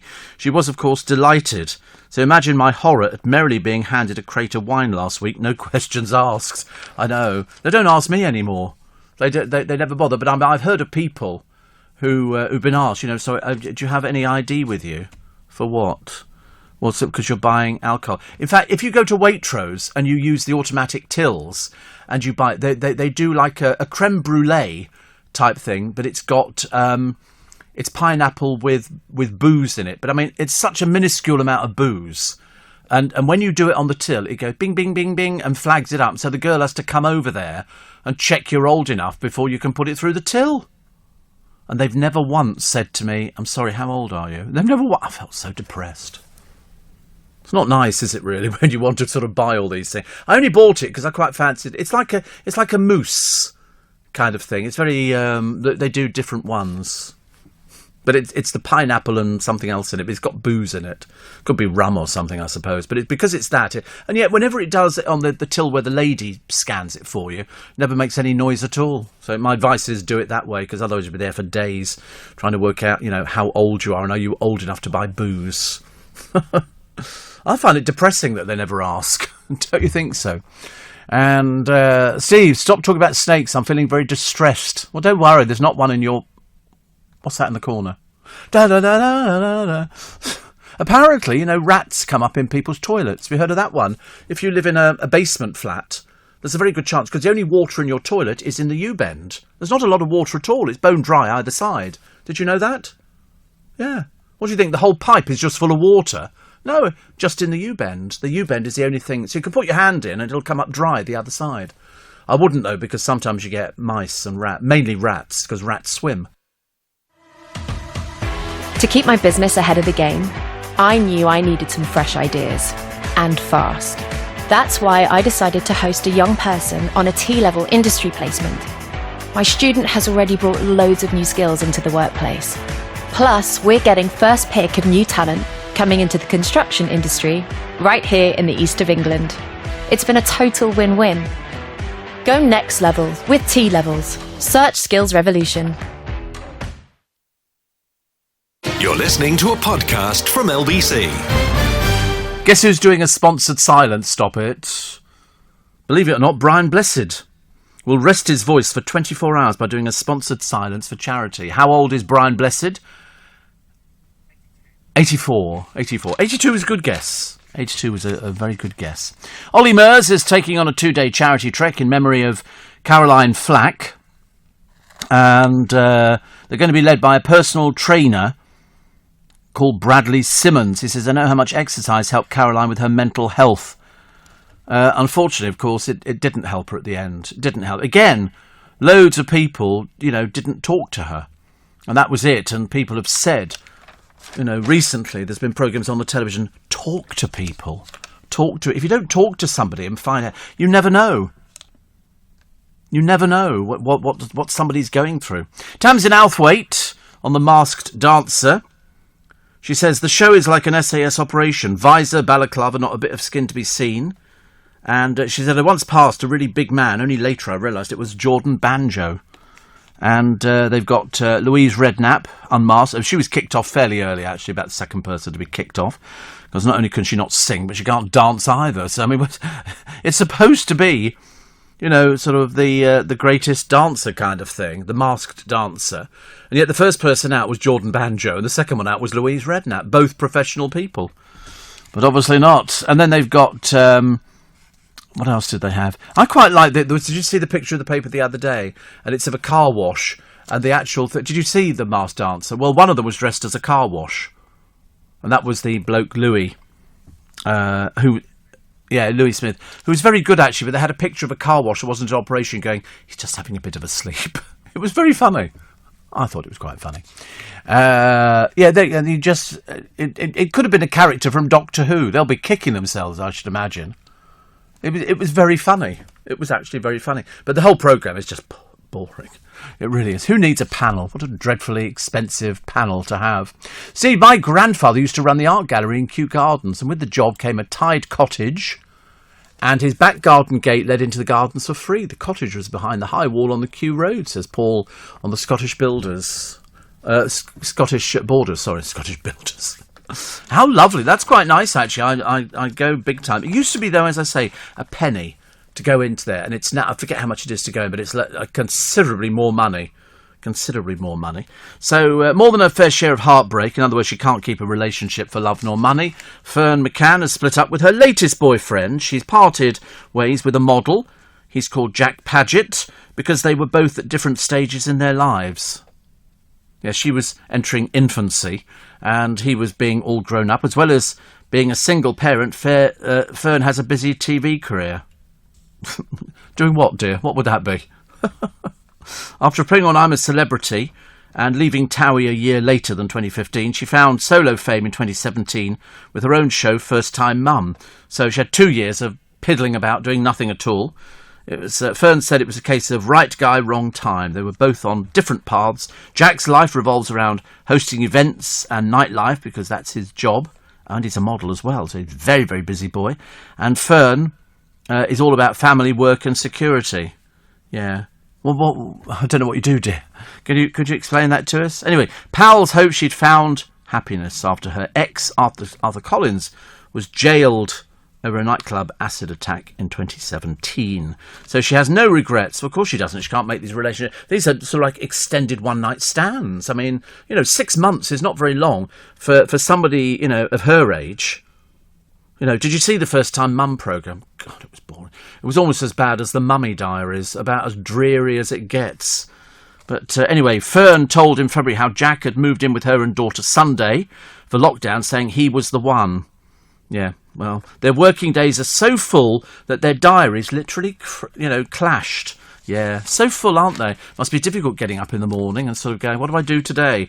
Answer, nothing. I love the way they sort of go, she's a telly favourite. I don't think so. Not really. Here she is, Sam Fahier's. Another dreary... Their programme is about as boring as it comes. And so you've now got people like Mrs Hinch, Stacey Solomon, Sam Fahier's and Vicky Patterson. 40% of most popular paint shades are what colour? 40%. No. So you could probably match yellow with this other colour. No, not yellow, not white, grey. That's the latest thing. If you look at the colours on a paint palette, most people go greys. If you look at all the interior design, well, I know they're blue here. Oh, you think that's grey, do you? That's blue. So it's blue. What do you mean grey? It's blue. It's not blue-grey. It's blue. Honestly, I can't believe it. Yeah, it's blue. Go get your eyes tested. You're hopeless. You must be useless at traffic lights. Getting there going, wait a minute, red, orange, green, red, haven't they got any colours you like? No, I'm sitting here watching them going, very mesmerising. That's why you're not going on holiday. I think best not to, actually. But I love the idea of playing in Kew Gardens as a child, because you had a tied cottage there. I think that's very exciting. Very pleased. I just have to quickly check, because it's the 8th of June. It's significant for my star sign. I'm just telling you this now. It's got nothing to do with any of you. I'm just telling you. And apparently, Passion surprises line up for you in terms of crosswires and romantic switches. It's very exciting. Very exciting. Nothing is what you assume, but everything will add up eventually. If you're single, this time that familiar face is ready to cross the line together. Woo! Well, there's a bit of an interest, isn't it? Numbers that divide by 3 can be luckiest for your sign. Numbers that divide by 3. I don't know what that means. Yes, 6 o'clock coming up. That's divisible by 3. And the answer is 2. What does 2 mean? Nothing. That's like a thing on... Did you ever watch Dusty Bin on the television where Ted Rogers on 321 used to get the clues and they go, oh, so numbers that divide by 3 can be luckiest for your sign. 6 divided by 3 is 2. 2 is the amount of mountain peaks in Guatemala that have been scaled by somebody with one leg. And so, honestly, they were so far-fetched, these things. You go to it, what? What? But a lot of people know, but he was very good, actually, at doing impressions. Ted Rogers was a very good impressionist. He had a record out. We interviewed him years and years and years ago. Which I think is great. I love stuff like that. So basically, I don't think my star signs are worth worrying about. And yet, if you read them, they all apply to everybody. They're not just one person. Yeah, you make them work for yourself, which I think. Harry confided in the Queen over baby name, so they say. So they say. To be honest with you, I couldn't care less. Really couldn't care less. I don't understand why they're sort of using the Queen. Is this is some way to try and appease the Queen for insulting her before, when he said that his father was brought up incorrectly, and that's why he was brought up incorrectly. And Buddy the orangutan. Do you know they've got the cutest faces, orangutans? And this one here is recovering from a nightmare early days, starved and locked in a chicken coop because they need to climb trees. That's what they do. They're very happy. There was on YouTube. There's a bloke. He looked after a baby gorilla when it was taken from its mother. It's the most heartwarming thing you'll ever see in your life. And then they took it back to the wild. And then 5 years later, he goes back. Well, I don't know if you know anything about gorillas, but if they're silverbacks, they can be quite dangerous. The idea is you're supposed to stand your ground. Anyway, so he gets in a boat with some friends and he goes to the jungle and he calls for his friend. Bearing in mind, he's not seen him for 5 years. And nothing.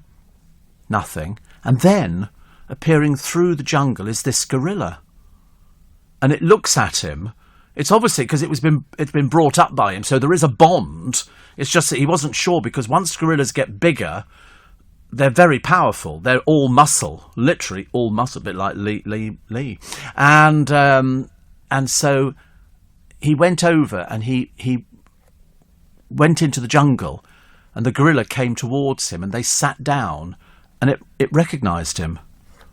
And he was feeding it with leaves and everything else. And then it put its arms around him. It was honestly unbelievable. And then it introduced him to all the wives. Because gorillas are very promiscuous. And so it meets the wives and all the rest of it. And so they all... Because once you get approval from one gorilla, the others then go, oh, it's obviously okay.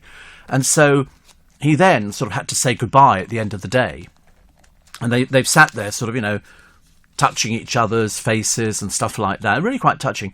And he goes away in the boat, but the gorilla follows him all the way down the riverbank to the camp where they were staying. So the gorilla's on one side, and the next morning he gets up and he goes for a swim in the river to have a wash, and the gorilla's sitting there waiting for him. A little bit clingy. I mean, to be honest with you, I'd have called HR immediately. The gorilla's still here. Okay, get rid of it. We've done the film. Okay.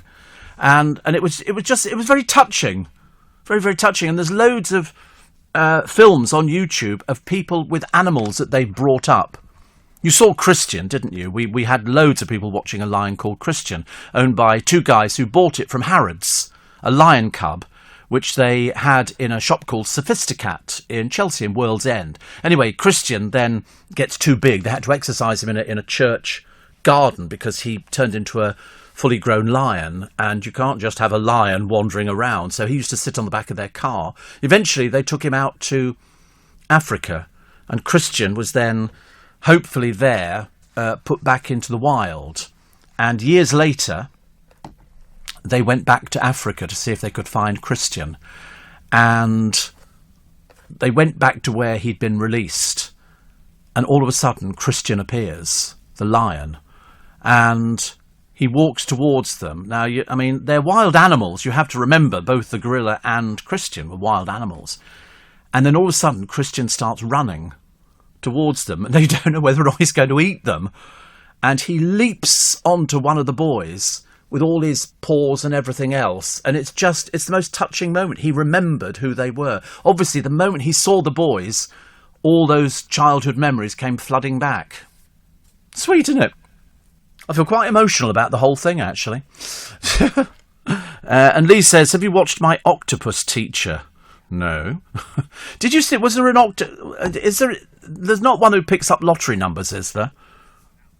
Yeah, find out after the travel. I want to know more about that. My Octopus Teacher. Good Lord above. You're listening to a podcast from LBC. So Piers Morgan has said that if it helps him get the job back on the telly, he'll change into a woman. So they've got a picture of him with a wig on, and he says he's toying with a sex change to land his old job hosting Good Morning Britain. Well, they've lost huge amounts of audience. I mean, phenomenal amount. And it's a case of it used to be 1.6 million, and for last Tuesday's edition, 450,000 people. Which is really awful when you consider how much all these things cost. They must cost an absolute fortune. There's a pub chain offering a free pint to every boozer to celebrate the Euro start. Green King say your home of pub sport at any more than 1,000 Green King pub this Friday to get its pale ale icebreaker. So every one of the customers gets a free pint. Quite a nice little thing to have, isn't it, really? I'd rather have peanut butter on toast, but, that's sort of all they're offering, which isn't good. Steve, I've seen that gorilla film, and I love Steve Irwin. Oh, we love Steve Irwin. He thought he was great. Who'd have thought, actually, that you could actually be killed by a stingray? I never thought about it. Never thought about it at all. Steve, you said earlier you'd like to live in a seaside resort. However, I went out for an evening last night in Filey and found you couldn't get fish and chips after 6 o'clock. The first pub we tried had no beer, the next closed at 9 o'clock, and the next one was closed at 10 o'clock. Not exactly welcoming. Have you seen that bloke, the Scottish bloke who's in all the papers today? He bought some fish and chips in London. It cost him 52 quid. For four people. Well, I thought that seemed quite good, actually. You're paying on average 13 quid. If you go to the Seashell, I think you'll pay about 10 to 13 quid for fish and chips. So that works out at 52. He said he was horrified. He nearly had to go into therapy. But yeah, at least on an average fish and chip shop, it's about £9 for fish and chips. So the fact he obviously went to a nice fish and chip shop, and it was 52 quid for 4. But that's, I mean, as I say, at the Seashell, just round Lisson Grove, down the road from here, that's what it would cost you. It's about 13 quid.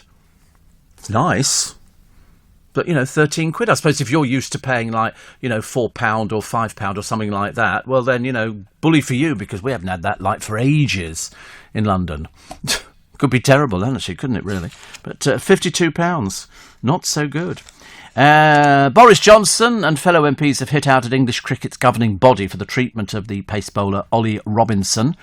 The ECB suspended the Sussex star from international duty pending the outcome of a disciplinary investigation for racist and sexist tweets written in 2012 and 2013. Culture Secretary Oliver Dowden said Ollie Robinson's tweets were offensive and wrong. They're also years old and written by a teenager who's now a man and has rightly apologised. I mean, he said sorry. People change, don't they? People are sort of different, why not? A publicly shy couple, guess which paper we're reading from, will ensure their daughter lives a life of luxury yet is taught about equality. Lisa Gashey, founder of Beverly Hills Manners, is an etiquette expert in Los Angeles and says Lilibet will be brought up in a woke yet lavish environment. Well, I mean, if anybody knows about, etiquette, it would be somebody from the royal family, because they've been doing it for donkey's years. You don't need to be told by an American, thank you very much indeed. It's just the fact that, they're sort of going to be doing nothing for the next 20 weeks. But again, they haven't actually done very much up until now. But they've been accused of choosing a name for their daughter that sounds like a betting app. Really? I don't think so. I just think it's a little bit too obvious, but they're obviously backtracking like mad to try and make sure that the Queen forgives them, and then they can, they've got an out to come back to this country, but apparently we don't. Here's the man, Les Jones, 83. He needed therapy, paid £54 for 4 fish suppers from a London restaurant. So he's realised 4 rounds of fish chips and mushy... you never mentioned mushy peas as well. You see, it's absolute bargain now. Gareth's account of Les's shock on Twitter triggered hundreds of posts from punters sharing their tales of the capital's overpriced chippies. One tried to explain the expense by saying £155 for a box of cod fillets. Used to be 90 quid not long ago. Rapeseed oil litre, now 22 quid, up for 18. If you used online delivery, they take 35%, give the restaurant 65. Out of that, the restaurant pays VAT. But you can get... But somebody wrote Yorkshire fish and chips. We had fish and chips and peas for 5 adults on Thursday. It cost £20.20. Bit cheap, isn't it? Bit cheap. So, you know, four quid each, which is probably right for certain parts of the country. But down in London, you know, if you look at the price of a box of fish, which the fishmongers have got to pay for, and so I didn't think that was that much, actually. I felt a bit bad about it. Not that I've had fish and chips for a while, but it just, I suppose, to him, coming from out of town, it's a lot of money. Lot of money, especially if you're in your 80s. You know, one of those sort of things. Also, this is a Springer Spaniel who was bitten by a venomous snake. It was an adder. An adder. And dog owners have got to pay 15 quid to walk their pets in a council-owned field. It comes after claims that professional dog walkers had abused the area. Amazing, isn't it? This is in Hants, Thruxton, where they charge you to walk your dog. I've seen dog walkers. They generally got a lead with about 4 or 5 dogs on it. They all seem to get on quite well, don't they? But just don't let them off their lead in Richmond Park, as we've heard already. Because if they chase the deer, you're in big trouble. And an MP who should have known better, Prue Leith's son, got fined just under £800 for letting the dog off the lead, chasing the deer. Very bad news. Very bad news. And he's a Conservative MP. His name's Danny Kruger, former speechwriter for David Cameron. I mean, there is about 300 red deer and 300 fallow deer. He pleaded guilty at Westminster Magistrates Court for causing or permitting an animal to chase or worry another animal in a royal park. You think people would know. His dog is called Pebble, but only takes one dog to start a stampede. And he started chasing a 200-strong herd in Richmond Park. Obviously a very stupid man. You know, he should know better than to take a dog off a lead where there are pregnant, you know, deer out there and they go into a panic state. They don't know what's going on. They don't know if this thing's going to attack them. You know, dreadful, isn't it, really? Steve, any idea why fish and chip shops south of the Watford Gap cost so much, but they don't even bother to take the skin off? What, in fish and chips? I don't know.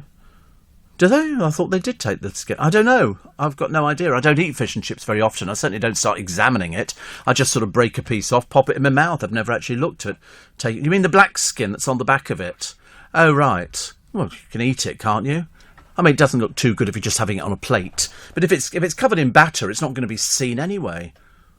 So I don't understand why. But I still can't get over the fact... I mean, he goes into therapy for that. 52 quid. I mean, they put it on a card anyway. So it doesn't make any difference. Richard Madeley would neither confirm nor deny Scarlett Moffat's suspicions he could be a vampire. Listen, he's just one of those lucky people that at his age, 97, he's still got his own hair. You know, people lose their hair. Susanna Reid says, having read yesterday's Daily Star, she said, Richard appeared to be drinking from the fountain of youth. This is after barking mad Scarlett Moffat's suspicions that he could be a vampire have not been confirmed as yet. I mean, put it this way, he's now grey. He's got grey hair, whereas before he was sort of light hair. I mean, he still looks good for his age. I mean, you know, Susanna Reid is 50, and Richard Madeley, I don't know how old he is. I'm guessing he could be 58, something like that. Could he be? But he wouldn't confirm or deny that he was... he's 65. Well, he looks okay for 65, doesn't he? I mean, I think so. Yeah, he looks okay. Really, really all right. Don't make a big deal about it. I'm older than he is. Yeah, I look even better. It is an age thing, though, isn't it? That's why... Who was it the other day? Oh, poor old Jordan off for some more, you know, having her bottom lifted or something. And Steve, just returned from a week in Bournemouth. Takeaway portion of fish and chips, £11.80, says Stan, who's in South Wales. £11, what, for a portion of fish and chips? Did it come in a box or something? What's the most that that you would pay for fish and chips? If it was, because they used to do in my fish and chip shop years and years ago, when they'd go, small, medium or large fish and chips. We did discover a fish and chip shops in our vicinity that, and we only realised it because they were doing a thing. When we have a rugby day, they bump the price up and they serve smaller fish. We know that because somebody had heard them talking about get the smaller fish out for the rugby crowd, which I thought was a bit of a swizz. But I mean, how much would you pay for fish and chips? £11.80 for a portion of fish and chips? That's about average, we think. Seems like a lot, though. You wouldn't be eating it every day. But every so often as a treat. But I'd expect a decent portion of chips with that. I would expect a good lot of chips. In the Seashed, I think they serve it in a box, like a pizza box. They put, all chips in there and then your fish on top of it with a wooden fork. I mean, who seriously eats chips with a wooden fork? You just pick them up with your fingers, shove them in your mouth, don't you? Steve, our local chippies price starts around £5 to £5.50 for a decent portion. Well, I think £5.50 for a decent portion is well worth it. Many's the time I've had to complain. You're listening to a podcast from LBC. Lee Baldry's home. So he did that for good. He said, thank you for the driving company. So fish and chips. He's got to go to bed, actually. He's got a funeral this morning. In fact, in 4 hours' time, he's got a funeral to go to, so he needs to get a little bit of sleep. Tom Kerridge charges £35 for fish and chips, served with a salad and 3 sauces, says Bev, in Orpington. And Dave says, we have a mobile fish and chip van, £7, cod and chips. Which is not bad. Paul says, up north you get fish and chips, so the cheapest fish of the day. Down south you get a choice, though the overheads are higher. Kim says our local chippies prices are the £5.50. And we think that's actually quite reasonable. But you're right, in London, it is expensive. If you were having fish and chips in a restaurant, there you go, Tom Kerridge, £32.50 actually, for his fish and chips. And it looks a bit lost, the piece of fish, doesn't it, on the plate? Hardly any chips. You get about 8 chips, if that. But he says it's caught that day. It's also, it comes with curry sauce, if it's turbot, caught that day. I mean, he's got overheads of a restaurant. But to be honest with you, I've seen bigger fish than that. And I'm also expecting a lot. But this is in a restaurant. But frankly, I think you'd have to sue somebody over the amount of chips you get. There's not even enough chips there for each time you have a portion of the fish. It's got the finest quality potatoes. But of course, I would think so too for £35. He says if you break it down, it's easily justifiable. You see, I understand that. I quite understand that. But bearing in mind, you have a choice. If you don't want to spend £32.50, don't go there. Because if you go there, that's what he charges. And he will tell you it's the best fish, it's the best potatoes, but there's not really enough of them. I want a complete... It's like if ever you go for a kebab on a Friday night or a Saturday night, if you're that drunk, you always get a good box full of chips. They never stint on chips. On this one here, it was literally like 5 or 6 chips by the look of it. And even the fish didn't look... for goodness sake, at least try and get the... the chips were individually hand-cut, apparently it says, from incredibly expensive potatoes. Well, most things are hand-cut, aren't they? I'll tell you what, get them done by a machine, then we can get them cheaper. To be honest with you, he said it's, there are Japanese 3 Michelin-star restaurants that are doing tempura, which is fish deep-fried and served and costs the earth. As I say, we can never complain. He told the Cheltenham Literary Festival that if a diner had pan-roasted turbot with pomme puree and a sauce grebiche for £32.50, nobody would question anything. Well, I wouldn't eat it. You look at that piece of fish on that plate. That does not do it justice, does it? That plate looks enormous. That bit of fish, it doesn't even fill the plate. But it doesn't even fill the plate. No, there's no mushy peas there, but you've got these sort of manky-looking chips. They might be, the finest quality potatoes, but you're eating chips. As long as they're fried, we don't really care. But it becomes, doesn't it? It has snob value. It's like a case of, I had fish and chips at Tom Kerridge's place. I would think on an average restaurant in London, you'd be looking at between £15 to £18 for fish and chips eating in. I remember going past, in fact, it's at the end of the Strand, before you turn right onto Waterloo Bridge. There's a pub on the left-hand side, and they've got fish and chips our speciality, and I think I'll find out this morning, but I think it's something like 12 or 13 quid for fish and chips, and that's in a pub. That's in a pub, so that's what they're actually charging. And of course, people who come to this country, they think that's what we all pay for it. Whereas if you go to a fish and chip shop, you get it cheaper. Steve, Masters Superfish, Waterloo Road, large cod and chips, 8 quid. So that's what they used to have, didn't they? It was, do you want medium or large cod? You go large. And there's another good one near Waterloo, which is Fishkotech. Fishkotech, where's that? Opposite the station, Fishkotech. Do we know how much they charge there for their fish and chips? Well, you'll be finding out immediately, won't you? But, if you don't want to pay £35 or £32.50 for fish and chips served with salad and 3 sauces, says Beverly, then it doesn't really matter. I have to be honest, I think that's an awful lot. But when I was younger, you could get a portion of chips for £1, which was very happy. There you go, Haddock and chips, because Haddock is the best one. They'll all tell you that. Phil Vickery will tell you that Haddock it's got the best flavour. 11 quid for Haddock and chips. Oh, wait a minute, I know where it is. Is it just by the bridge? Just under the bridge. Yes, I've been there before. When I've been waiting something, I thought, I'll just go and get a portion of chips. A little bit of a treat for me. From 4 a.m. this morning, and I only mention this now, if you've been in Portugal, you should be back by... If you're listening to this programme and you're still in Portugal, you've got to pay. Because before you come home, and I'm hoping so many of you have come home, but I bet your bottom dollar, I'll put £1 million on it, there's still a load of people out there who couldn't get on a plane because they couldn't get the COVID-19 test. And that's what you've got to do before you can travel to England. You've got to take the COVID-19 test. You've got to book and pay for day 2 and day 8 COVID-19 travel tests to be taken after arrival in England. And you've got to complete a passenger locator form. Okay, if you don't do this, it's all going pear-shaped for you. When you get back, on arrival in England, you must quarantine at home or in the place you're staying for 10 days.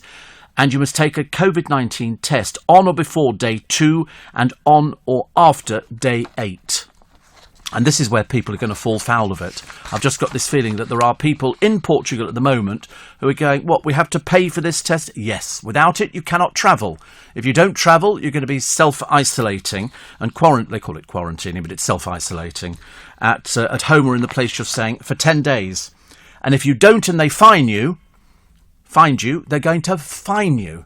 And there are furious Brits, as you can well imagine. There'll be a lot of people going, well, we couldn't get this, the kids didn't do it.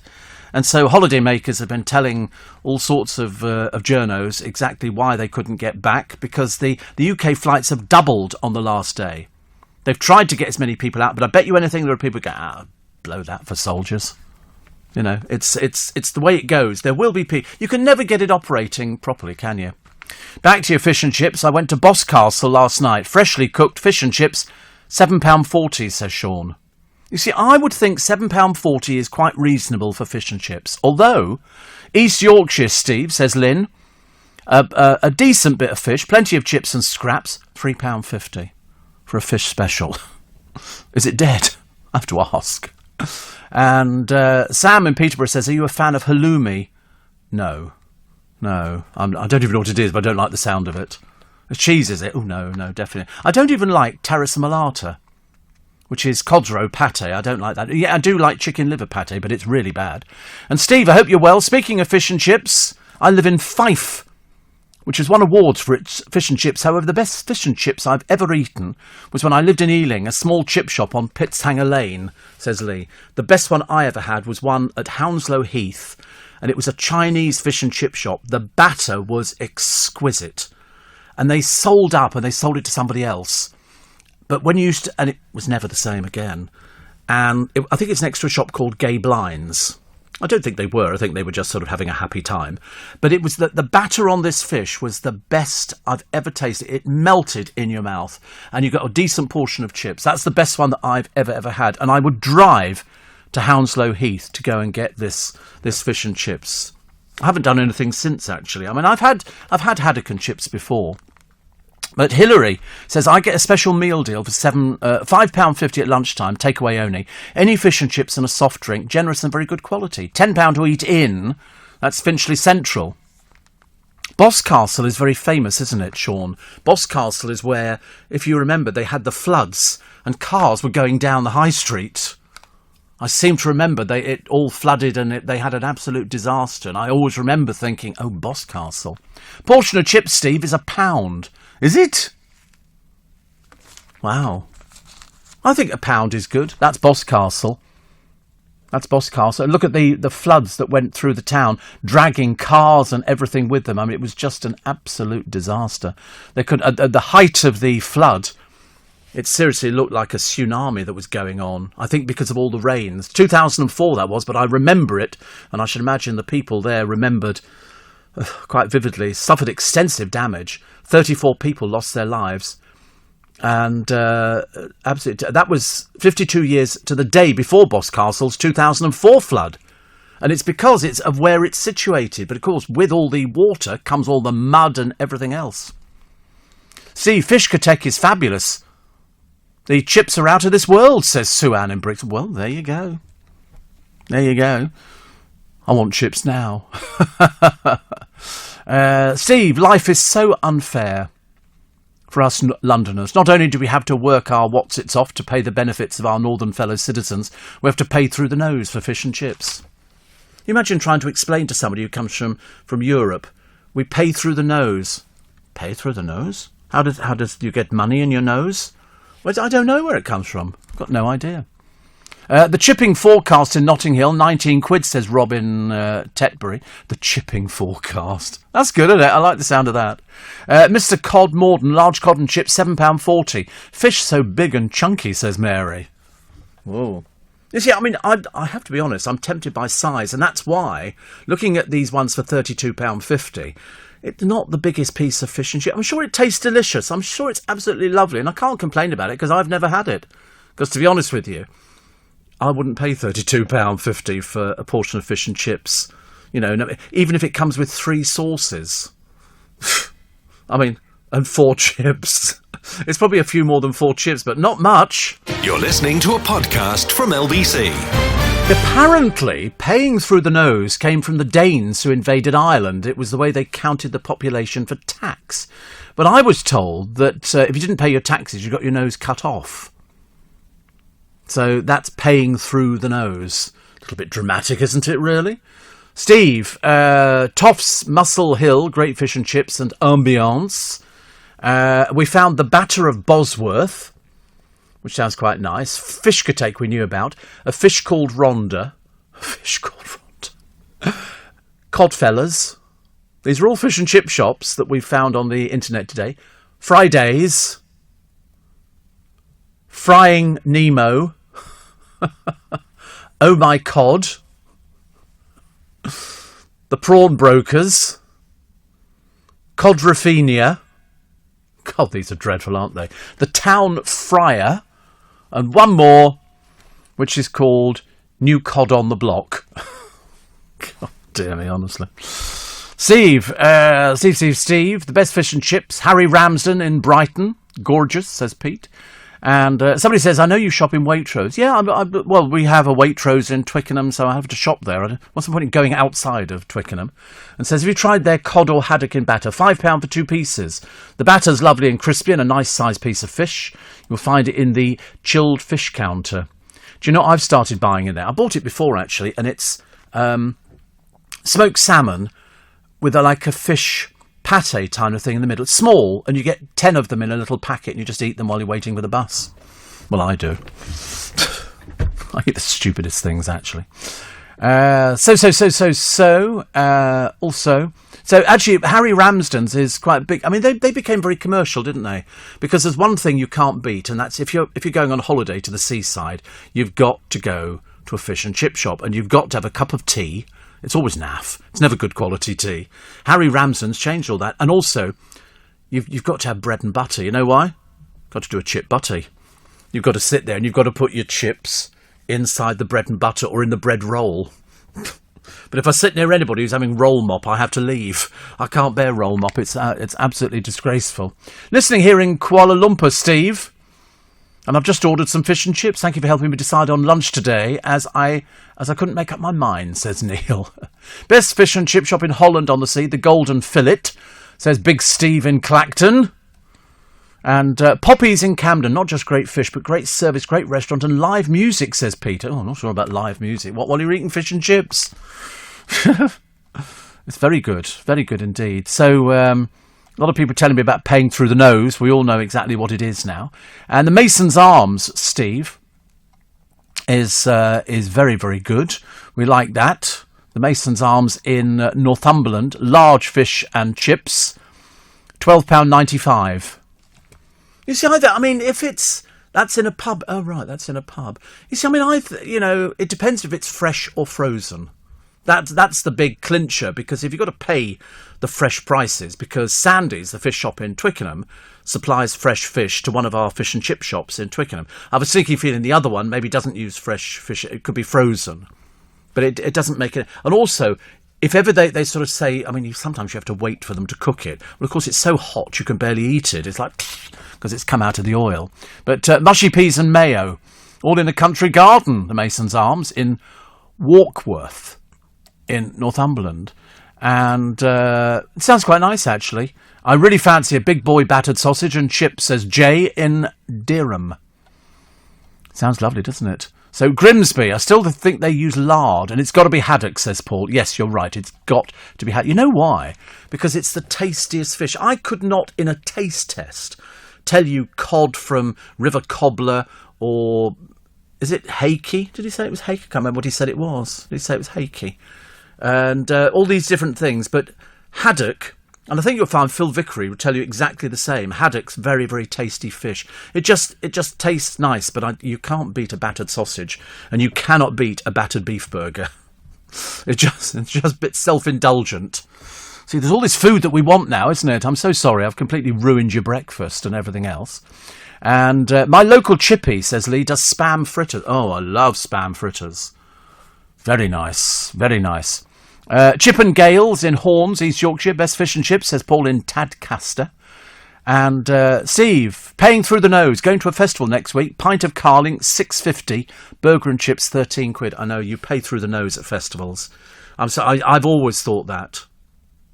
I've always sort of worried about what people pay. So if ever you go to a music festival, you pay, and they can get away with charging it because there's nowhere else to eat.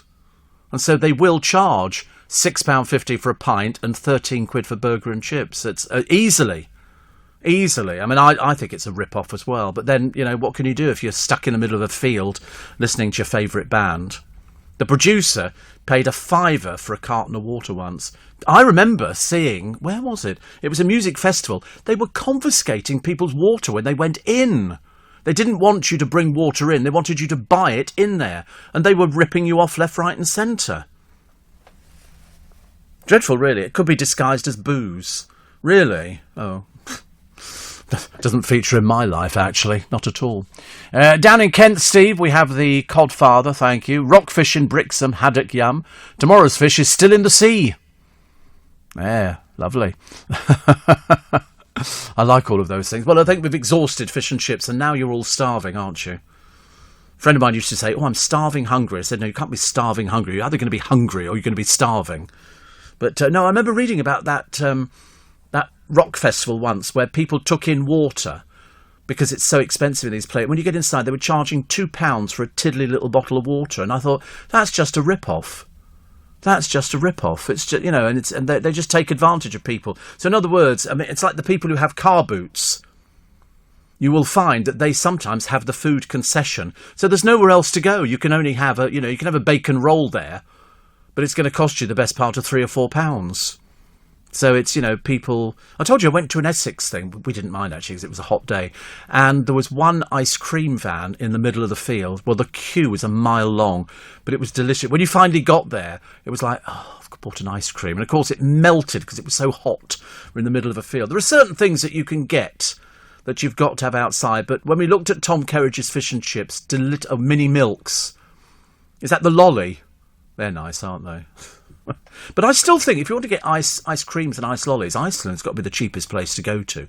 They do lots of fancy ones. They were trying to make on the television the other day. What were they making? They were making a Viennetta. They were asking, could you recreate a Viennetta? And because I quite like, but I've not had one for ages. But it must be made on a machine, mustn't it? It wouldn't be made by hand. I like an ice cream. I don't mind an ice cream. I'm very hungry now, but it's the £32.50 for a piddly bit of fish and about 8. It's the 8 chips that gets me going. Steve, really the festival rip-off. Friends of mine paid north of 20 grand to have their burger van at a Grand Prix. Well, I can well believe that. Mind you, if you're going to make 50 grand over a period of time, they can afford to charge that much. And they charge a lot near football matches. When we have the rugby in Whitton, and people rent out their front gardens to put these burger vans in. I don't know what they're charging, but the burger vans, and all the way to the ground, there's, biltong and also they're selling everything, burgers and South African burgers and Indian food and, just about everything. But the prices are extortionate. I was with some friends of mine. We just went for a drink even the drinks are overpriced. And you think to yourself, why do they rip fans off? Why can't people not rip fans off? But fresh battered scampi. Oh, delicious. Scampi and chips. How delightful. Steve, I was in Ibiza about 13 years ago. They wanted $18 for a small bottle of water. Safe to say I went thirsty, says Nathan in Droitwich. God, you're my first person from Droitwich. I love the name. I don't know where it is, but I've never had anybody write to me from Droitwich. Adam says, we have a chippy in Bristol called Salty Towers. He said, we've got pictures of Basil Fawlty everywhere. And if you ask the staff, they can be deliberately rude.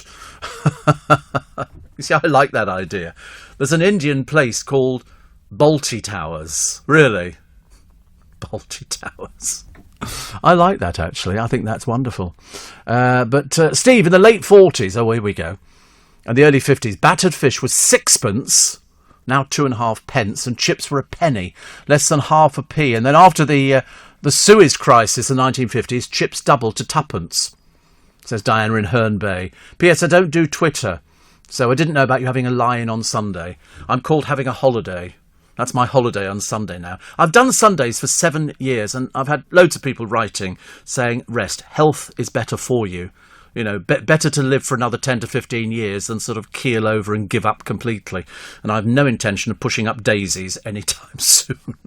Don't know why daisies. I've never seen any daisies in a graveyard at all. It's got to be a first time, hasn't it? So what do you want to do when you're older, they ask. Not that question again. If one thing's for sure, it's okay not to be sure. Because there's education and training in areas you may not have even thought of. From artificial intelligence, to genetics, to aerospace engineering. Get the jump on the skills employers are looking for, with a T-level, apprenticeship, or higher technical qualification. Search Get the Jump and see what's out there for you. You're listening to a podcast from LBC. Steve, says Alistair in Edinburgh, our local Chinese takeaway is called Wok Ness. Wok Ness. I'm always fascinated by people cooking, actually. Always fascinated. Steve, what's scampi? Well, it can be the tail. You get scampi tails, which isn't quite the same. Is it a shellfish or a prawn-like creature? Or is it seafood that's been formed into a shape? Well, it depends which one you get. It is a prawn-like creature. That's what it's supposed to be. I love scampi and chips. It's one of my favourites, actually. And, Steve, I love the smoked haddock and chips in Dublin. Also, the fish Bone and North Sea Fish, both fish and chip restaurants in central London, says Jenny in Farringdon. Scampi, here you go, also known as Dublin Bay prawns or Norway lobsters. And there's a picture of them. But sometimes you just get the tail of them. Scampi is the Italian plural of scampo, the Italian word, which, as you know, is derived from the Greek bending or winding because of the shape of it. Norwegian lobsters, known as Dublin Bay prawns. I mean, the term prawn, I think you'll agree, was a little bit confusing. It's a vernacular or colloquial term that has no clearly defined scientific meaning. But no, whenever I bought... Whenever I bought... Because I'm showing my knowledge. Whenever I buy scampi, it is scampi tails I think I'm buying. But I mean, I can eat loads of them. I could eat 2 portions right this second. In fact, I might have to go home and sort of get some oil and put it into a little saucepan. Because now we've tempted you all to have fish and chips. Because didn't we have fish and chip day the other day? Weren't we celebrating fish and chip day? I think so. Dublin Bay prawns, Steve, is scampi. Another one says it's langoustine scampi. Not always. Used to be diced monkfish years ago. Friday was National Fish and Chip Day, which is good. And then somebody says, thank you for ruining my day. All this talk of fish and chips. Here in sunny Finland, we have no chance of getting anything like that. It's odd, isn't it? I don't see why not. You can buy fish in Finland, and you can presumably make the batter. Can't be that difficult, and then you just sort of have to deep fry. You can shallow fry fish and chips, but it's not the worst. It's not the best for it. It needs to be deep fried. Or some people just put it in the oven, don't they? But no, I mean you could actually do it. Sarah said, "How'd you get on with this scan last week?" So. I'm not telling people, just in case there's follow-ups. Also, there's the history of fish and chips. The potato is thought to have been brought to England from the New World in the 17th century by Sir Walter Raleigh, although it's believed that the French, invented the fried potato chip. Strangely enough, both Lancashire and London stake a claim to being the first to invent this famous meal. Fried fish introduced in London in 1839. Charles Dickens, in Oliver Twist, referred to a fried fish warehouse. And the populace soon decided that putting fish and chips together was a very tasty combination. The first fish and chip shop was opened in Moseley, near Oldham, around 1863. Mr. Lees sold fish and chips from a wooden hut in the market. Later, he transferred the business to a permanent shop, which had the following inscription in the window: "This is the first fish and chip shop in the world." In London, Joseph Mallin opened a fish and chip shop in Cleveland Street within the sound of Bow Bells. They were originally small family businesses, often run from the front room. Interesting, isn't it, the way that it's sort of changed over the years, but mentioned in Oliver Twist. A first fish place when we sort of got used to it. I like it, actually, but I'm terrified of finding bones. I'm like an awful lot of people in this country. I've got a total paranoia. If I find a bone, I can't eat anything else because I'm so worried about getting one stuck in my throat or something like that. That really does it. Apparently, Europe has threatened the sausage trade war. A little bit of a worry this morning, I think, to break that to you on a Tuesday. Brussels will start a trade war with Britain if Boris Johnson overrides the Brexit treaty so that Northern Irish shops can keep selling British sausages. Oh, my Lord above, honestly, it gets worse and worse, doesn't it? Can't cope with this at all. Also, Dungeness nuclear plant to close early. Boris's green agenda suffered a blow as technical problems forced one of the country's last nuclear power plants to close 7 years ago. And still every day, when I go out of the front door, right smack bang in front of us is where Leicester Square is. We overlook Leicester Square, as you know. And they've put in all the new generators and everything else. And I think it's going to go for about another year, I should imagine, something like that. And Tony, you remember, is one of those boys working on it.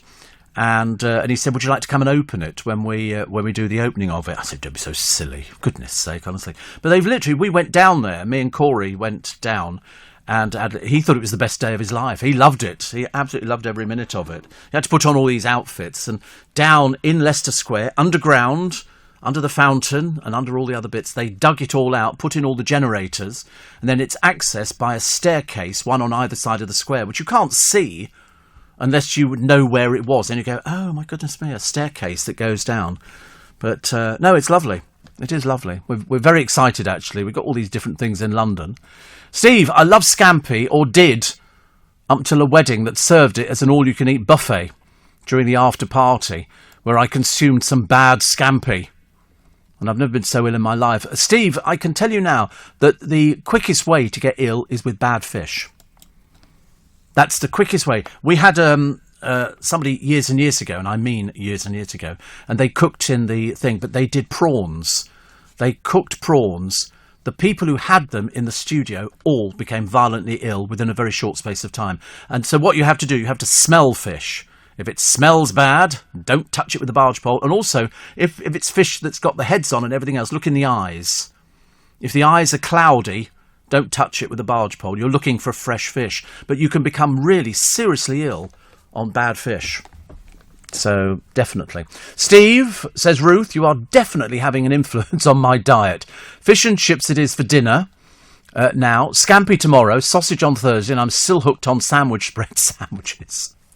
I found some in Iceland. I found some sandwich spread. Have you tried it yet? Did you try? Have you not tried it? Oh, you're hopeless, honestly. Yeah, do it tonight. Just do it on a roll or something like that. I think you'll like it. There's nothing the matter with it. But I found it in Iceland. And I trekked all the way to Sainsbury's to go and find this blooming stuff. And I was in Iceland the other day buying a few, let's call them items. And there it was on the shelf. Sandwich spread. So I bought baked beans instead. Yeah, report back tomorrow. Steve, can you wish a happy belated birthday to my partner, Vanessa? She listens to your show every morning. And my Catholic mum, says Steve in Bridgeport, insisted we had no meat on Friday, as it was a fasting day, so we stuffed our faces with fish and chips. Hence, everybody having fish on a Friday. Friday was fish day. My mother would do fish and chips. She'd make the chips and everything. I'm totally convinced she made the fish at one point. Apparently, in Australia, they have pineapple and raspberry calippos. Well, that sounds quite nice. And we're stuck with the same old flavours. Oh, all we've got is lemon and lime and orange. I think that's about it. I like the idea of pineapple and raspberry. That sounds very appealing to me. Somebody says, in my native New Zealand, says Todd, there's an Indian restaurant called Ring of Fire. I think it's named after the Pacific volcanic ring of activity New Zealand lays on, or maybe not. And somebody says, whenever I make fish and chips, I will follow Heston Blumenthal's recipe for triple cooked chips. It takes a few hours because you have to boil the chips, freeze them and then fry them. Oh no, I tell you what, I cheat. I go to Marks and Spencer's and they sell triple cooked chips. They're already done. All you've got to do is then just pop them in the oil and they're delicious. I don't know why. Triple cooked chips. It's because I like crispy roast potatoes. I like crispy chips. Honestly, all we do is talk about food on this programme. It's ridiculous. I've got to change it. And here we go. The Daily Mail today. Name that split Britain. This is the Sussexes. Also, the first. This was the news. I think of the day. The first new drug for Alzheimer's in nearly 20 years has won approval in America, raising hopes it could still be used here because America has a different system of testing. This one targets the cause of the disease rather than the symptoms. Well, let's pull our fingers out, shall we? And get it. Whatever the outcome of the decision is, it's the beginning of the road to new treatment for Alzheimer's. That's got to be the best news that you've ever heard. Far better than anything else you've ever heard. We need something. And if they've done it in America, then we need to get it tested over here as quick as possible. 84850 steve@lbc.co.uk. The devastating cost of diverting from roadmap. And when it was unveiled in February, the PM's roadmap out of lockdown promised to restore freedoms sustainably and as quickly as possible. So let's wait and see. We had the 1 metre ruling, we had the limits on weddings, the rule of 6 inside, the rule of 30 outside, large events, nightclubs, face masks. At present, you can be fined up to £200 for failing to wear a mask in indoor areas such as shops or on public transport. Well, I would like to see that one being enforced. I saw people on the bus the other day and they weren't wearing a mask. A lot of school children, a lot of school children were wearing masks, but then there was an equal amount who weren't wearing masks. And also sitting next to each other. God help you if you get it. God help you. Also, there's a testing firm, a government-approved COVID testing firm, which apparently left hundreds of travellers in the lurch after becoming overwhelmed with orders. Well, as I've said before, I think there are still people who are stuck in Portugal. I don't think that they actually managed to get enough planes over there, and they also couldn't get the testing. And so I think there's going to be a new blow to summer holidays. Going abroad is going to be challenging. There's one family here who spent £1,700 in a dash to get back from Portugal. Where are people getting this money from? The answer is they're putting themselves into debt. Because, you know, 1 minute you can go there, the next minute, now you can't go there. Which is absolutely ridiculous, isn't it? So what do you want to do when you're older, they ask. Not that question again. If one thing's for sure, it's okay not to be sure. Because there's education and training in areas you may not have even thought of. From artificial intelligence, to genetics, to aerospace engineering. Get the jump on the skills employers are looking for with a T-level, apprenticeship, or higher technical qualification. Search Get the Jump and see what's out there for you. You're listening to a podcast from LBC. Tracy in Brockley says Tesco have cola-flavoured Calippos at the moment. By Jove, I like the pineapple one. Sounded very nice, actually. Very nice indeed. So the row rumbles on. Is it royally presumptuous? You know, and the Sussex's naming, which appears to have split Britain in half. You know, some people saying, oh, what a marvellous idea, you know, naming it after Lilibet. She won't be called Lilibet, it'll be Lily. And then, you know, Diana as well. A little bit obvious. I mean, of course, had it been a boy, it would have been called Philip. You know, you can almost predict this. It is a little bit predictable. But I was watching people arguing about it on the television the other day. And it seems that nobody's sort of happy with them. Now, whether or not they're doing this to try and get back in the royal family's good books, having dissed the Queen, if you like, and then there was some rumour that I think they were saying Harry's going to be coming back to this country when they unveil the Diana statue. Yeah, let's believe it when we see it, shall we? Let's believe it when we see it, because there wasn't much talk going on over the funeral of Prince Philip. Terry, the ex-bugle major, says, Steve, I've just raided my fridge. Seafood. And Friday, I'm told, was a traditional fish day because Catholics weren't allowed to eat meat on Fridays. But it seemed to spread to everybody because we had fish on Fridays. Friday, you'd go to the fish and chip shop and we weren't Catholic. We were C of E. Definitely. Lockdown lifting set to be delayed by a fortnight. The vaccine in the race to keep up with the Indian strain, which we're calling something else now, isn't it? Delta. This I think the Alzheimer's drug. This is the first one approved in 40 years. 40 years. I mean, this is the big thing that we need. Plus, the Prime Minister speaks up for the cricketer banned over the racist tweets. This is Ollie Robinson. And Zoe Ball on bee. She's another one who's got into bees. They're all doing it, aren't they? I seem to remember an awful lot of people who sort of like beekeeping, whereas I'm terrified of bees. I mean, I don't mind we have a beekeeping society in Twickenham. And I've often thought, that'd be nice, you could have a hive there. There's some on the roof of some of the buildings in London. Yeah. And the bees obviously just go out there. Because you can move bees at night. You have to move them at night. And then you put them all inside. They all go, you know, sleepy bys. And then you take them, however far away you want to take them. And then when they sort of wake up in the morning, they go, oh, this is interesting, we're on holiday. And then they sort of start foraging for what it is, and determined by the plants and the flowers that they're doing. I've had a few up on my place already because we've got loads of flowers up and about. I must take some pictures actually. I promised the other day that I would do them for the Twitter feed. I never got round to it actually, mainly because it went a bit overcast. But now we're going to suffer with 27 degrees. Was it today 27 degrees? Oh my Lord above. 25 degrees today, so double it and add 30, you're looking at 80 degrees. Okay? If you don't, and put it this way, if you have to go on public transport, don't. Walk. So much easier, because you'll be crammed in, it'll be hot, it's uncomfortable. I'm not personally walking, but luckily, the time that I go on the buses, they're fairly empty. I don't get too many people. But I only discovered the other day, I remember thinking, oh look, there's kids in their school uniform, because they've had their half term, now they're back at school. God, they're noisy. Why are children so noisy on buses? It really is. It's like, it's awful.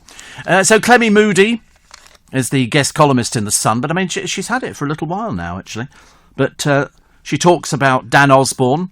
It's nothing if not consistent. I mean, honestly, some of the people that they get on Towie, a little bit stupid.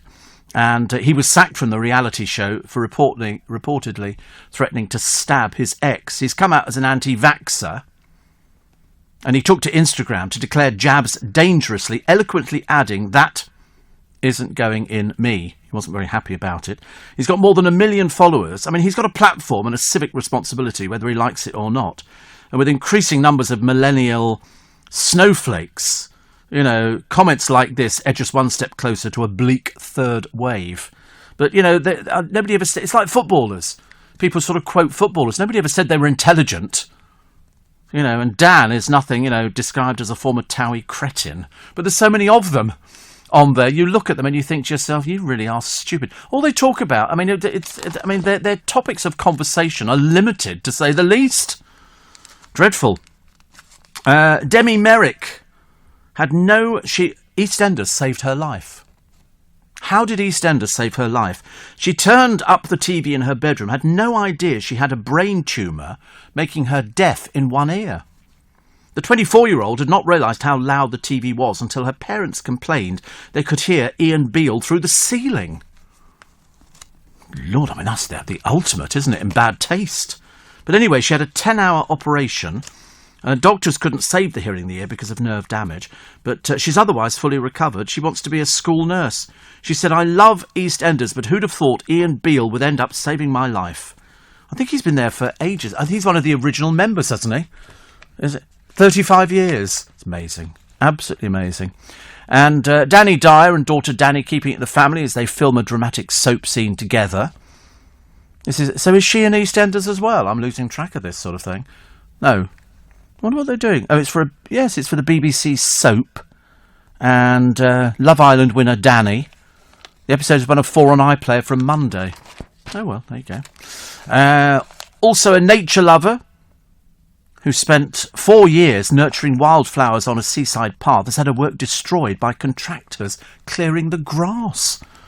Just when you don't want it. I've always fancied to have a big field next to where I live and sort of all wildflowers. You just throw seeds out a little bit and just let it grow wild. Because as kids we used to love stuff like that. We were always very happy with it, and then it all changes actually.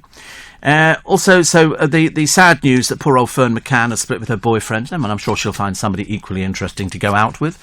Lasted a whole 6 months, which is almost a miracle in this day and age. And people in their 20s are today being invited to book in their first coronavirus jabs. My advice to you is book them in immediately. Seriously. NHS England, 25 and over. The experts warned a third wave has begun, putting the June 21st unlocked day at risk. But 25s and over, you can go and get your jabs and do it. Somebody asked me the other day, they said, does it hurt? I said, well, it didn't hurt me. My ex-producer, Chris, got a little bit of a reaction, so he had to take a night off. He just got a headache. But I didn't get any side effects at all. Most people don't get a side effects, but some people do. But it takes but a minute to do. Do it. Seriously, change your life forever, which is good. Welcome to Wednesday. It's the 9th of June. I know, I can't believe it either. I seriously cannot believe it's the 9th. Where is the time going now? I mean, it's under 6 months, 199 days before we hit Christmas. Can't wait. Have you started planning out Christmas?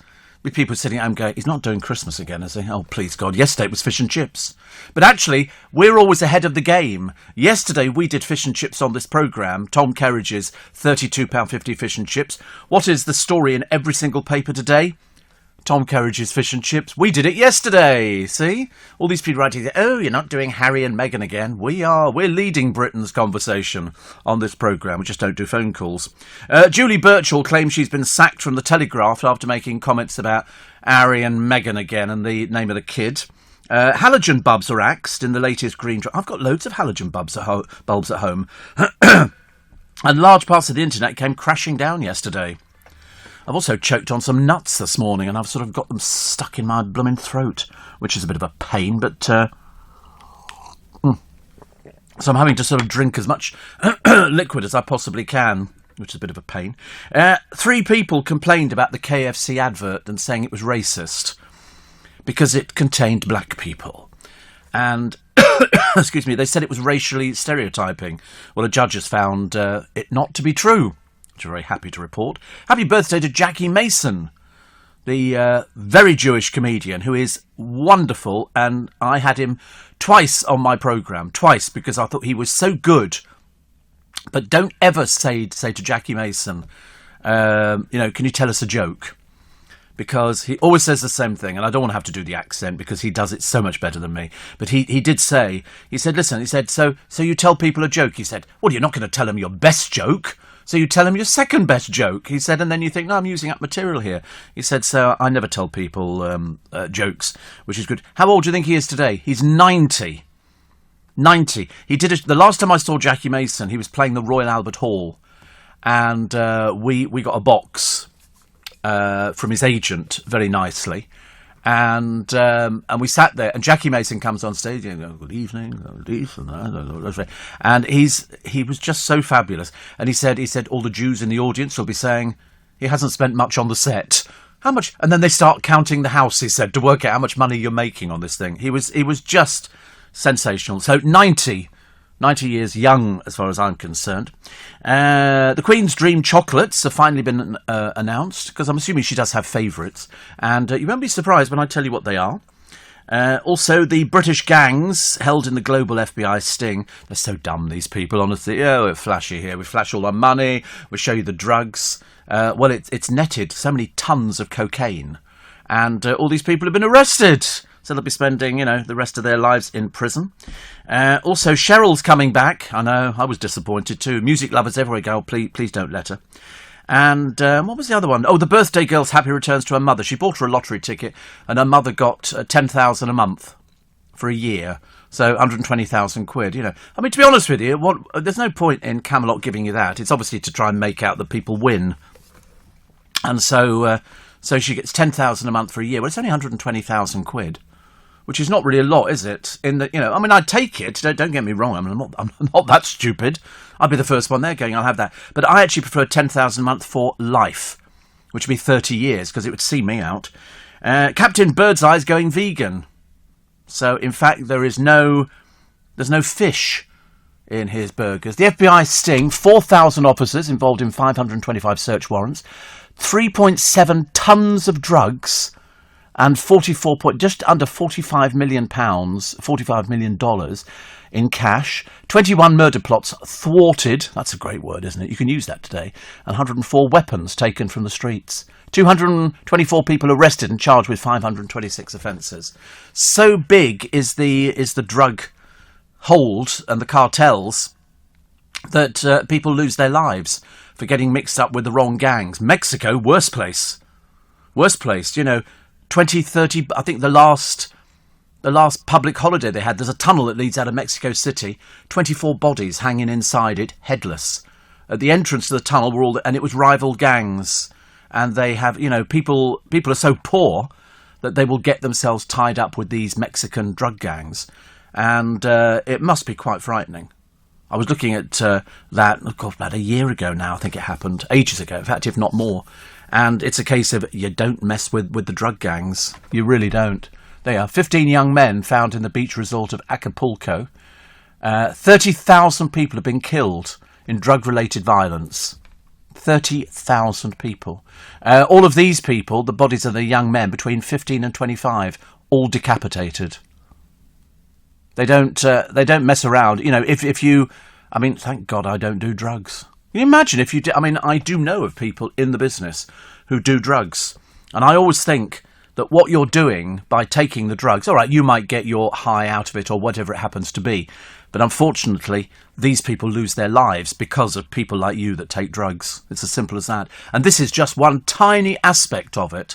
One tiny aspect of the drug cartels and how much they operate. And if they're prepared to kill a 15-year-old and decapitate them, that's because people like you, some of you listening at the moment who take drugs, you're responsible for his death. You're the one. Because if you didn't buy the drugs, he'd still be alive. Iceman says, Jackie Mason, brilliant. Yeah, I think so too. I think so. I loved... He brought his wife in at the time, and she sat there. At the end of it, she said to me, which is always the best bit as far as I'm concerned, she said, that was the nicest interview I've ever heard. Yeah. That was just normal for Steve Allen's show. Just normal. Ethan Rowbottom, he's got the dream job. Get your teeth right. He's 10 years old. He's a taster at a sweet factory. Now, when you're 10 years old, being a taster at a sweet factory is pretty cool, because it is like going into Willy Wonka, isn't it? Toot sweets. I turned on the telly yesterday, and on, it might have been ITV London or whatever it is, London Live or something. It was a Tommy Steele film, which had Shane Fenton and the Fentones on. Who is that? Who's Shane Fenton? Don't you cheat. Who's Shane Fenton and the Fentones? Was an old band, but the lead singer went on to achieve fame under another name. He was also, I believe, the first signing to Magnet Records, and the PR, the person who was in charge of doing it, was Pete Waterman. Pete Waterman sent me a copy of this man's record. The record was called My Cuckoo, and the artist was Alvin Stardust, who was originally Shane Fenton and the Fentones. Good-looking young man. And then he started doing religious programmes on the television. Still good-looking, of course, but made it sound like you don't get to be good-looking. Because I was a choir boy, and believe you me, I was pretty good-looking. Wouldn't find anybody who could hold a note better than me.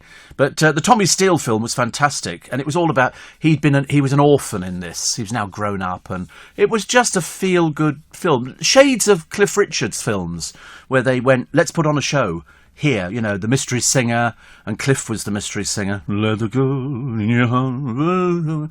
And Tommy Steele was fab. I thought Tommy Steele was brilliant. And I met him. I didn't cry. No, it wasn't a cry. It was nearly a crying sort of film because it was all the kids went along from the orphanage and they wanted to be adopted. And one of the little kids is sitting there and he's about 7 or 8 and he speaks to the man who's sitting in the seat in front. He said, "Are you my daddy?" And the man went, "No, I'm terribly sorry, I'm not your daddy." And he went, "Oh." He said, "Because you're a nice person." And the man said, "Do you want to come and sit with me?" So he came and sat on his lap and he watched the show from there. And I think he ended up adopting him in the end. And there's lots of children that need adopting. Lots of them. And it was just such a good film. Tommy Steele was just clean shaven, clean cut. And I've met him on a couple of occasions. And I remember thinking, bloody hell, it's Tommy Steele. It's like when I met Cliff Richard, and I went, it's Cliff Richard. It's Cliff Richard. And Tommy Steele went, it's Tommy Steele. It's, they all probably felt the same thing about me, actually. And they went, "Yeah, that's Steve Allen. God, he's not very attractive, is he? What can you do about it? What can you do?" And Steve, just got on a bus and the driver's got you on, says Richard in Bromley. Why? Oh, because he knows a good quality programme. This is where... Listen, if you saw my Spike, I can't keep proving it to you. You can find it on the internet. It's not too difficult to find the Spike for the Steve Allen Show. It's a case of every other radio station... The Spike for LBC at 4 a.m. Through the roof. 84850 steve@lbc.co.uk. Because of the wide selection of tweets and texts you read out on the Spike, the thoughts gauge the mood of the people. Well, yesterday it was fish and chips. We got so many texts and emails, and then today the papers are full of £32.50 fish and chips. And all started on this programme because it's a good story. And he's opening in Harrods, and there'll be loads of people around there who will pay £32.50. Mind you, if you just want chips with caviar and mayonnaise, that's just under £500. I know, it's the same. I mean, seriously, it's an awful lot. I know. It's a lot of money. Not for us. Yeah, I've had caviar before. I didn't like it. It's fish eggs. Ooh. We were very kindly some years ago, many years ago.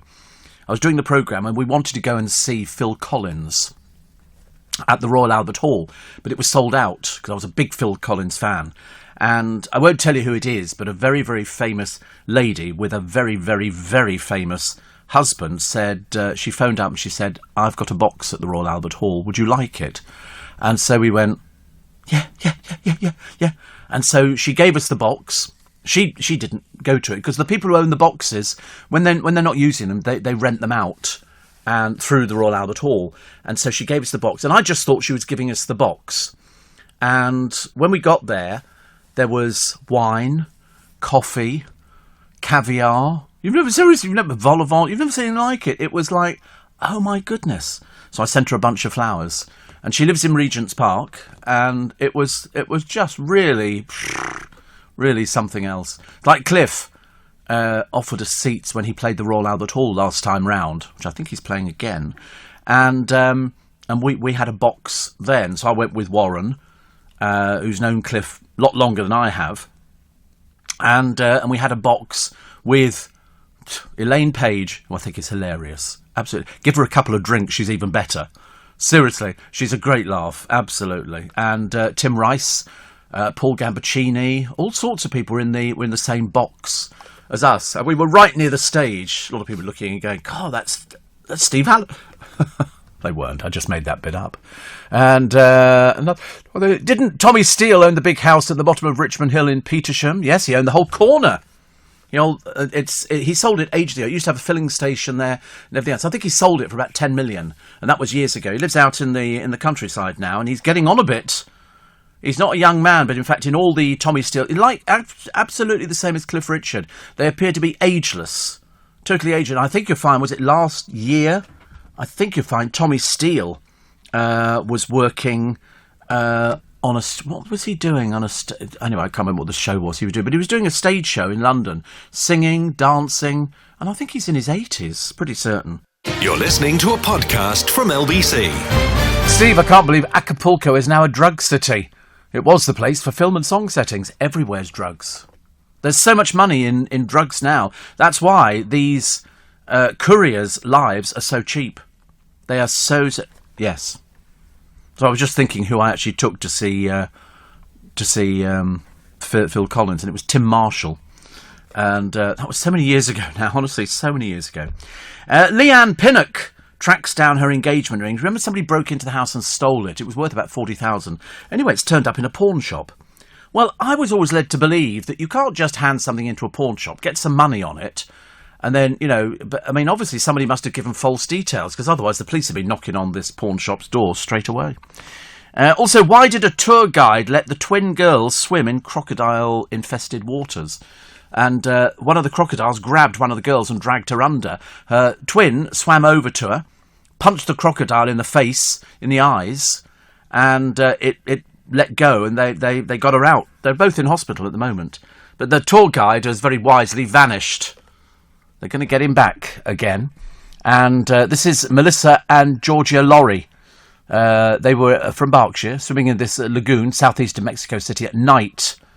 And Melissa was reportedly dragged under the water by the croc, and her sister found her face down on the surface several minutes later, because she's got wounds and things like that. But you've got to be so careful with these things, because what they do, they just come up and they'll either leap out of the water and grab somebody. I think, wasn't it on Disney's property? Disney had a hotel on a beach or something, and a crocodile came out of the water and grabbed a toddler and dragged it back in again. And they've now had to put up all these signs and notices and everything else, because they move fast. We've seen them when that Australian bloke who died with the stingray, he actually used to do it. There you go. A 2-year-old attacked by an alligator at Disney World, recovered from the lake.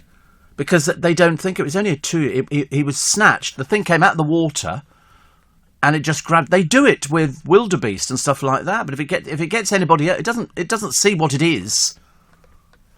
But they had a 16-hour search. I mean, you know, absolutely dreadful. The father of the toddler fought with the animal, but then he couldn't do anything except watch the alligator disappear back into the deep water with his son.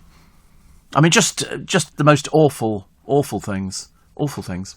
Steve, did you know My Cuckoo was written by Magnet founder Pete Shelley, who actually sang it under another name, Alvin Stardust? Well, he didn't want to perform it in public, so Shane Fender became Alvin Stardust and mimed the recording on Top of the Pops. Well, he became leather. He was wearing all leather and stuff like that. I didn't know that side of the story, Chris, but I did know that Shane Fenton became Alvin Stardust. So he basically had two. It was Shane Fenton and the Fentones, and then he became Alvin Stardust, and he had My Cuckoo, and he had quite a number of hits, actually. Quite a number of hit singles. My producer, being so young, doesn't know Tommy Steele. How can you not know Tommy Steele? I nearly went and bought the film from yesterday because it was a typical good British little movie where he worked in a music publishers and stuff like that, and it was, you know, in the days when you could go in there and go, I wrote this song, and you know, and he, of course, he had a fantastic voice, still has, as far as I'm concerned. It's like Cliff Richard, doesn't sound any different on stage. When you go see Cliff Richard, if you're lucky enough to get tickets, go see him. It's like a super nostalgic trip, which is really, really lovely. And he sounds exactly the same. Do yourself a favour and get the DVD of Cliff and the Shads and their final tour, because the Shadows recreate the sound of the music, and Cliff is back on tour in October. I have my seat in the box already. And he's at the Royal Albert Hall. He's doing I think he's doing around the country. I know his fans are always like my fans, my adoring fans. He's playing everywhere. Sheffield City Hall, Bridgewater Hall, Manchester. It's the Great 80 Tour, 80 being his age, the Brighton Centre. Royal Albert Hall, he's doing on 23rd, 24th, 26th, 27th, and then he's back up to Nottingham on October the 29th. If you can get seats for him, get seats. You won't be disappointed. You will not be disappointed. When I saw him last time, I told you the funny story. We got the box and we get to the Albert Hall, and the people who buy tickets for Cliff shows, they know everything he's going to do. At one point, he will invite the audience to come down to the front, and it's like a mass exodus from seats. People will get up and they go right to the front of the stage, and they absolutely adore him. I mean, I can only describe it as going to a Steve Allen show without the songs. And I was talking to a lady outside, and she said, have you seen him before? People talk to you. And so I said, no. She said, you'll love it. He opens with this song, and she knew everything. Anyway, we get into the box, me and Warren. Warren will bear this out for me. And there's a group of ladies sitting in our box. I think the box probably seated about 8 people. And there's a group of ladies sitting in there. And so I said to Warren, are we in the right place? Thinking, because we knew we were going to be with celebs. And so Warren said, I'm sorry, I thought we were in this box. You have your ticket. And so she said, yes, we've got the tickets here. And of course, it was the right number, but they were right up in the gods. And he pointed at the front of the box. He went, you're up there, dear. You're up there. They had to get oxygen cylinders so they could breathe it. And we had and Cliff was just amazing. Really good. Steve, this will make you feel old. 40 years ago, Duran Duran released their first album. That is frightening, isn't it? That is frightening. I'm definitely going to get that Tommy Steele film. I still like the Once Upon a Time There Was a Little White Ball. I love it. And all those sort of songs. You could sing along with them. And that's why you can sing along with all of Cliff's songs. But if you buy the DVD of them on stage, and I forget where they were, but it was big place. And they recreate the sound of, it's perfect. You listen to the Shadows, and it's as if we've been transported back in time. And then Cliff comes and sings with them. And it's like somebody's waved a magic wand and taken you back. All the Cliff fans will be going, you're so right. And Tommy's still the same, but he had loads and loads of hits as well. Loads and loads of hits. And he was sort of another one of those rock and roll celebrities. And still going strong. What have we got today? We've got Dawn Neeson's column. That'll be some interesting stuff, I tell you.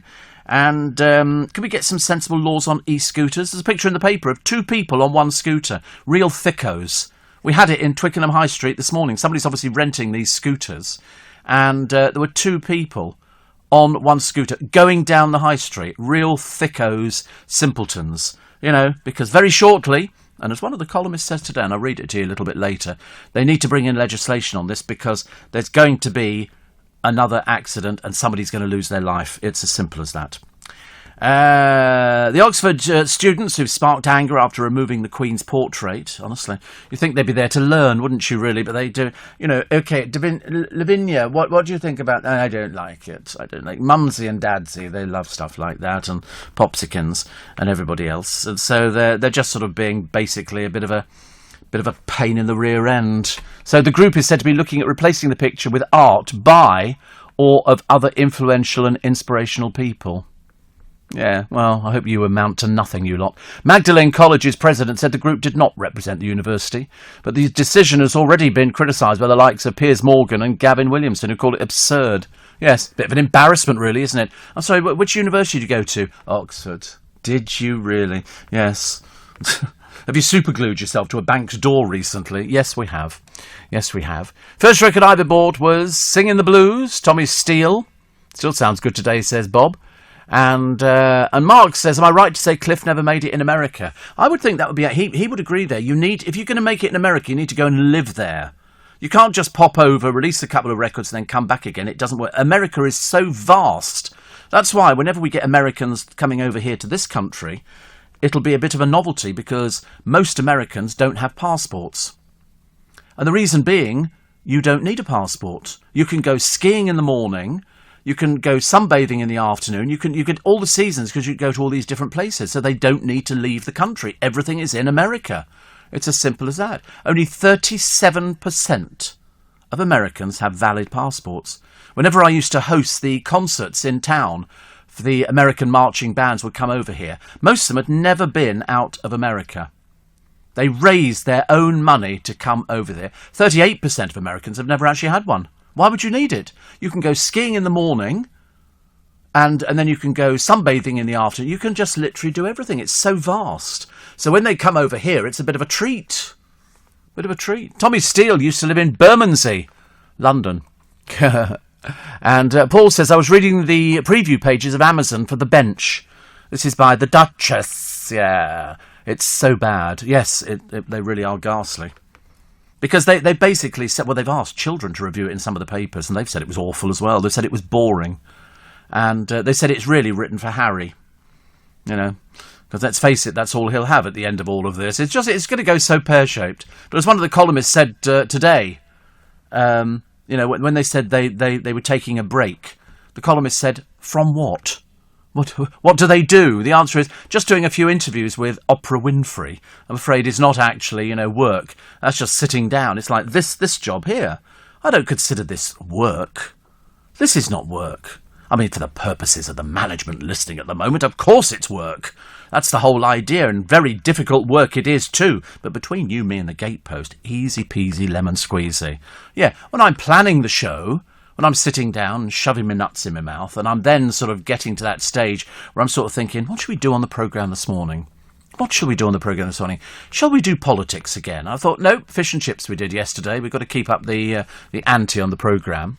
And Roger says, the young producer may not know who Tommy Steele is, but I bet he knows who Tyler is. No, we're not on that one at all. And Nick says, I had the pleasure of meeting Alvin Stardust backstage at the Lichfield Garrick and couldn't believe how young, and generally fit he looked. I was so shocked when he died not long after at the age of 72, says Neil. He's died, has he? Why don't you told me something I didn't know. I get that a lot when sort of people, you know, I meet people and I think, oh, I'd love to talk to you, you know, because I reckon you've got a really, really good story. And then blow me dead, somebody says, oh, so-and-so died. And I went, really? I didn't ever have a chance to talk to them. But never mind. So what do you want to do when you're older, they ask. Not that question again. If one thing's for sure, it's okay not to be sure. Because there's education and training in areas you may not have even thought of. From artificial intelligence, to genetics, to aerospace engineering. Get the jump on the skills employers are looking for, with a T-level, apprenticeship, or higher technical qualification. Search Get the Jump and see what's out there for you. You're listening to a podcast from LBC. What percentage of Brits do you think don't have passports? Do have passports? It's interesting, isn't it? Because you all imagine that everybody's got a passport, except those people sitting at the airport at Faro in Portugal, going, I told you we should have paid. We could have got back now. We got to bloody sit at home for 10 days. I don't know what that accent is. I have no idea. Yeah, they're all northern as far as I'm concerned. Because I don't know anybody from Dynesith who would actually want to go to Portugal. It's a dump of a place. I looked at the picture of people sitting on the beaches. I thought, I can't think of anything. Why do we go abroad to sit on a beach? We've got beaches here. Have you been up north? I know it's grim, but, you know, you can go up there and you can sit on a beach with your windbreak and your jumper. And you can sit there going, oh, we love our British holidays. I mean, look at this. I'm looking here. It's a beach in Portugal. I mean, look, you can tell how popular it is. Nobody's sitting on the blooming thing. You know? I mean, Portugal's obviously very popular, but I don't want to. Listen, I've looked at the Great Unwashed before. I'm not going into the sea when those people have been in there. You only have to look at them to realise it's not right, is it? By the way, Tyler is a 19-year-old singer who's very popular with the younger people, says Roger. Well, you're wasting your time with him next door. He doesn't follow music. Last thing he bought was by the Sugar Hill Gang. You know, oh, the hip hop, a hippie, the hip hip hop. So he's heard of them. Or the fast food rockers. Oh, Pizza Hut, Kentucky Fried Chicken and a Pizza Hut. McDonald's, Kentucky Fried Chicken and a Pizza Hut. I don't know. Steve, bang on the spike this morning. Bang on a spike goes Terry. He's with his border collie. They're going to the beach. Oh, right. Lovely. It's a bit dark, isn't it, for going to the beach? Although there's something nice about listening to waves crashing on the sand. Isn't it funny, the things that you like that go back to when you were younger? I don't know what I've been doing on the bit, because I got very frightened years and years ago. I thought I was going to drown. We lived up in Yorkshire and we were very near the coast. We knew we were near the coast because underneath our house, underneath the stairs, was a secret tunnel that led to the coast. It was a smuggler's tunnel. And you could follow it back. It had collapsed in certain places. It was brick, but it popped up under our stairs. Nobody ever turned up, like, war, and or anything like that. But I went to the beach one time with my brother. We had a go-kart. My dad made us a go-kart. Which was very nice. And we went all the way to the beach. We got down onto the beach, and then we were walking on, and the tide started coming in. And that part in Yorkshire, tide comes in fast. And we went to climb back up the cliffs again, and we had Wellington boots on, I think. And they got caked in mud, and we couldn't climb up the cliff. We kept sliding down it again, and the tide is coming in fast. And I got quite panic-stricken. And so we saw a fisherman a bit further along the beach. So we ran along the beach in the small bit of beach that was left to us and said, we need to get out. I was nearly in tears. We need to get off the beach. He said, there's some steps there. And so we got the steps and we got off the beach. But up until that moment, by the time we got to climb up the steps nearby where the fisherman was, the waves were lapping round the bit where we had been. Very frightening, very frightening. Rob says, I would prefer a Portugal beach over Blackpool beach any day. Well, you didn't mention that. I mean, I agree with you. I would rather poke my eyes out with a lolly stick. I'll tell you what I bought the other day. Calippos. But little Calippos in Iceland, 6 for £2. Very nice. Rock hard, and it means it doesn't drip all over your hand. Beach in the UK. Oh, Best Beach. I thought that was beach in the beach. What was that song? What was it? Was that Nicki Minaj? Like, take me to the beach. Let's go to the beach. I love it. Best beach in the UK. I don't know. Brighton is all stones, isn't it? Southend? I don't know. No, Frinton, West Wittering.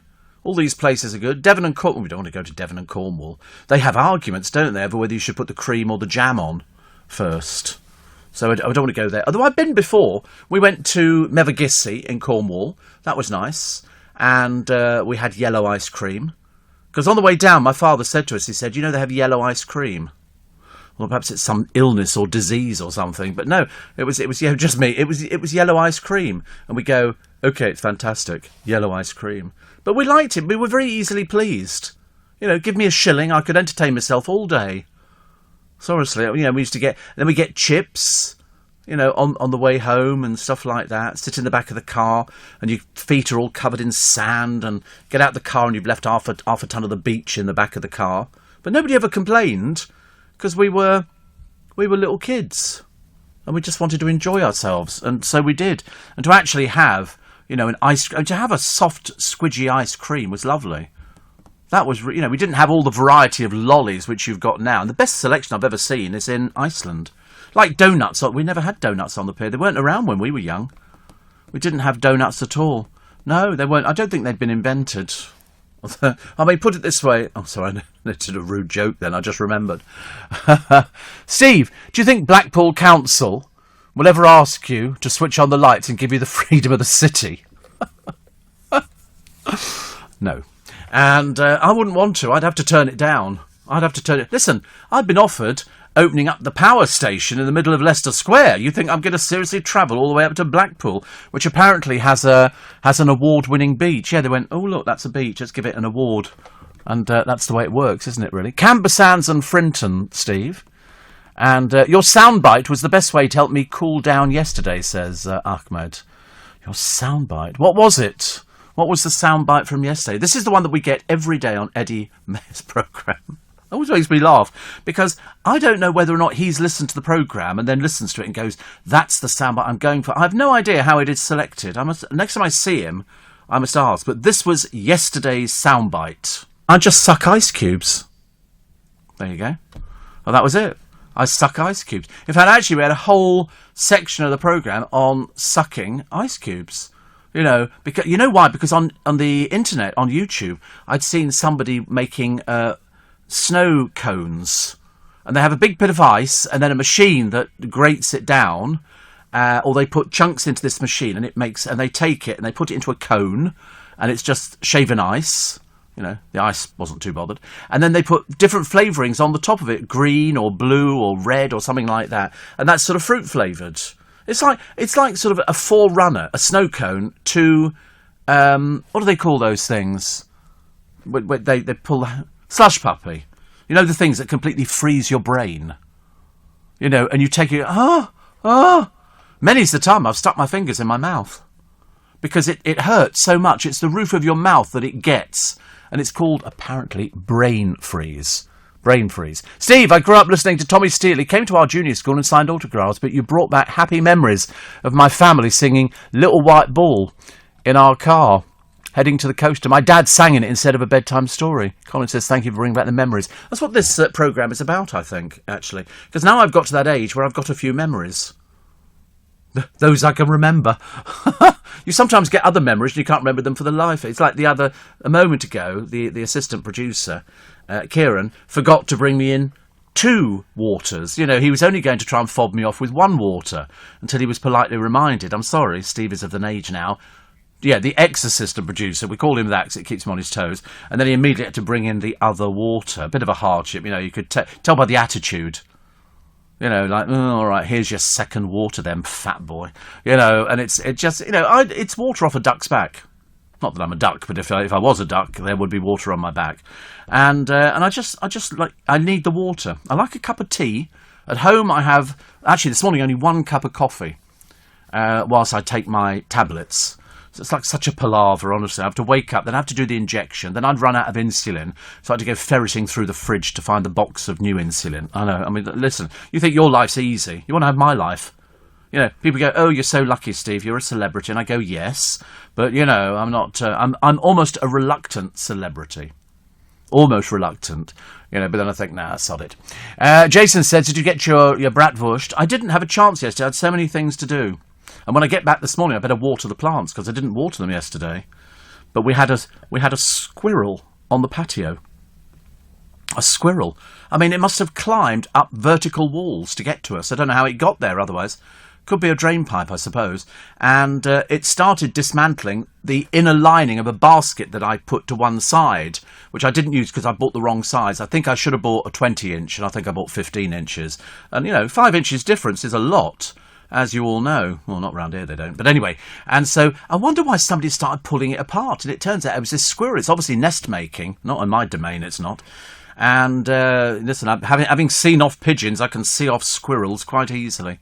And so one of the neighbours said to Lindy, she said, oh, the squirrel. Ooh.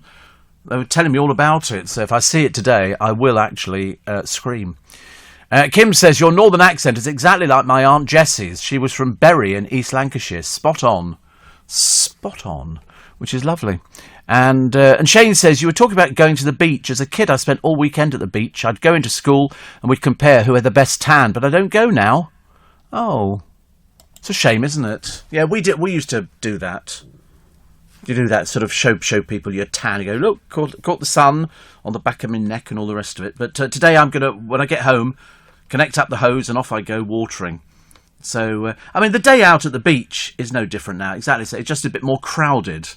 When we were sort of on the beach, and I've got pictures of our family with my Auntie Ivy, bless her heart, and my cousins Stephen and Martin. Again, only one left. Seem to have lost so many people in the family. And because my auntie had dementia, my Auntie Ivy. She was the one whose husband had a butcher's shop at Gants Hill in London.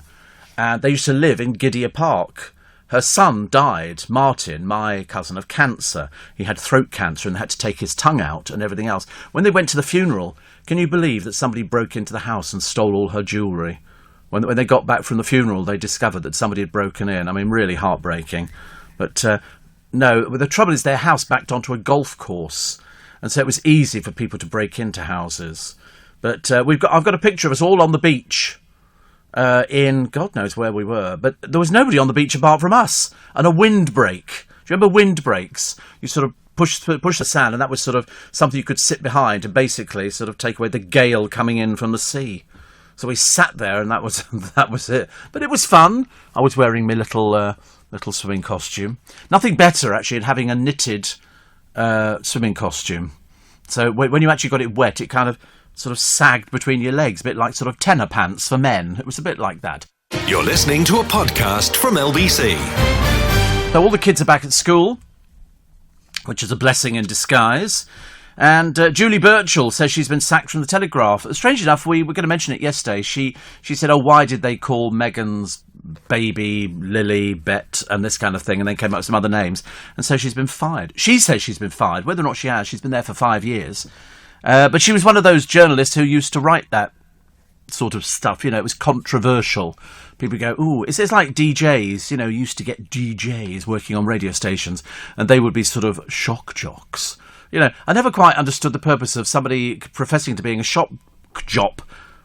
That was sort of, as far as I'm concerned, the quickest way to get yourself fired, which to sort of come up with stuff. And I've heard quite a few who claim to be shock jocks over the years. But you suddenly realise there are laws. You can't say something on air that isn't true about somebody, as indeed Dr. Christian Jessen found out to his deep cost by libelling somebody. And he's got to come up with about £300,000-400,000. And he wanted to crowdfund it. And I said, no. Sell your house, mate. Sell your house, mate. That's not your housemate. Sell your house. So then you can pay for it that way. Why should somebody else have to pay for your mistakes? Definitely not good. So halogen bulbs, I keep saying bulbs, I don't know, halogen bulbs axed in the latest Green Drive. I've got loads of them. They were offering them on special offer years ago, £1 each. And I bought loads. I must have about 100 of these things. 40 years on, dies Escort. That's a car, is for sale. Because it was owned by her and it's done very low mileage, 40,000 quid, I think, would be the starting price. Dawn Neeson's column today talks about the unknown couple in America. And Jane Moore on Koo Stark's new book, the woman who said she'd never ever write a book about Prince Andrew. I'm led to believe it's about Prince Andrew, basically saying that the royal family were fantastic to her. Absolutely fantastic to her, and sort of set up things with journalists and everything else. But she's always, up until now, resisted. But I think she just recently lost a court case, so she's got no money. And so the one way of making money is to write a book about something you know. It's no good writing about something you don't know about. Whether or not anybody's interested in a book on Prince Andrew and inside the royal family, I don't know. Most people seem to have made a bit of a living. They got that, there's some various... I've never known a time where we've had so many royal correspondents. Very, very, very odd. So Captain Birdseye is going vegan. It's very popular, isn't it, this sort of vegan malarkey. So presumably there will be some sort of plant inside it. So they will be fish-free. Fish-free. What was the other one? Change the law over dog-on-dog attacks. At the moment it's a little bit vague. And a 30-stone gorilla from Kent has been sent to the Congo. I've been down to this Damien Aspinall's place, full of gorillas. Really, really fantastic. And the cricket stars who face tricky deliveries as the old tweets have emerged. This is after the other day when we had tweets that people are saying, oh, that's inappropriate. Nowadays, people complain at the drop of a hat. There was a woman being dragged off a plane on YouTube the other day, which I enjoyed watching. She was obviously a bit of an old drunk. And so they said, no, we want you off the plane. The pilot said he's not taking off while you're on the plane. And so in the end, they had to bring on the police. And 3 of them dragged her out of her seat. She was kicking and swearing and effing and blinding and all that kind of stuff. But there's one woman who does it. She tries to get away from a police officer. She's been arrested and she makes a dash for it. So the police officer, who was slightly overweight and couldn't actually run after her, just gets her taser out and and this girl goes down like a sack of potatoes. Which I thought was quite funny, actually. The Queen's Dream chocolates have finally been announced.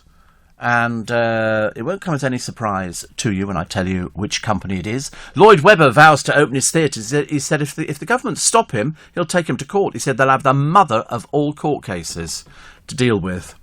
Because he reckons that because of the government stopping people going to the theatre, although they're not really, it's only certain theatres, it's killing business for him. He had a very and it's not that he's short of money, it's just that the people want to go out to the theatre, because without the theatres opening, the restaurants don't open. But if you've got all the theatres open as per usual with, hundreds of people, I mean, if you go to the Theatre Royal Drury Lane, That's, well in excess of, 1,200 people every night. You need those people going to the theatre so you can make your money and put on more productions. That's the way it goes. Lorraine says, I remember our trips to the beach and the fear of getting stung by a jellyfish. You don't seem to see them anymore. Well, I do. I see jellyfish. We used to get little ones in Hong Kong, but I've seen big ones before. And some of them, the tentacles go for, they can be absolutely huge, absolutely enormous. Steve says, Paul, able to listen at home? Well, for at least the new 7 days as the NHS app went off again. That's the third time, and always when at work.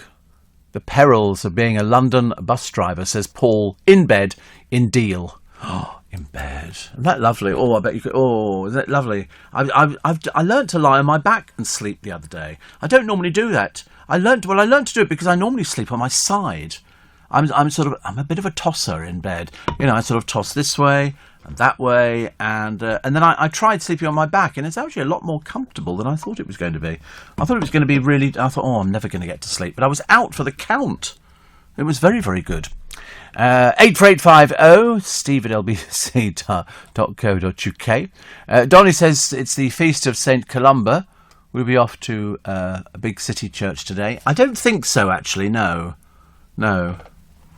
I think I've got so many little bits and pieces to do, including watering the plants. But that, people say, it's just watering the plants. I say, yeah, but if you're doing it properly, that's actually the best part of an hour.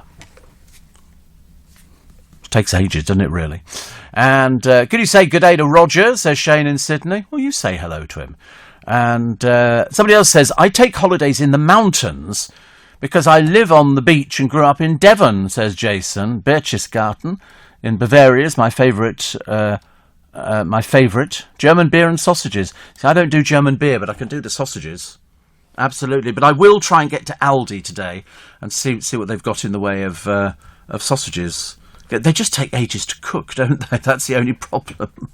But I do like them. What was the other one that I quite liked today? The British gangs held in that global FBI sting.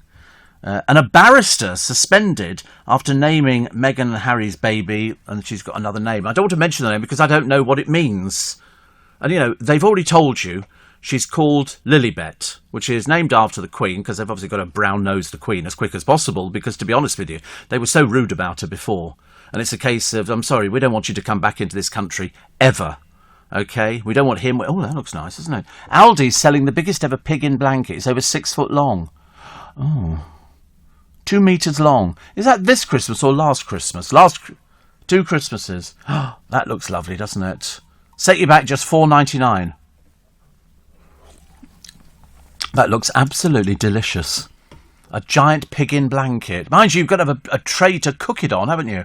Have you noticed? They must have one special oven because that's cooked to perfection, isn't it?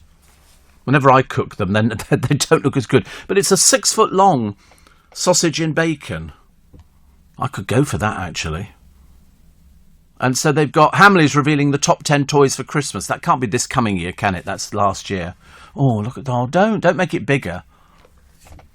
Nothing worse. Steve, collective noun for jellyfish, a smack. A smack of jellyfish. Never heard of that before. And the best beach in the UK, says Jonathan, between Putsborough and Woolwickham. It's called Mort Bay. P.S. Cream first, jam on top. Obviously. No. Jam first, cream on top. I'm not arguing with people. I'm telling you the way the royal family have it done. That is the end of it. Anybody else writes anything about cream or barred, okay, for the rest of eternity. And Steve, loving the memories of the beach. Loving the memories of the beach.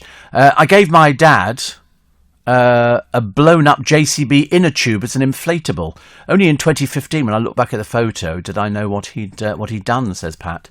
Oh, I used to love that. A lilo on the beach. We used to have a proper lilo. You'd have to pump it up, because if you blew into it, you got dizzy.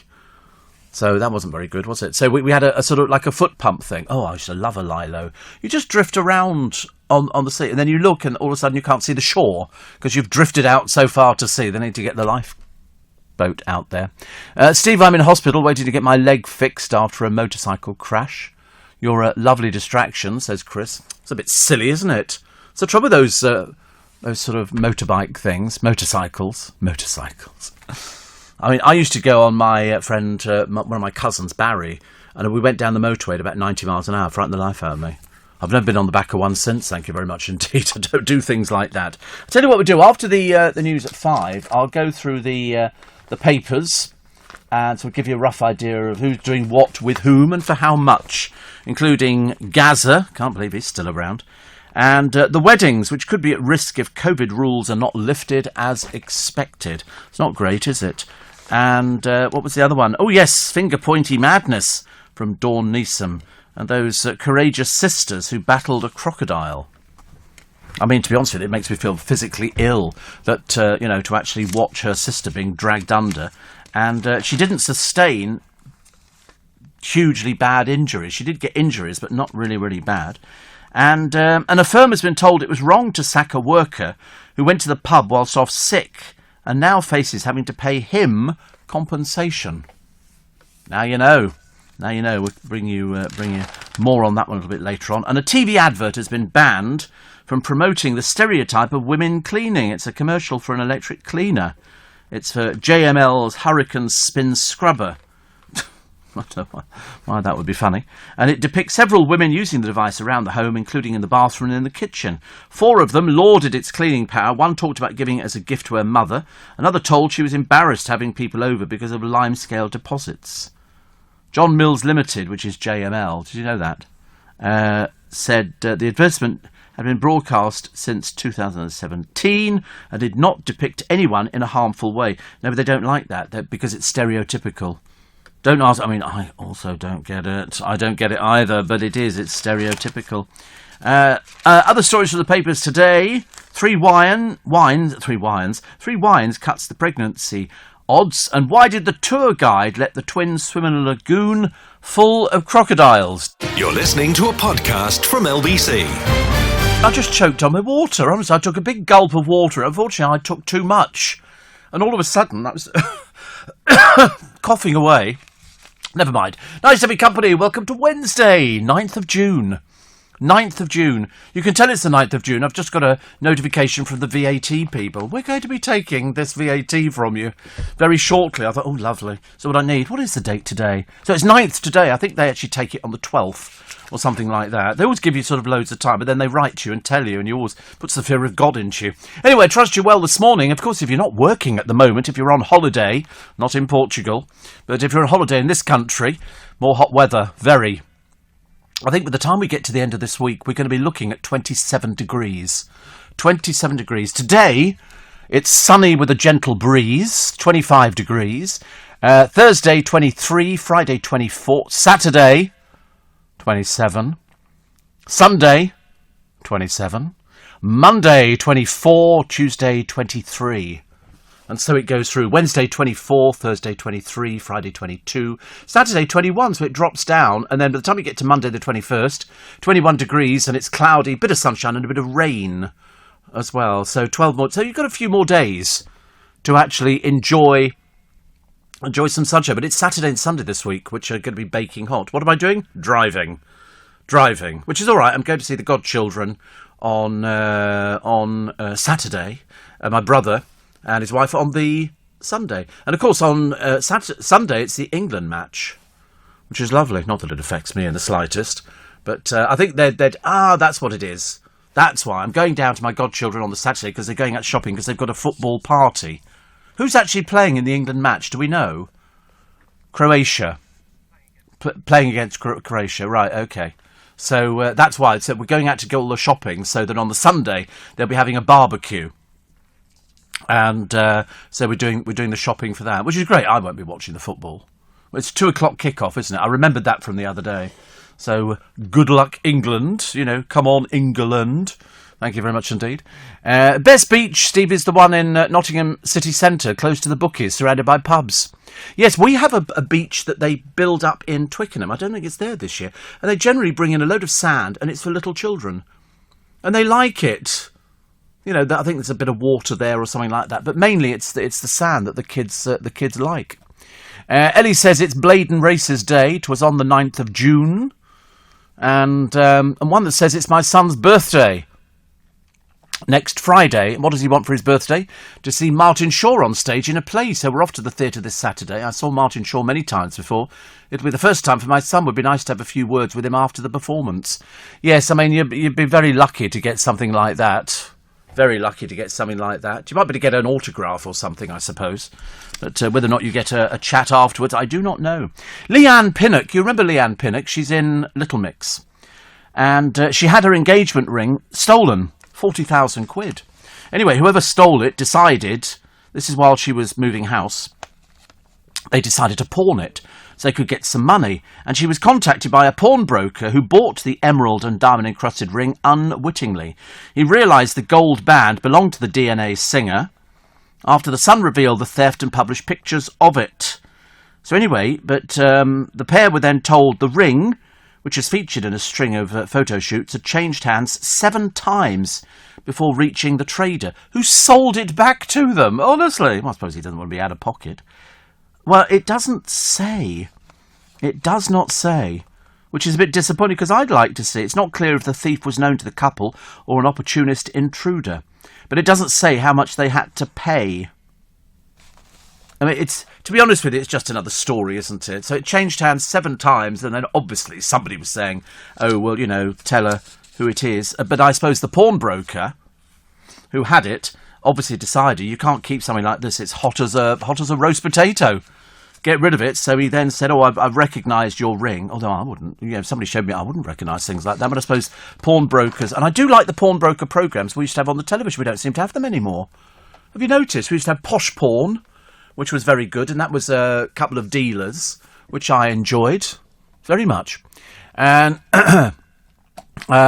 Steve, weird old word, the same people who want Ollie Robinson to be banned from cricket for life are the same people who want Shamima Begum to be allowed back to the UK. I don't think anybody wanted Shamima Begum. She's now saying, because she's still trying desperately to get back here, and we don't really want her, thank you very much indeed. She's saying that she only went there because she didn't want to feel left out. Yeah. Unfortunately, dear, I think you've tried. I don't think people want you back here.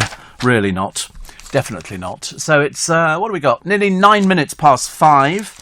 Mylene Klass is fronting a TV show exploring what she calls the dark secret of miscarriage after she lost 4 babies, because she's got Ava, Apollo, and Hero.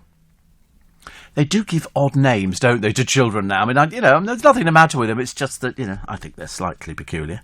And she says, so she's got my rainbow baby and 4 little stars in the sky. Oh, it's quite nice. Jane Moore's column today talks about stark reality of life inside the royal family. This is Koo Stark, former girlfriend to Andrew. I'm surprised she wants to be anywhere near him at the moment. The relationship hit a rocky patch after it was revealed she'd appeared topless in the movie Emily. I mean, so? I don't think it was that big a deal. The Queen, she says, invited her to a picnic so they could be photographed together by the paparazzi. Depends whether you believe all this stuff. It doesn't make any difference. It's another book. And so the actions, I mean, it really sounds, says Jane Moore, like the palace isn't quite the stiff, unwelcoming place to outsiders that the Sussexes have painted it to be. Yes, I mean, she seems to think it was okay, and the Queen looked after her and everything else, whereas if you believe Harry and Meghan, it's the most god-awful place under God's sun. And also, having just signed up for the Mousetrap in London's West End, former Bouquet of Barbed Wire star Susan Penhaligon has described her acting trajectory. What happens to an actress like me is that you go from playing the daughter to playing the mistress to the wife and mum to the granny, she says. Then you play the old bag. every gamut, isn't it? Every kind of thing here. And here's a mum who set a world record by giving birth to 10 babies in a hospital in Pretoria. I'm surprised she never turned up here. 10 babies. She's enormous. She's absolutely huge. And she had a C-section delivery at 29 weeks. Wow. 10 babies. See, I think that's nice. 7 boys and 3 girls. It's almost a litter. Almost a litter. Actually, talking of litters, Mr. Sunak, Rishi Sunak, is willing to accept a delay of up to 4 weeks to the final stage of England's reopening roadmap. Ministers will continue to scrutinise data on cases and hospitalisations. They reckon it could extend the restrictions beyond the 21st of June. I mean, honestly, more than 6,000 people were reported on Tuesday to have tested positive for coronavirus. 126 of them admitted to hospital. So, you know, for all those people going, oh, don't worry, there's no danger with it. We're back where we started, nearly. Don't want to go there, thank you very much indeed. We really don't want to go there. Also, another picture of Kylie Minogue. All you get with Kylie Minogue is sort of just loads of pictures of her looking relaxed, but she's like so big. She's very tiny. Very tiny. And so here she is, posing in a faux fur coat and heels for new Instagrams. Her entire life is dressing up and posing for Instagram snaps.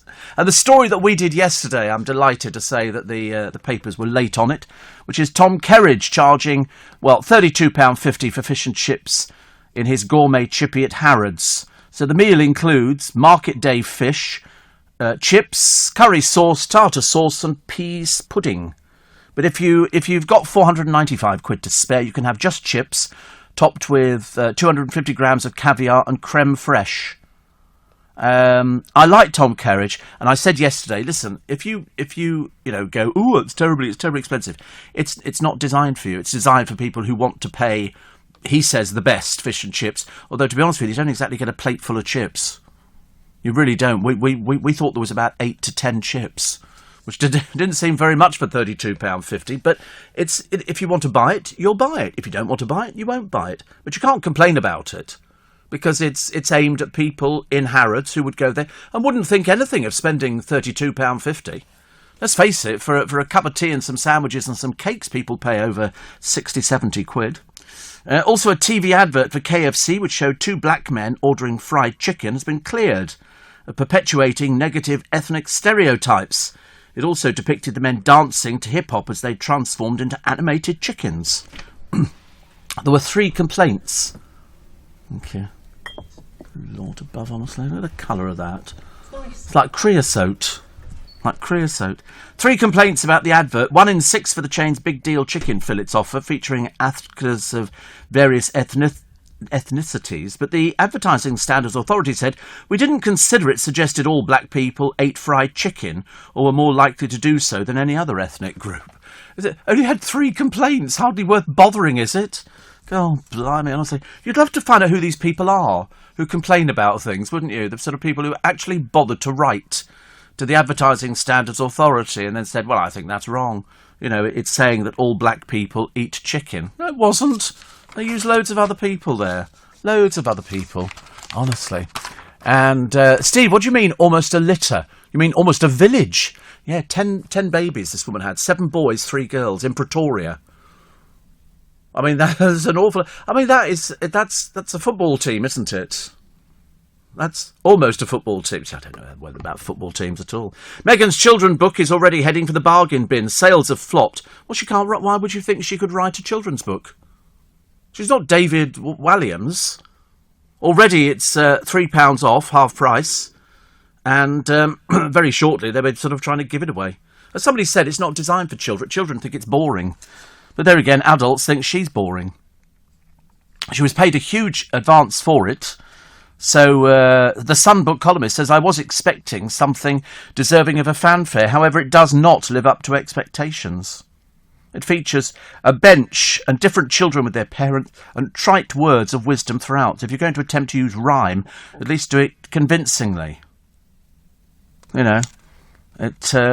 She said, if this picture book came through anonymously, I don't think it would have made it to the slush pile. It's too try-hard, woke and overly sentimental. Well, she can't write. Why would you think she could write a children's book? But, of course, it is by Meghan, the Duchess of Sussex. She's not a duchess. Let's not give us this baloney, thank you very much indeed. She's a very average actress whose career is finished now. Thank you very much indeed. Honestly, you think I'm bitter. But my favourite picture of the morning is a herd of buffalo in the Masai Mara, which is one of those, lots of animals. And there's a lion clinging to a tree, because buffaloes don't like lions. They've been known to toss them in the air. And lions are fearful of buffalo because they're big. They're not like the wildebeest, where you can bring those down, with a cotton bud. But and these lions, so the lions stayed up there for an hour in the tree. The buffalo were all standing around the base waiting for it, which is good, isn't it? You feel a bit sorry for the lion, but then you think, nah, not really. You're listening to a podcast from LBC. Morning, everybody. Nice to have your company. So it's another hot day. Mind you, not as hot as Saturday and Sunday are going to be. And Beatrix says, over the last 2 days, I've seen London buses with LBC radio on the side of them. I know. We own the side of the buses. It's a cherry, dear. Okay, it's a cherry. Okay? God, blimey, honestly. I think they've never seen fresh fruit. All right, it's 2 cherries. I know it looks like a fruit machine to you. I bought in cherries today. They're Spanish cherries. They're very nice, actually. They're very expensive. £10 a kilo, cherries are. You can buy a box of them. That's practically... Well, I gave some to Zora Suleiman because she doesn't get out very much. And I thought we'd have... They're very nice. They're very good for you. But just remember, there's a stone in the middle of it, okay? If you've got fillings, it'll take them out. Just sort of remind you of that. Some people forget. I wish they'd invent a mango that doesn't have filling, but then nothing to hold the flesh up. It would just all collapse. They don't have anything like that. And I do like... What's the other thing that I like? Oh, the Pope lost his temper then. Some woman grabbed his hand. Sorry, I was watching something on the news. It's people who've been attacked whilst they're walking around. Macron, I think, was hit by somebody the other day, 2 pathetic people. And the Pope is doing a walkabout in Vatican City. And a woman grabs his hand and he wrenches it away and slaps her on the hand. Loses his temper. He's the Pope. You don't grab the Pope. Dreadful, isn't it? Honestly, all these people... It's quite nice, actually. I love it when somebody puts together a little montage of people being beaten up. So Emmanuel Macron slapped in the face. 2 people have arrested after shouting, "Down with Macronism." Yes, well, you won't be seeing the light of day for anything. And Meghan is married to the Queen's grandson. Next in line, Charles's daughter-in-law, so whatever she writes will be read. Yeah, but unfortunately not by very many people at all if they're remaindering the book. Which is a bit sad, isn't it, really? But never mind. At least she's found a fan. Mark says, I watched a clip of you and Dale on a game show and you had hair. Well, we all had hair. I mean, you know, if I've still got hair. Just, you know, got hair, you know. Honestly, people are very funny about things like that. They were doing a thing the other day when they were doing, what's that, Chris Eubank? And he used to have hair as well. And now he hasn't got any hair. And there's loads of other people. You know, that's what happens, Mark. You'll lose yours soon if you haven't done already. It goes, unfortunately. Doesn't really bother me. Steve, good show today, thank you, says Chris. Thank you very much indeed. What do you mean, good show today? Pope Francis apologised. He lost his temper. You could see the hatred on his face because he didn't know if she was going to do something. Look at him. Look, ooh, not happy. He's the Pope. And there's the woman there. She was restrained. You do not grab the Pope's hand. I'm sorry. If I'd been the Pope, I'd have bloody well hit her as well. Yeah, I wonder if it's that, because the trouble is, if you're Pope, you don't really have much of a choice of outfits, do you? I reckon he longs to put on a T-shirt, you know, and a pair of tight jeans, but he can't. He has to wear these clothes all the time, and he's there till he dies. Technically, although we did have one who didn't, who opted out. We never understood why. He opted out of that. That was a very strange one. But no, you are there until you die. It is the job for life. I'm not sure. I don't know if I want that kind of commitment. Yeah, my job is the same. I'm here for life, whether you like it or not. But Beatrix says, I'm very happy for LBC advertising on London buses. Yeah, we own the side of the bus. Have you not seen the sign? It says Global. We own that. You see it on railway stations. You see it on motorway bridge. You see it everywhere. The length and breadth of the land. We've got more signage than anybody else. I think that's what they call it, isn't it? Signage. I love it. I'm always fascinated. But no, all on the side of the bus. We own them. All of them. What have we got here? Brit dies in horror hotel form. Fall. This is Callum Lewis in the Thai city of Pattaya. He died after falling from a hotel fire escape. Did they not have a thing? I'm trying to rack my brains. I'm sure I've read it in the past of people who do balcony jumping on their holidays, and they have unfortunately a few drinks, and they go onto their balcony, and then they leap onto the balcony next door, and a lot of them miss and plunge to their deaths, and I don't understand why. This one here was wearing only black shorts. He was staying on the 5th floor, and he jumped. It was the So Boutique Hotel. They couldn't revive him. He was staying on the 5th floor. You don't do things. I mean, I'm terrified of anything like that. It's called balconing.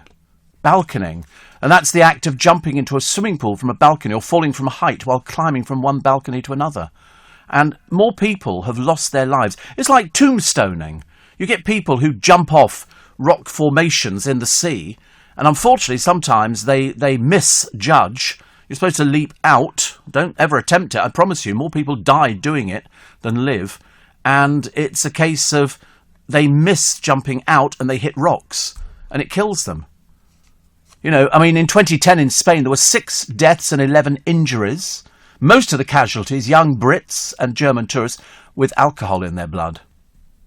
Also, there are people who've got, drugs in their system. In Mallorca, 3 tourists died in 2017 in falls from balconies, identified as balconing. I mean, I just can't understand why you'd ever want to do it. I'm terrified about even getting up off a chair. I'm rubbish. I definitely shouldn't do it. If I turn around quickly, I go all dizzy.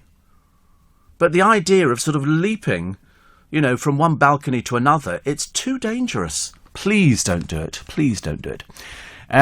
Steve. Apparently on Sunday you can wear your mankini. Do I sound like the sort of person who possesses a mankini? I think not, actually. And Shane says, I'm a bit thin up top. The barber doesn't take long. No, if you've got short hair, if you're losing your hair, the best thing to do is keep it cut short. I'm not going to do a comb over, am I? I'm not that sort of person. And it took me a long time to get round to that. Because I did sort of worry. I thought, oh no. I remember going down the stairs at LBC in Gough Square years and years ago, and somebody said, oh, you're losing your hair, Steve. I went, am I? I'd never noticed. And it was right in the middle of my hair, and it had the makings of a little bald patch.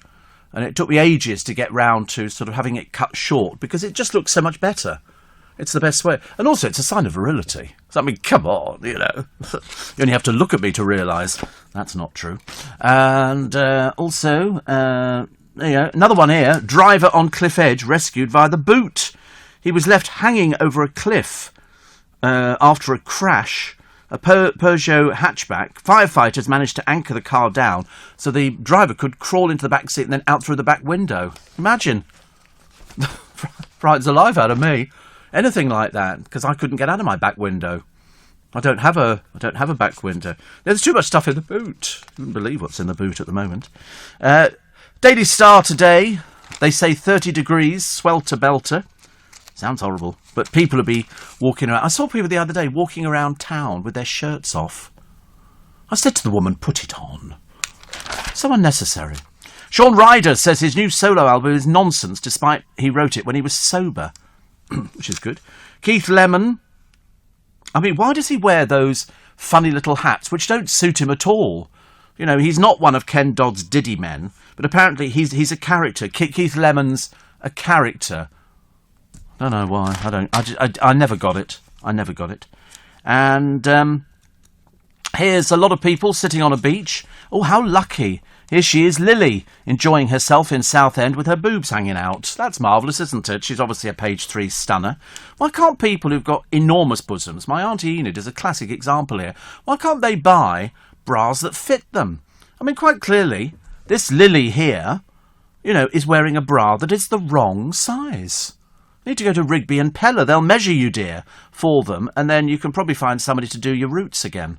But at the moment, she's wearing a bra. I mean, it's just ridiculous. It's too small. And bikini bottoms. Well, in her case, it is just bottom. But it's the top of the bikini that is just, it just looks wrong. But they're always sitting on beaches. Never a beach that you're on. It's always a beach that they're on. And somebody goes, yes, I mean, I wouldn't want to go to a beach like that. Who wants to sit on a nudist beach? Okay, me again, me. Steve, I lost my hair years ago. It happens to the best of us. I know. I thought you were going to do the gag about I lost my hair years ago. I was on the beach and it drifted out to sea.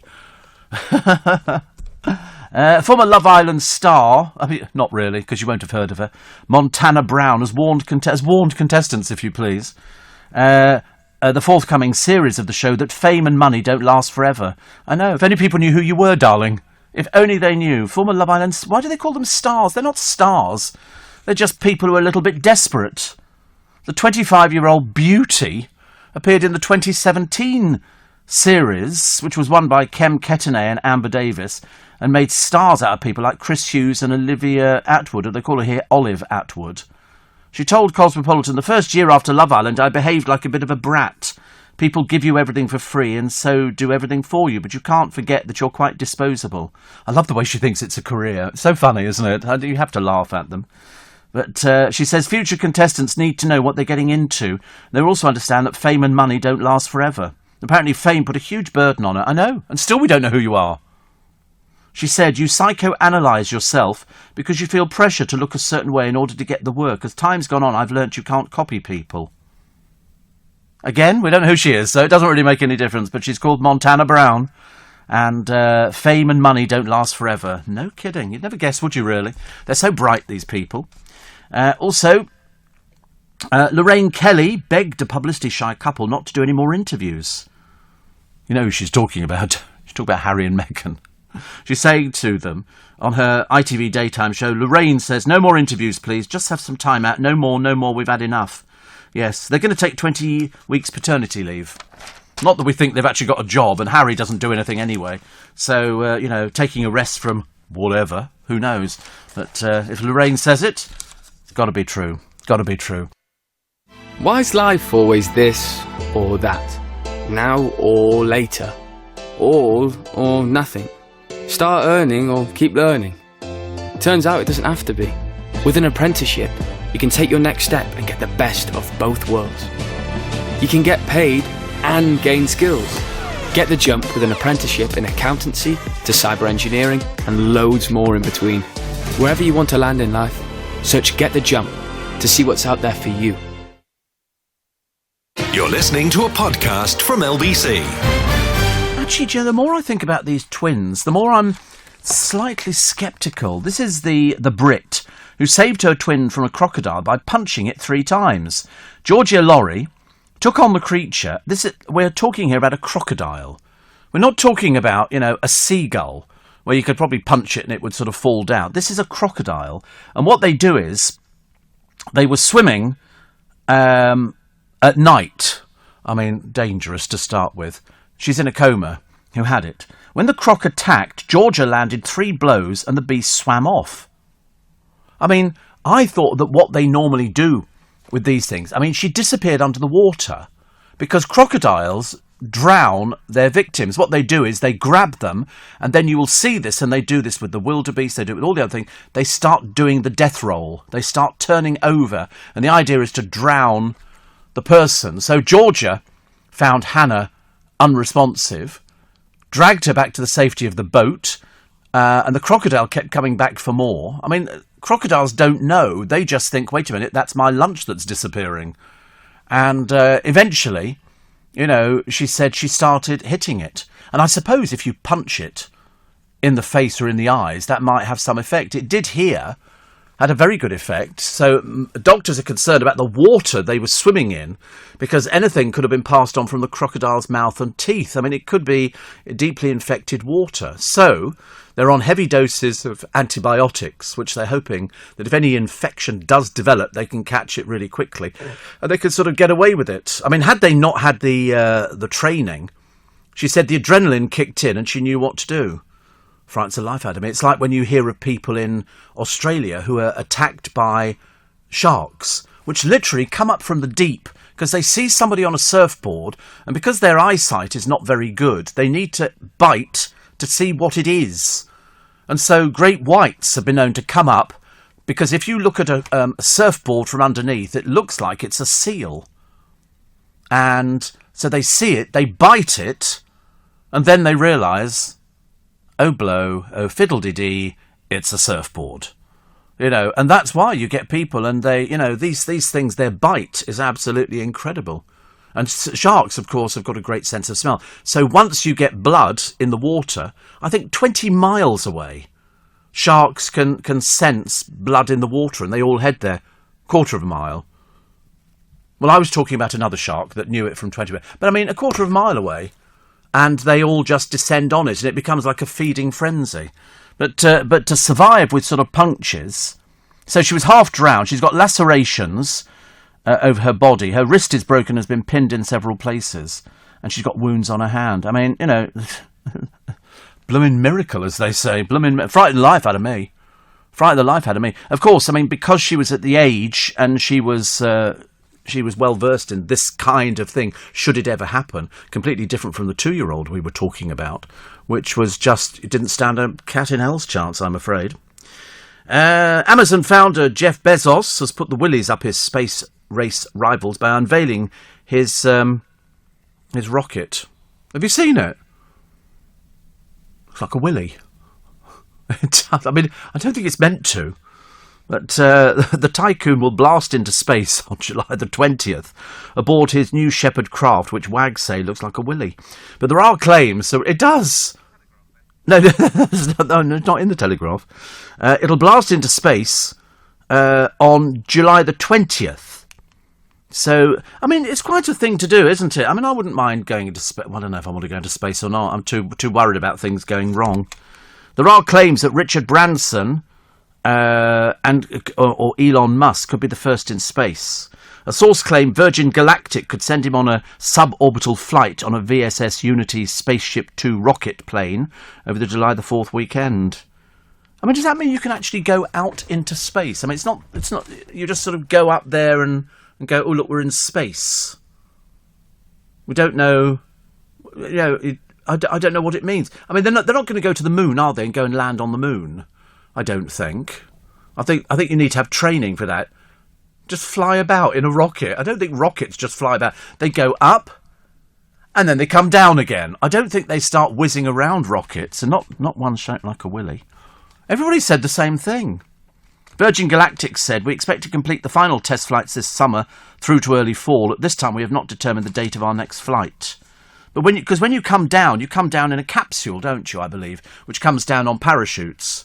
I seem to have seen that before. You've not seen that? Yeah, parachutes, they come down. I'm talking to myself here. They come down on a parachute, then it lands in the middle of a sort of a serpentine or something, and then somebody has to come and rescue them. But I'm not sure if I'd want the weightlessness thing. I'm not sure if I'd be... And also, you don't get... you're not going to get KFC up there, are you? I think that's highly unlikely. It's going to be sort of processed food or something you take with a glass of water, which doesn't sound very exciting. But it's going to be... I mean, there is an auction for a seat on it. So far, £3.5 million. You can have a seat on there. I'd expect a bit more than a seat. My own bedroom and a toilet, excuse me. I'm not going to risk anything else there, but £3.5 million so far. Well, dollars. But it's going to go higher, isn't it? I mean, for the idea of somebody actually... So you fly to the edge of space, the final frontier, and then you come back again. So, like, you get there, and then, oh, look, we're going home again. A bit like going on a ride at Alton Towers, isn't it? Yeah, round trip. Lovely. And Steve, very important tip. Sharks only attack when you're wet. Well, they're not going to be walking down Twickenham High Street, are they? You know, as far as I know, sharks are not going to be going, well, I tell you, we can't attack anybody here. They're not wet. And if you're going to go fishing for a boat, a little bit of advice, you're going to need a bigger boat. Yes. I mean, what did they show on the television the other day? Jaws. What a pile of rubbish that film was. At the time, though, we hailed it as, you know, it was fantastic. This giant shark, made out of plastic, was attacking the boat. I mean, how they ever got into it. But, I mean, the effects were terrible. But yet at the time, we didn't think that. We all thought it was utterly brilliant. Oh, dear, honestly. It does make me laugh. Steve, the crocodile probably let go because having been punched, thought he was seeing double. Well, I mean, I wouldn't have thought that, because they can close their eyes and do strange things, crocodiles, can't they? But anyway, listen, it worked. It worked and got it to release. It probably thought, blimey, this thing fights back badly. But the wildebeest don't stand a cat in Hades chance, do they? They're there having a drink, you know, chatting away. So what did you do, Muriel? Oh, yeah, we've just come through the Serengeti as well. And then the next minute, this crocodile launches out of the water. All it wants to do is grab the neck. And once they've grabbed the neck, they then drag it slowly. And you see the look on these, it's awful. The look on these poor wildebeests' faces. I mean, any animal that moves is fair game. Crocodiles don't set out to hunt humans. They're opportunistic predators. I mean, if you go splashing through a muddy river near the crocodile and it's hungry, it will come over and it will grab you. They eventually venture onto land to find prey. If that warm-blooded mammal happens to be a human, they couldn't care less. It's just, they don't know. In Africa alone, there are several hundred crocodiles attacks on humans per year. Many take place in small communities and are not widely reported. Between a third to a half are fatal, depending on the species. Far more common than shark attacks, and yet they don't receive as much media coverage. They do now on this programme. You look at them. You know, in reality, in 2014, there were only 3 fatal attacks of the 72 unprovoked shark attacks. Surfers. You know, it's surfers who sort of come in for it. And if you've seen a great white, they're huge. They're absolutely enormous. They hurtle up from the depths where it's pitch black, but they can see. And they can see this shape. And they look at the shape and think, looks like a seal. I'll go for it. Turns out, you know, not a seal. Turns out to be something else completely. But anyway, we wish Rocket Man, Jeff Bezos, the very best. No doubt we'll be getting pictures and everything else. Dawn Neesom's column today in the Daily Star. She says, love the name Lilibet. It's such a cute moniker for a gorgeous baby girl, and the healthy birth of any baby is to be celebrated. It's a happy thing. But, and there's always a but when it comes to ginge and whinge, isn't there?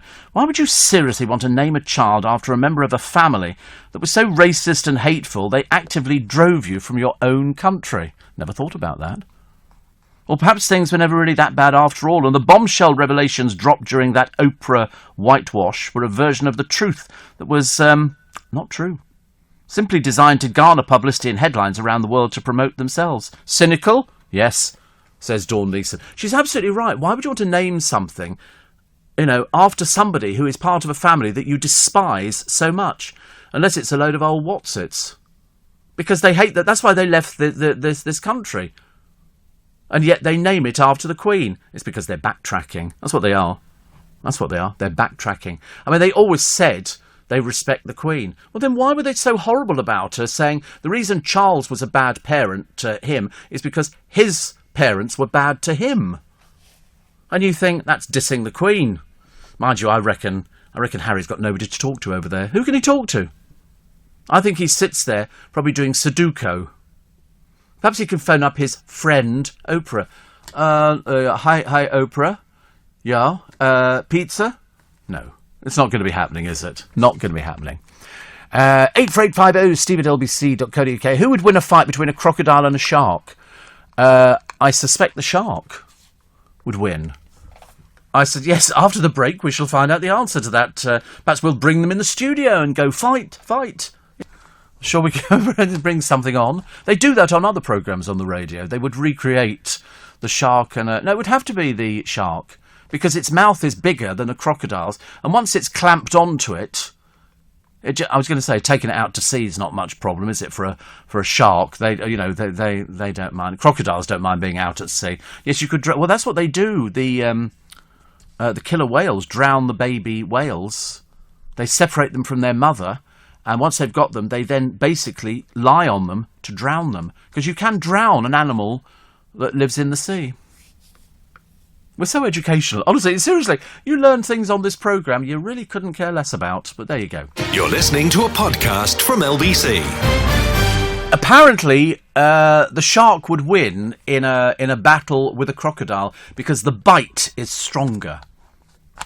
But mind you, I don't think it's ever likely to happen, is it? Not very likely. Dawn Neeson, apart from talking about Lilibet name game, she talks about Colin Pitchfork, which I believe a lot of programmes were talking about yesterday. Even hardened coppers were shocked by what he did. Now the parole board thinks he's fit to be free. He served 33 years. His 15-year-old victims were deprived of their lives. Remember, says Dawn, it was the parole board who initially said the black cab rapist John Warboys was safe to be freed too. And what they've also said about Colin Pitchfork is, oh, don't worry, he'll be monitored and this and that. So obviously not even they're sure about it. You know, he's been out on day release. Apparently that makes him safe. Well, we'll wait and watch. We'll wait and watch. And going to make this week's column very simple, she says, because the level of screechy shouting and finger-pointing is getting silly. And she talks about being against footballers taking the knee at matches does not make you a racist. It makes you dubious about sports stars lecturing you. talking about as well the England boss Gareth Southgate, entitled to his opinion, but I'd rather he concentrated on scoring goals and political points. Absolutely. We don't want to hear these things from if you're a footballer, you go out there, you win. Okay, I couldn't care less about any pronouncements or anything like that. It's just not necessary. Award shows, she says, will always give gongs to movies, TV programmes, music that tackle issues. And the winners will always make speeches that parade their worthiness and imply they're so much better than us. The days of stuff we actually watch and enjoy being lauded are long gone. Which is so true. Talking of pride, she says, being a woman does not make you transphobic. It makes you an adult female who can become a mother and breastfeed. There you go. All of that and more in Dawn's column for today. Very good, actually. Looking very good recently. And she says, down in Cornwall at the G7, hundreds of politicians, security detail and journalists from all over the world are squashed together in one tiny resort with zero quarantining and only lip service paid to social distancing and mask wearing. All in this together, she says. She's so right. People aren't bothering in it. How many have we got? 2,000 people have gone down with COVID. Not so good. Mickey says, I hope all is well. Ginge and Whinge, hilarious. Yes, you couldn't make it up, could you really? I couldn't make it up. Steve, that's why I don't go into the water. The size of those great white sharks, they're enormous, says Shane in Sydney. Yes, I mean, I wouldn't go there at all. And Steve, says Jay, it seems you have a healthy obsession with aquatic vertebrates of late. 2 days in a row, I'm waking up to fish talk. Well, one day we're eating them. It's like, a friend of mine used to feature on LBC years and years ago. He had a restaurant that served every kind of meat you could think of. It was one of those world restaurants. So they did wildebeest, they did zebra, they did shark, they did just about everything you could think of, every meat under the sun. Sorry? Springbok. Oh, really? Oh. You see, I'm a bit funny. If I go to a restaurant, I don't mind a steak, but I don't really know where it comes from. I just want a steak. And it's got to have green peppercorn sauce, and I want it with chips. Green peppercorn sauce, yes. I don't know why. I have no idea. I had it in a restaurant once down in Epping, and I liked it so much it became my favourite meal. So every time I went there, I would always have a piece of fillet steak with a green peppercorn sauce and chips. And I wanted them as crispy as possible. I had an obsession with crispy chips. Which is, we were saying the other day, if you want to do them, there's a special way of doing triple fried chips. And I said, well, there's an easier way. You go to Marks and Spencer's and buy the blooming things. And you just buy triple cooked chips and then you put them in the oil and they come out triple cooked. They're delicious. Absolutely delicious. In fact, I keep thinking about them the other day. A boy of 8 has found the longest chip. 22 centimetres. See, I don't know what 22 centimetres is because I'm a little bit too late for that kind of thing. But either way, he managed to find the longest chip, which is very good. And a lad of 5 is the youngest person to hike 7,000 feet up 3 mountains in just a day. Intrepid Jackson Kizik scaled the summits known as the Yorkshire Three Peaks on the Pennine Range. In total, the schoolboy walked a great distance further than the 7,000-foot climb, as he had to go all the way back down again. He comes from Burnley in Lancashire. He took the record from the previous holder, who was a 6-year-old Yorkshire boy. Amazing, isn't it, what these kids do? When I was younger, we didn't do that, but I was coming through Twickenham the other day, and in one of the parks, which I have to sort of drive through, there were all these little children, and they were doing exercises. But they were all doing them together. But they weren't particularly strenuous. But they were only little children. They could have been 5 or 6 years old. They were just sort of bend down and then stand up again. Bend down and then stand up again. Which I think is quite, it's quite good. At least it's some extent. We didn't get anything like that. We did sports when we were sort of younger. If you could escape it. I used to like it when we did the cross-country running because we'd just go and hide behind a hedge, sit there with a packet of 10 number 6 and smoke ourselves to death. And then kind of pick up a little bit later on. Crocs kill sharks, Steve. Well, in a battle, sharks will win. Sharks will win, and I don't think you're very likely to find them in the same bit of ocean anyway. So it doesn't really matter actually. And if you really want to see a great white shark, look to Deep Blue. I think I've got a copy of that actually. I think I've got it. And Steve, can you believe those naughty students at Oxford subjecting the Queen's portrait to a democratic vote? Yes. Well, that's what students are like. Gives them something to do, though, doesn't it, really? Where do monarchies and democracies converge in definition, says Mike. I don't know why they're complaining about it, but then students are very unhappy people anyway. You know, they're never the salt of the earth, unfortunately. They're always sort of a little bit, okay, you are, you know, because I went to Oxford. You know, some people didn't. Gaza back with his new Euro 96 hairdo. Foden is dying to look like me, so I've gone back to blonde in his honour. I never quite got Paul Gascoigne, I'm afraid, but I am intrigued in the 7th Loch Ness Monster sighting this year has been recorded, but it's the first one in person. All the other sightings have been by enthusiasts viewing a Loch webcam. Gary Campbell, keeper of the official Loch Ness sightings registrar, said a Cambridge teenager reported seeing a hump going against the waves through his binocular. Liar, pants on fire. There is no hump. He says it looked like a turtle's back, black in colour with a green tinge. Yeah, whatever. The first 6 sightings came from webcam watchers in Leeds, Ireland and Northern Ireland. There was even one in Oregon. Well, I mean, up until then, we were just doing Mad Man and even madder. How many sightings of Nessie were recorded last year? 13. Any good pictures? No. And you know why they'll never admit that it's a load of old bunkum? Is because it generates £41 million a year to the Highlands tourist industry. And when you see the appalling pictures of so-called Loch Ness Monster, you know they're all fraudulent. Every single one of them. You know, the ones that they go, I mean, it just, you know, the moment you get a bit of chat about it, the sightings increase. So, you know, and even the photographer said here, Loch Ness Monster picture is fake. Of course it is. They're all fake. There's not one of them which is genuine. Absolutely, the whole thing. It's keeping an industry going of £41 million a year. You know, if you're in the Highlands, £41 million is an awful lot. Not for me. I mean, heavens above, honestly. Who cares? But no, that's why. It's keeping an industry going. There are people who sit by the side of the loch forever waiting for something to break water. Well, it won't be. It obviously is dead and it doesn't breathe very often. So it'll probably float to the surface eventually. But the people who sort of find these pictures or take these pictures, I think if you went round to their house, you would realise they are mad as a barrel load of frogs. They've got to be. It's just rubbish. But they've convinced themselves.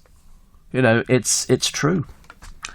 What do we got here? Mum got a huge cash prize for her birthday. Her daughter slipped a lottery card in her official birthday card, lottery ticket, and it won. She's got £10,000 a month for a year, which actually is not such great value, is it? So she's only going to get about £120,000. And full-time mum of 3, Jade, says, my mum is just amazing. She's been a primary school teacher for 15 years, but still found time to care for an aged pensioner. So that's nice, isn't it, really? But anyway. Charles sitting in a Mini. Do you know, I've been in a couple of my producers have had Minis. They're completely different to how they used to be. When I had a little brown Mini, OLR 299W, and I went in my producer's Mini, Chris, and they're ever so spacious. They're not Mini anymore. They're actually almost, they're what you can get, I mean, because Chris, my producer, was not a small person, but there was loads of room in it. And my other producer, Corey, he had a Mini as well. Admittedly, it was like a kit car. I think he'd put it together himself. Well, I would think it was like Mr. Bean's, or he found it in a cornflakes packet. Whatever it was constantly breaking down. I mean, I've never known a car that was so bad. But there's loads of room in them, and they're fully equipped. You know, the dashboard looks amazing. Far more in these. I mean, you look at these Minis now. They're very nice, aren't they? Very, very nice. I don't even know how much they cost.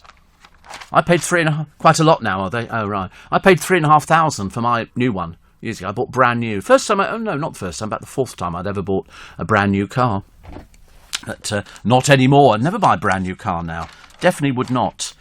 Also, a Siege Heroes medal up for grabs. A Victoria Cross won by a soldier has been compared to the defence of Rorke's Drift. May fetch £400,000. Wow. From 1891. He died in Devon, aged 71, in 1932. The VC goes on sale, and it could fetch up to £500,000. £500,000. Quite something, isn't it? Quite something. I'm looking at all these summer vacations now, cruise ships. Although there was one that turned up in Scotland the other day. They wouldn't let it dock. Sorry? A cruise ship in Scotland, I know. Doesn't quite go the same, does it really? But no, they actually said, no, you're not going to be docking here. But I think they're very good value. Very good value, which is quite nice. Millions of households will be hit by £100+ energy bill hike ahead of this winter. That's all we need, isn't it? Yes, everything's gone up, and I mean gone up. You're listening to a podcast from LBC. It's going to be very hot today, and it's not going to be as hot as it is going to be on Saturday. Saturday is going to be very hot. Very hot. 27 degrees. I think it could go higher than that. I think it could actually go for 30 degrees. I see no reason why we shouldn't get 30 degrees. I can't bear it. I can't bear it. I have to hibernate. It's so much easier to hibernate on these things because it's sort of cool indoors. But if you go and sit outside, you're liable to burn yourself to pieces, which actually doesn't appeal to me in the slightest. But some people do. Some people absolutely love the idea. Also, Captain Birdseye is going vegan with the famous food firm launching fishless fingers. They're all doing it, aren't they? I think people are jumping on a bandwagon, and they're sort of going, we can sort of do this, and it'd be quite nice. And Steve, the lady's mother's won 10,000 a month for 30 years. No, she hasn't. Why don't you get it right? Honestly, nothing worse than somebody who doesn't know, the truth. It's so embarrassing. I don't want to make you look stupid. She's won it for a year. Okay, £10,000 for a year, and this is Jade Crowley. £10,000 a month for the next year, not 30 years, dear. Honestly, nothing worse, is there? Honestly, you get people who can't even follow a simple thing like a story like that. Vaccine passports will be used for the first time to get into sporting event in the UK. Talking of people going out, Andrew Lloyd Webber has threatened to take the government to court. The Telegraph. Yes, I was reading it earlier on. I know it's front page of the Telegraph. He said that he will take the government to court if they don't open theatres. And he says it will be the mother of all legal cases. You know why? Because he owns a number of theatres, and Cinderella, which is his first new musical in 6 years, is reliant on selling tickets for all seats because it costs £6 million to put on. They cannot put this show on. It's an investment. Its world premiere is 3 weeks after June 25th. And he's on a bit of a collision course with Boris Johnson. And in fact, all of the restaurants and things like that, restaurants which I was expecting to be open by now, they can't open until you get the theatres open. It's no good opening a theatre and going, oh, it's very good, it'll be socially distancing. They won't make their money. They won't make the money. Ask if he might have to sell some of his theatres. He said there is a real risk of that. He said he will fight for it. But, he says the government regards theatre as a nice thing to have rather than a necessity. I don't know Boris at all. He's shown no interest in getting in touch. Oh, he's far too busy doing other things, I should imagine. Theatres must be way down his list. I mean, yesterday there were 6,048 new COVID cases. So they're not going to be opening anything any sooner now. But, he told the Telegraph, we're going to open come hell or high water. Ask what he would do if the government postponed lifting the lockdown, he said. We'll say, come to the theatre and arrest us. Oh, my God, fellas. You can imagine, can't you? People carried out screaming from the theatre. But they cannot make it work. The pantomime at the London Palladium relies on selling a full house. It was a very, very expensive cast. It's the only way that you can make money. And once you've opened the theatres, like Theatre Royal Drury Lane and all the theatres down the Strand, then Joe Allen's can open. Because at the moment, they can't open. They want to open.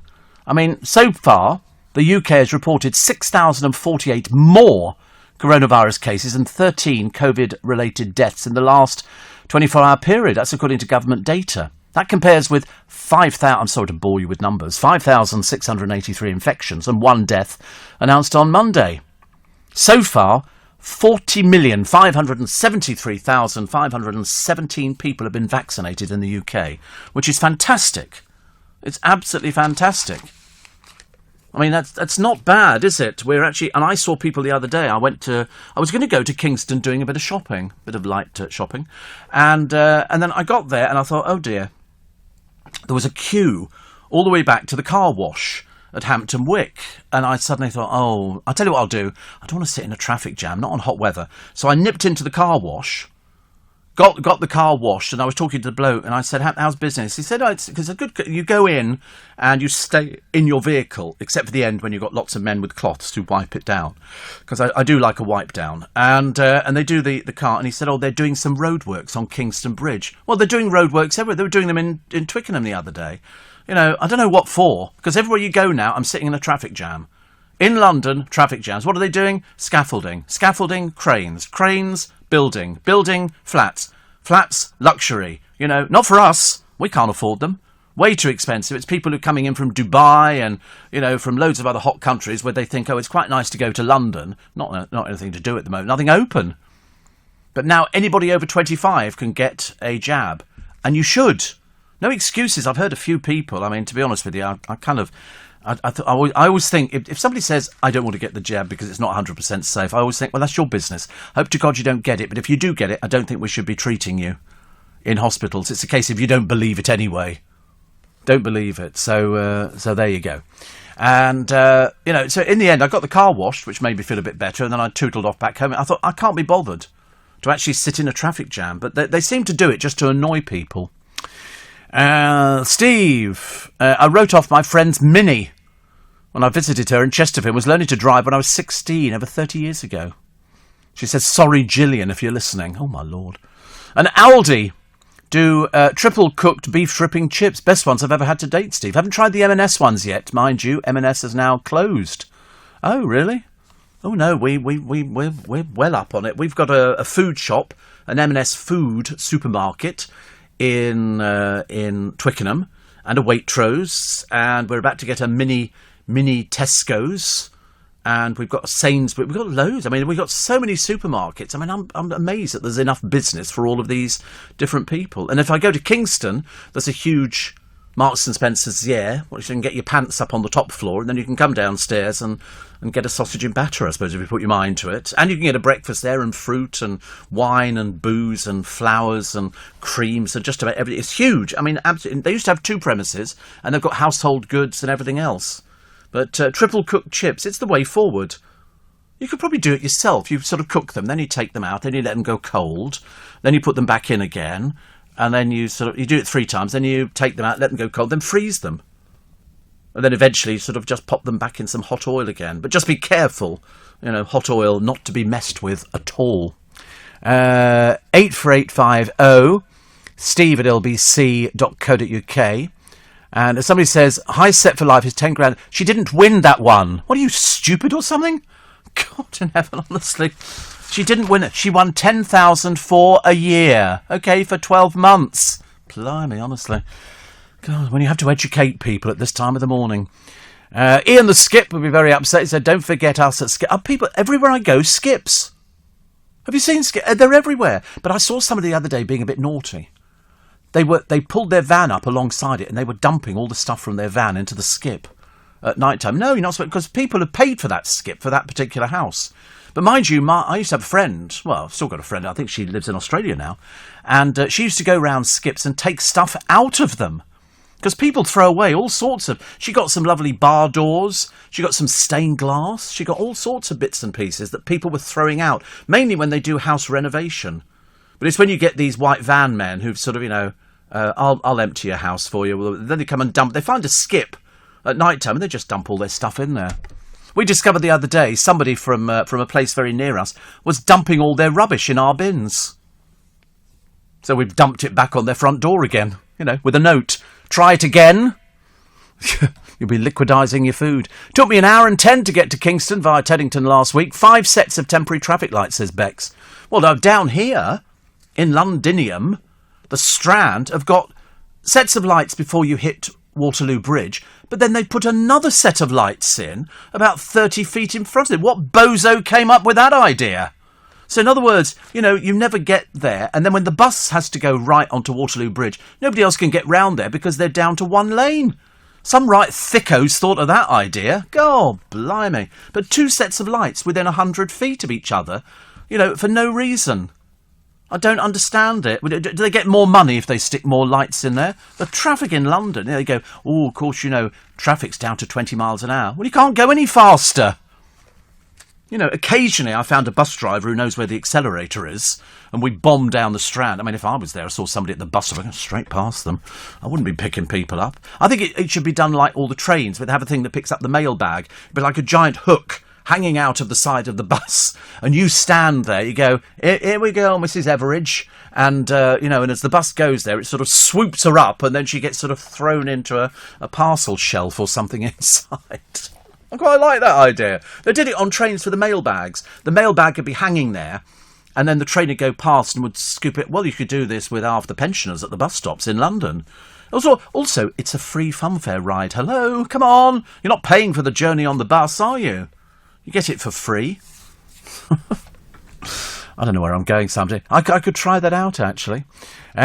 Steve. We have a Marks and Spencer's Simply Foods at our local hospital. I was there yesterday, so came home with strawberry shortcake tarts, says Mary.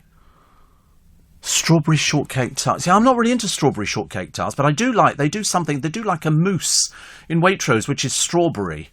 And that's quite nut. But the trouble is, strawberry mousse, surprisingly, made with mangoes. And because I'm watching this cookery programme on the television where they all do posh food. And then the other chefs who are in it as well, they also taste it. And I quite like that idea. I don't think it's MasterChef. Oh, they had a thing there. They had some so-called celebrities, and Rylan was there. I thought it was supposed to be a celebrity-based programme. A very silly comedian who just completely screwed the thing up and just didn't take it seriously. And then a couple of other people who were fairly good. But, you know, I'm a bit bored with cookery programmes, unless it's proper cooking. I'm not interested in celebrity-based cooking programmes. Who cares? Who cares? Goodness sakes. You're listening to a podcast from LBC. Yesterday was phenomenal. There was a Glastonbury-style rush for coronavirus vaccine appointments after the rollout was expanded to people in England over the age of 25.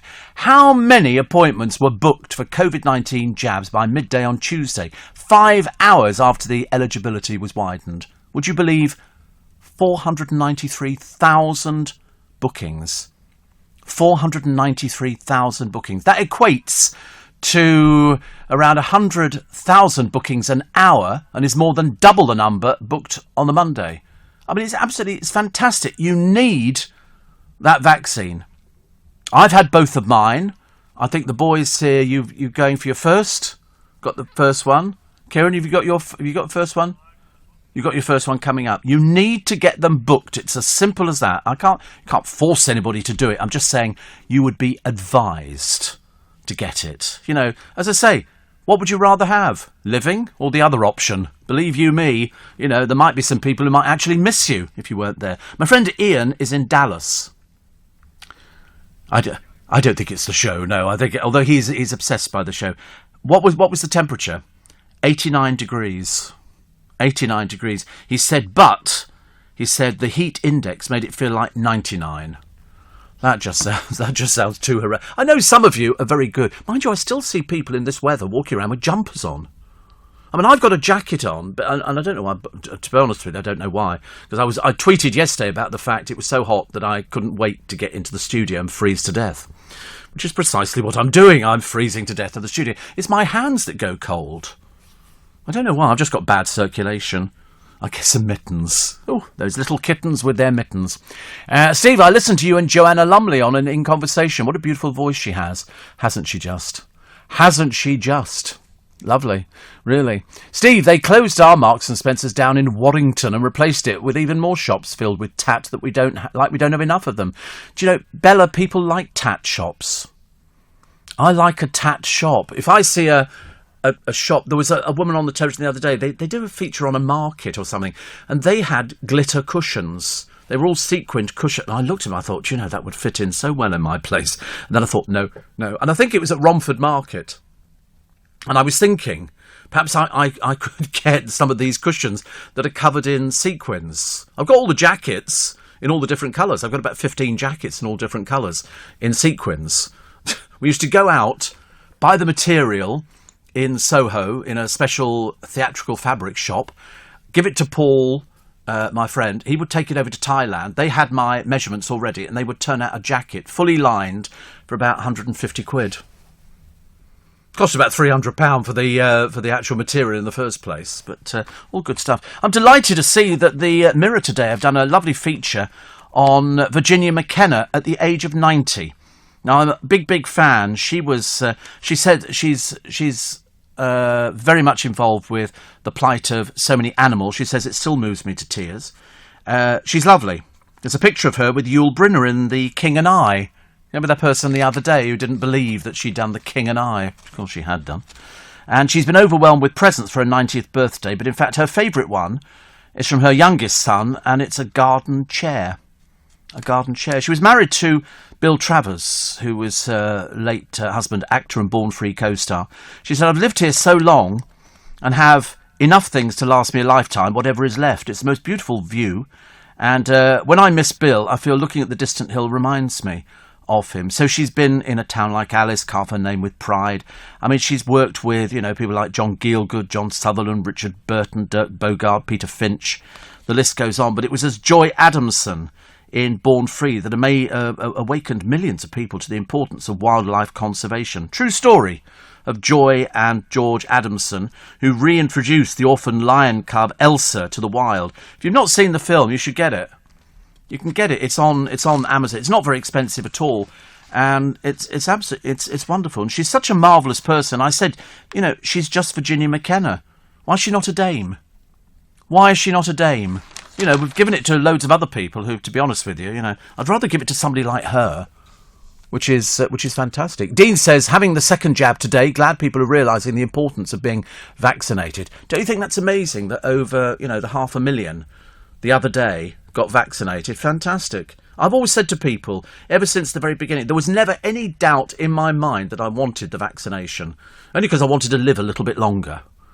And I thought, why not get it done? And I went there to the doctor's surgery, which is very close to me. And there was a nice queue of people in and out in about a minute. It was so fast, and it was brilliant, absolutely brilliant. So I'm delighted that all of you went out there and got it done the other day. If you're over 25, get it done. Get it done. Doesn't cost you anything. You can get it done. In Wales, 84% of people who've received the first and the second dose of the vaccine. Just the first, 84%. In England, 73%, Scotland, 72%, Northern Ireland, 71%. It's not bad, is it? Not bad. You're doing well, but we want to make sure. I think it's the masks that are going to save you now as well. If you're travelling on a bus or public transport, sometimes you get people coughing and wheezing and sneezing. Ugh, disgusting. Honestly, stay well away from them. God knows what they've got. So here he is. It's Ethan Rowbottom.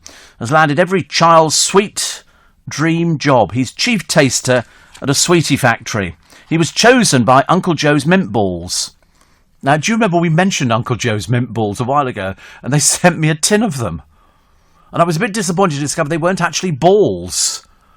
They're a bit flat. I was a bit disappointed. But anyway, he's going to start his new role with a tour of the factory, just like Charlie Bucket in Willy Wonka and the Chocolate Factory. And he said, Uncle Joe's Mint Balls are my favourites. I've got them in a tin. I'm so excited. I've still got them, actually. And he says, I like the explosion of mint. I'm so excited to go round the factory. And he impressed the bosses with his ideas for seasonal specials, including Christmas pudding-flavoured mint balls. Well, and could you, Ethan, I don't want to push you. I know you're 10, but could you make sure that they are balls? I want it to look like a marble, which would be quite nice. But his mum, Lisa, says he was so excited when we told him he'd been asked to be chief taster. And the family who run the factory, the business, John and Anthony Winard, said we can't wait to begin working with him. He's going to be so excited. He's working in a sweet factory. I mean, that's like every child's dream, isn't it? We all want to do things like that. Some fantastic. So 800 gangsters duped into using an encrypted messaging service run by the FBI have been arrested. Oh dear. And there's a picture, and I don't want to be rude, but it's going to sound rude, but it's in the Daily Mirror today, and it's a picture of Pauline Quirk, looking so old. I mean, she's only 61. Now, 61, I think, is very young. And she's all smiles. And here, she played Sharon with Linda Robson as her sister Tracy. She's got a new hairdo. Well, in fact, she hasn't actually got any hairdo at all. It's just there. Plans to bring back the comedy flop due to rows, it's been reported, but Linda branded the claims codswallop. But I liked it. She actually played a detective in something, and I can't remember what it was, because I like detective kind of things, and I like women playing the detectives. So I like things like Hetty Wainthropp Investigates. Vera, I love Vera. But Hetty Wainthropp Investigates because of the music. And then the other day they were doing something. What were they doing? Whatever it was, it involved Dixon of Dock Green. And the music was fantastic. Maisie Rain was Pauline Quirk's series. Yeah, it was very good. I like stuff like that. More of those. It was like, they're bringing back The Bill, so I've been told. Steve Cameron from Chelmsford says, I wouldn't worry about the roadworks. Right. Think of the people who hog the middle lane on the M25. It's a nightmare. Oh, dear. It's not very good at all, is it, really? It's not you, is it, Cameron, in Chelmsford? Probably is, I should imagine. Also, Steve, Jackie says, Raynaud's syndrome can cause cold hands. Oh, yeah, much colder than mine. I don't have Raynaud. Good Lord, listen, I can't take any more tablets.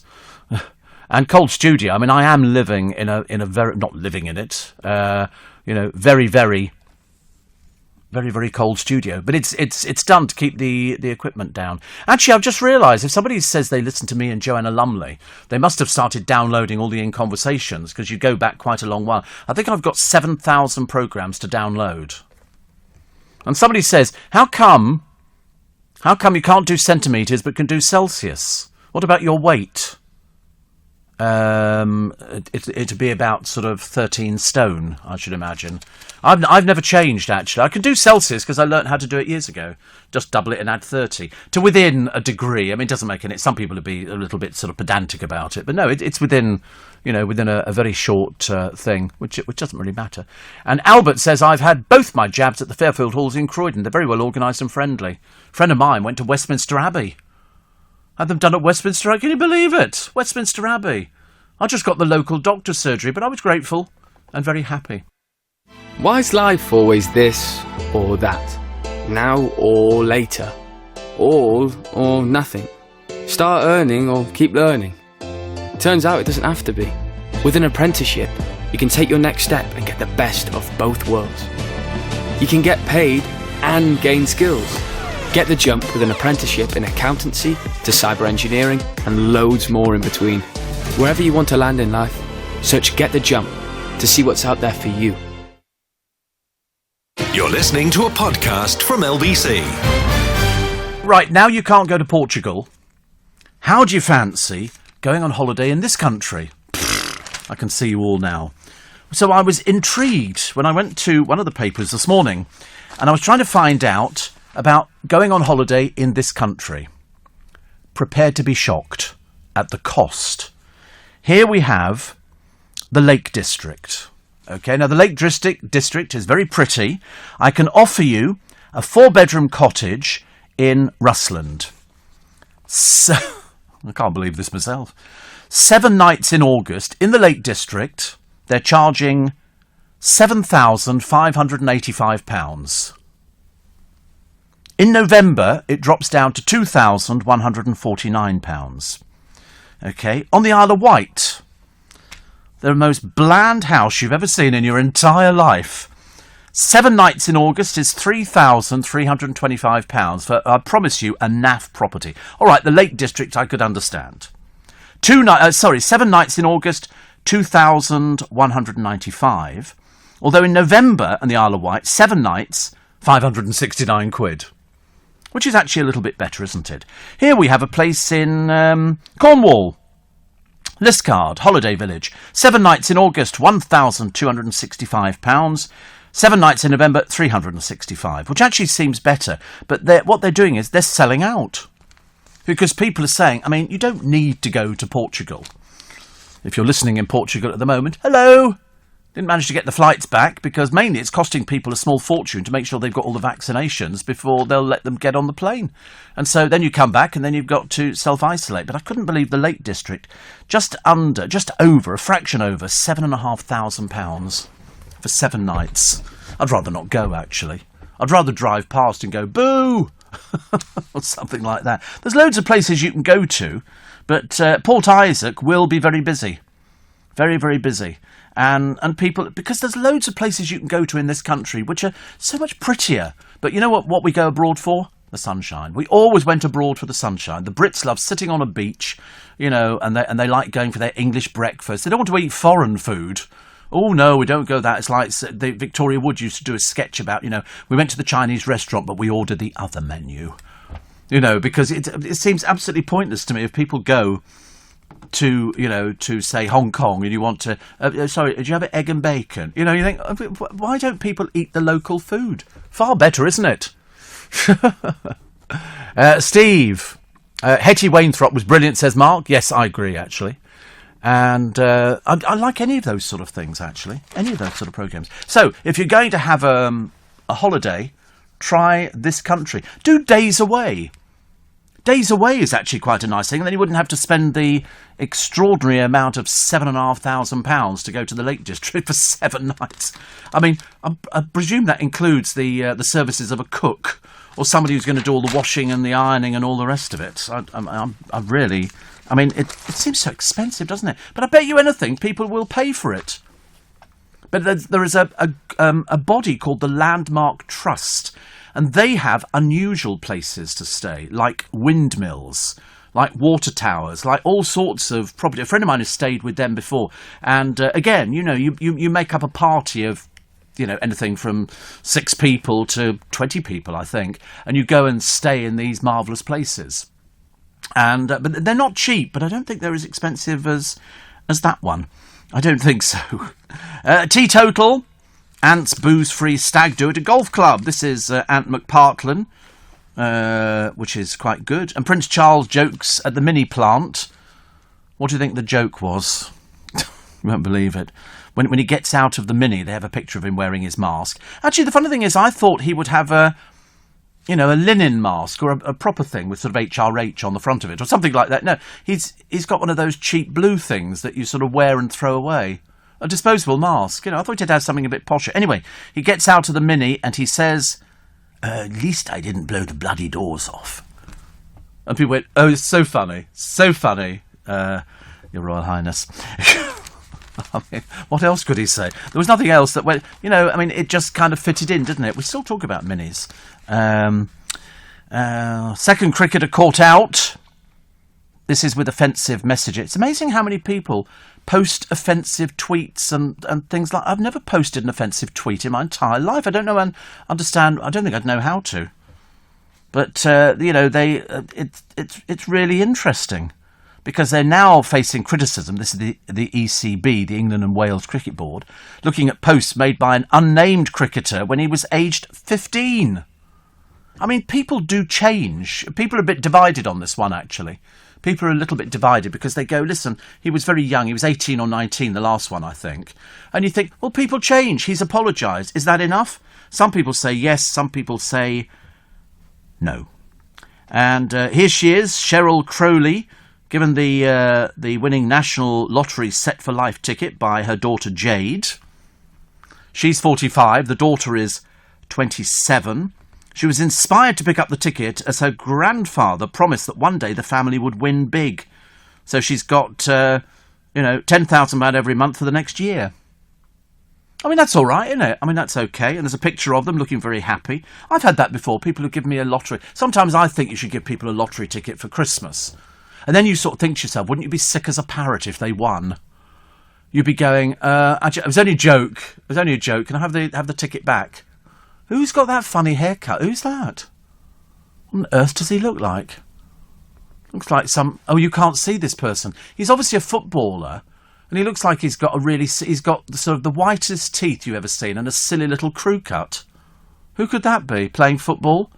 Phil Foden. I think it's Phil Foden. Actually, I think you could be right. It is Phil Foden. Yeah. Have you ever seen a more ridiculous haircut in your entire life? God in heaven. Yes, he's a Gaza. Yeah, no, it is Foden. That's the one that... Have you seen... I've just seen a picture of him on television. He's copying Gascoigne. He looks ridiculous. Absolutely ridiculous. What do you look like, matey? God, blimey. And it's the whitened teeth. Very, very odd look. Watching him being interviewed, it looked like he was wearing makeup as well.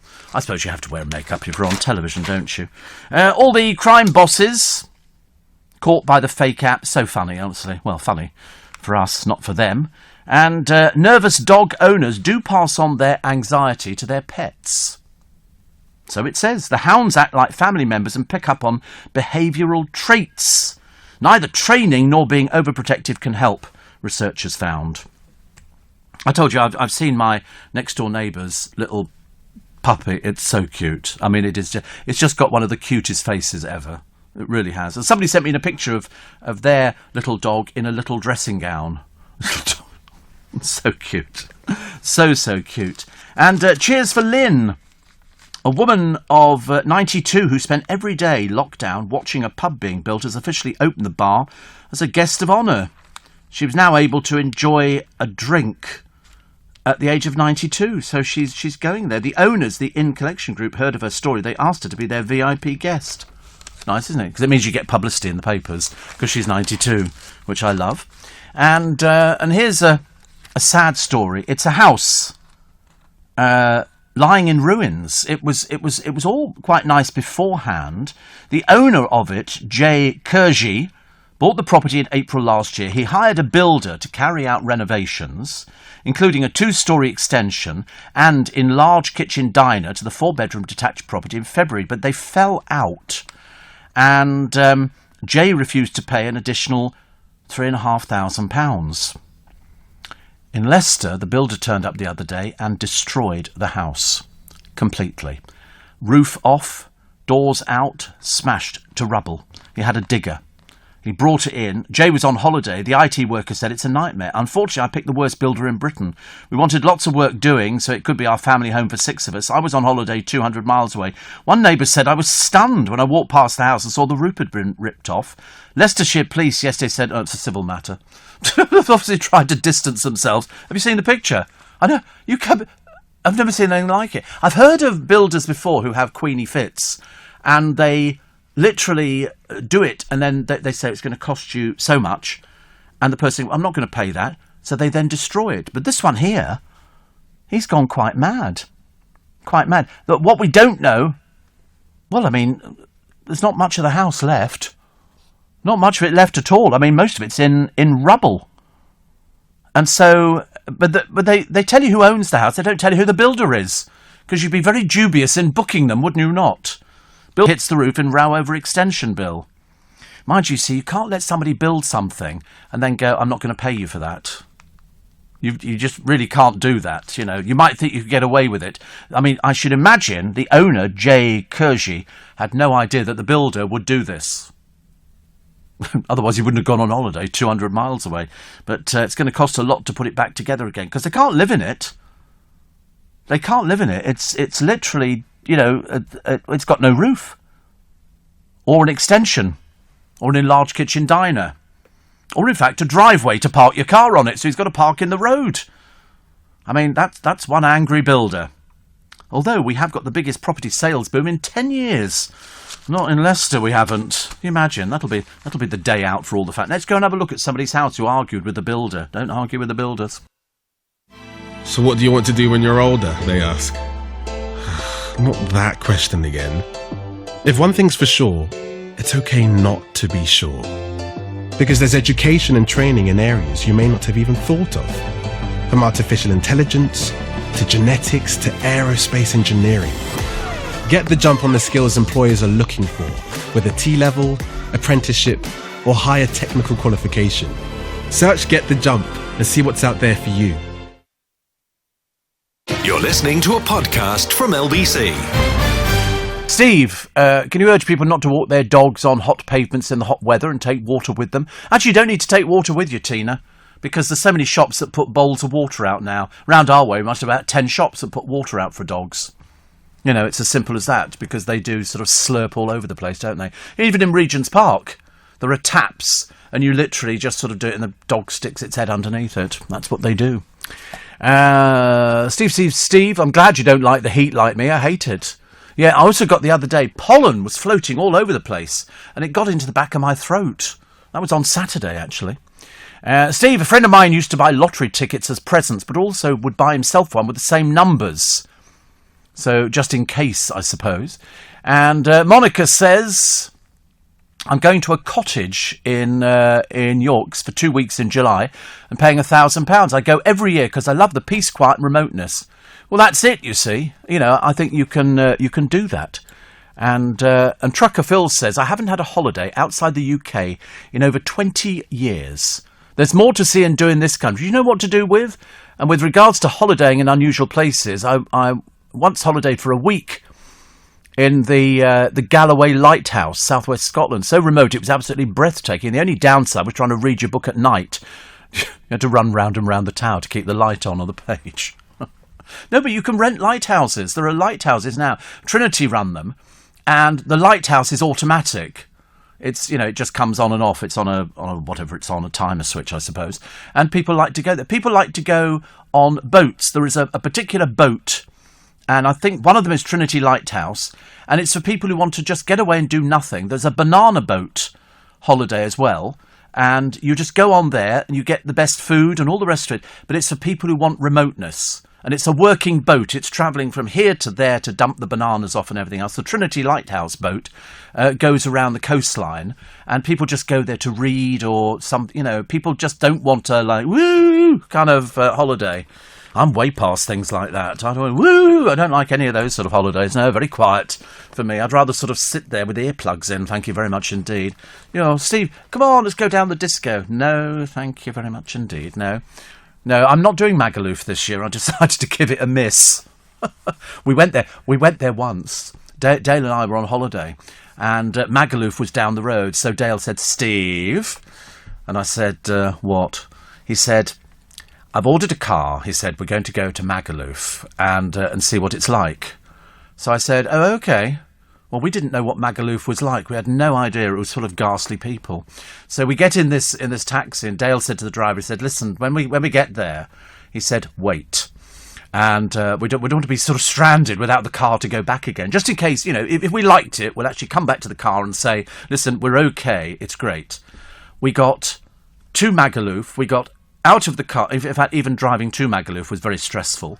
We get out of Magaluf. We get out of the car at Magaluf, and Dale took one look around and went, Steve, we're going back home again. And so we got back in. We'd only been there about 5 seconds. It was full of sort of rough people from, let's just say there were a lot of northern accents going on, and people were shouting, and the language was awful, and drunks all over the place.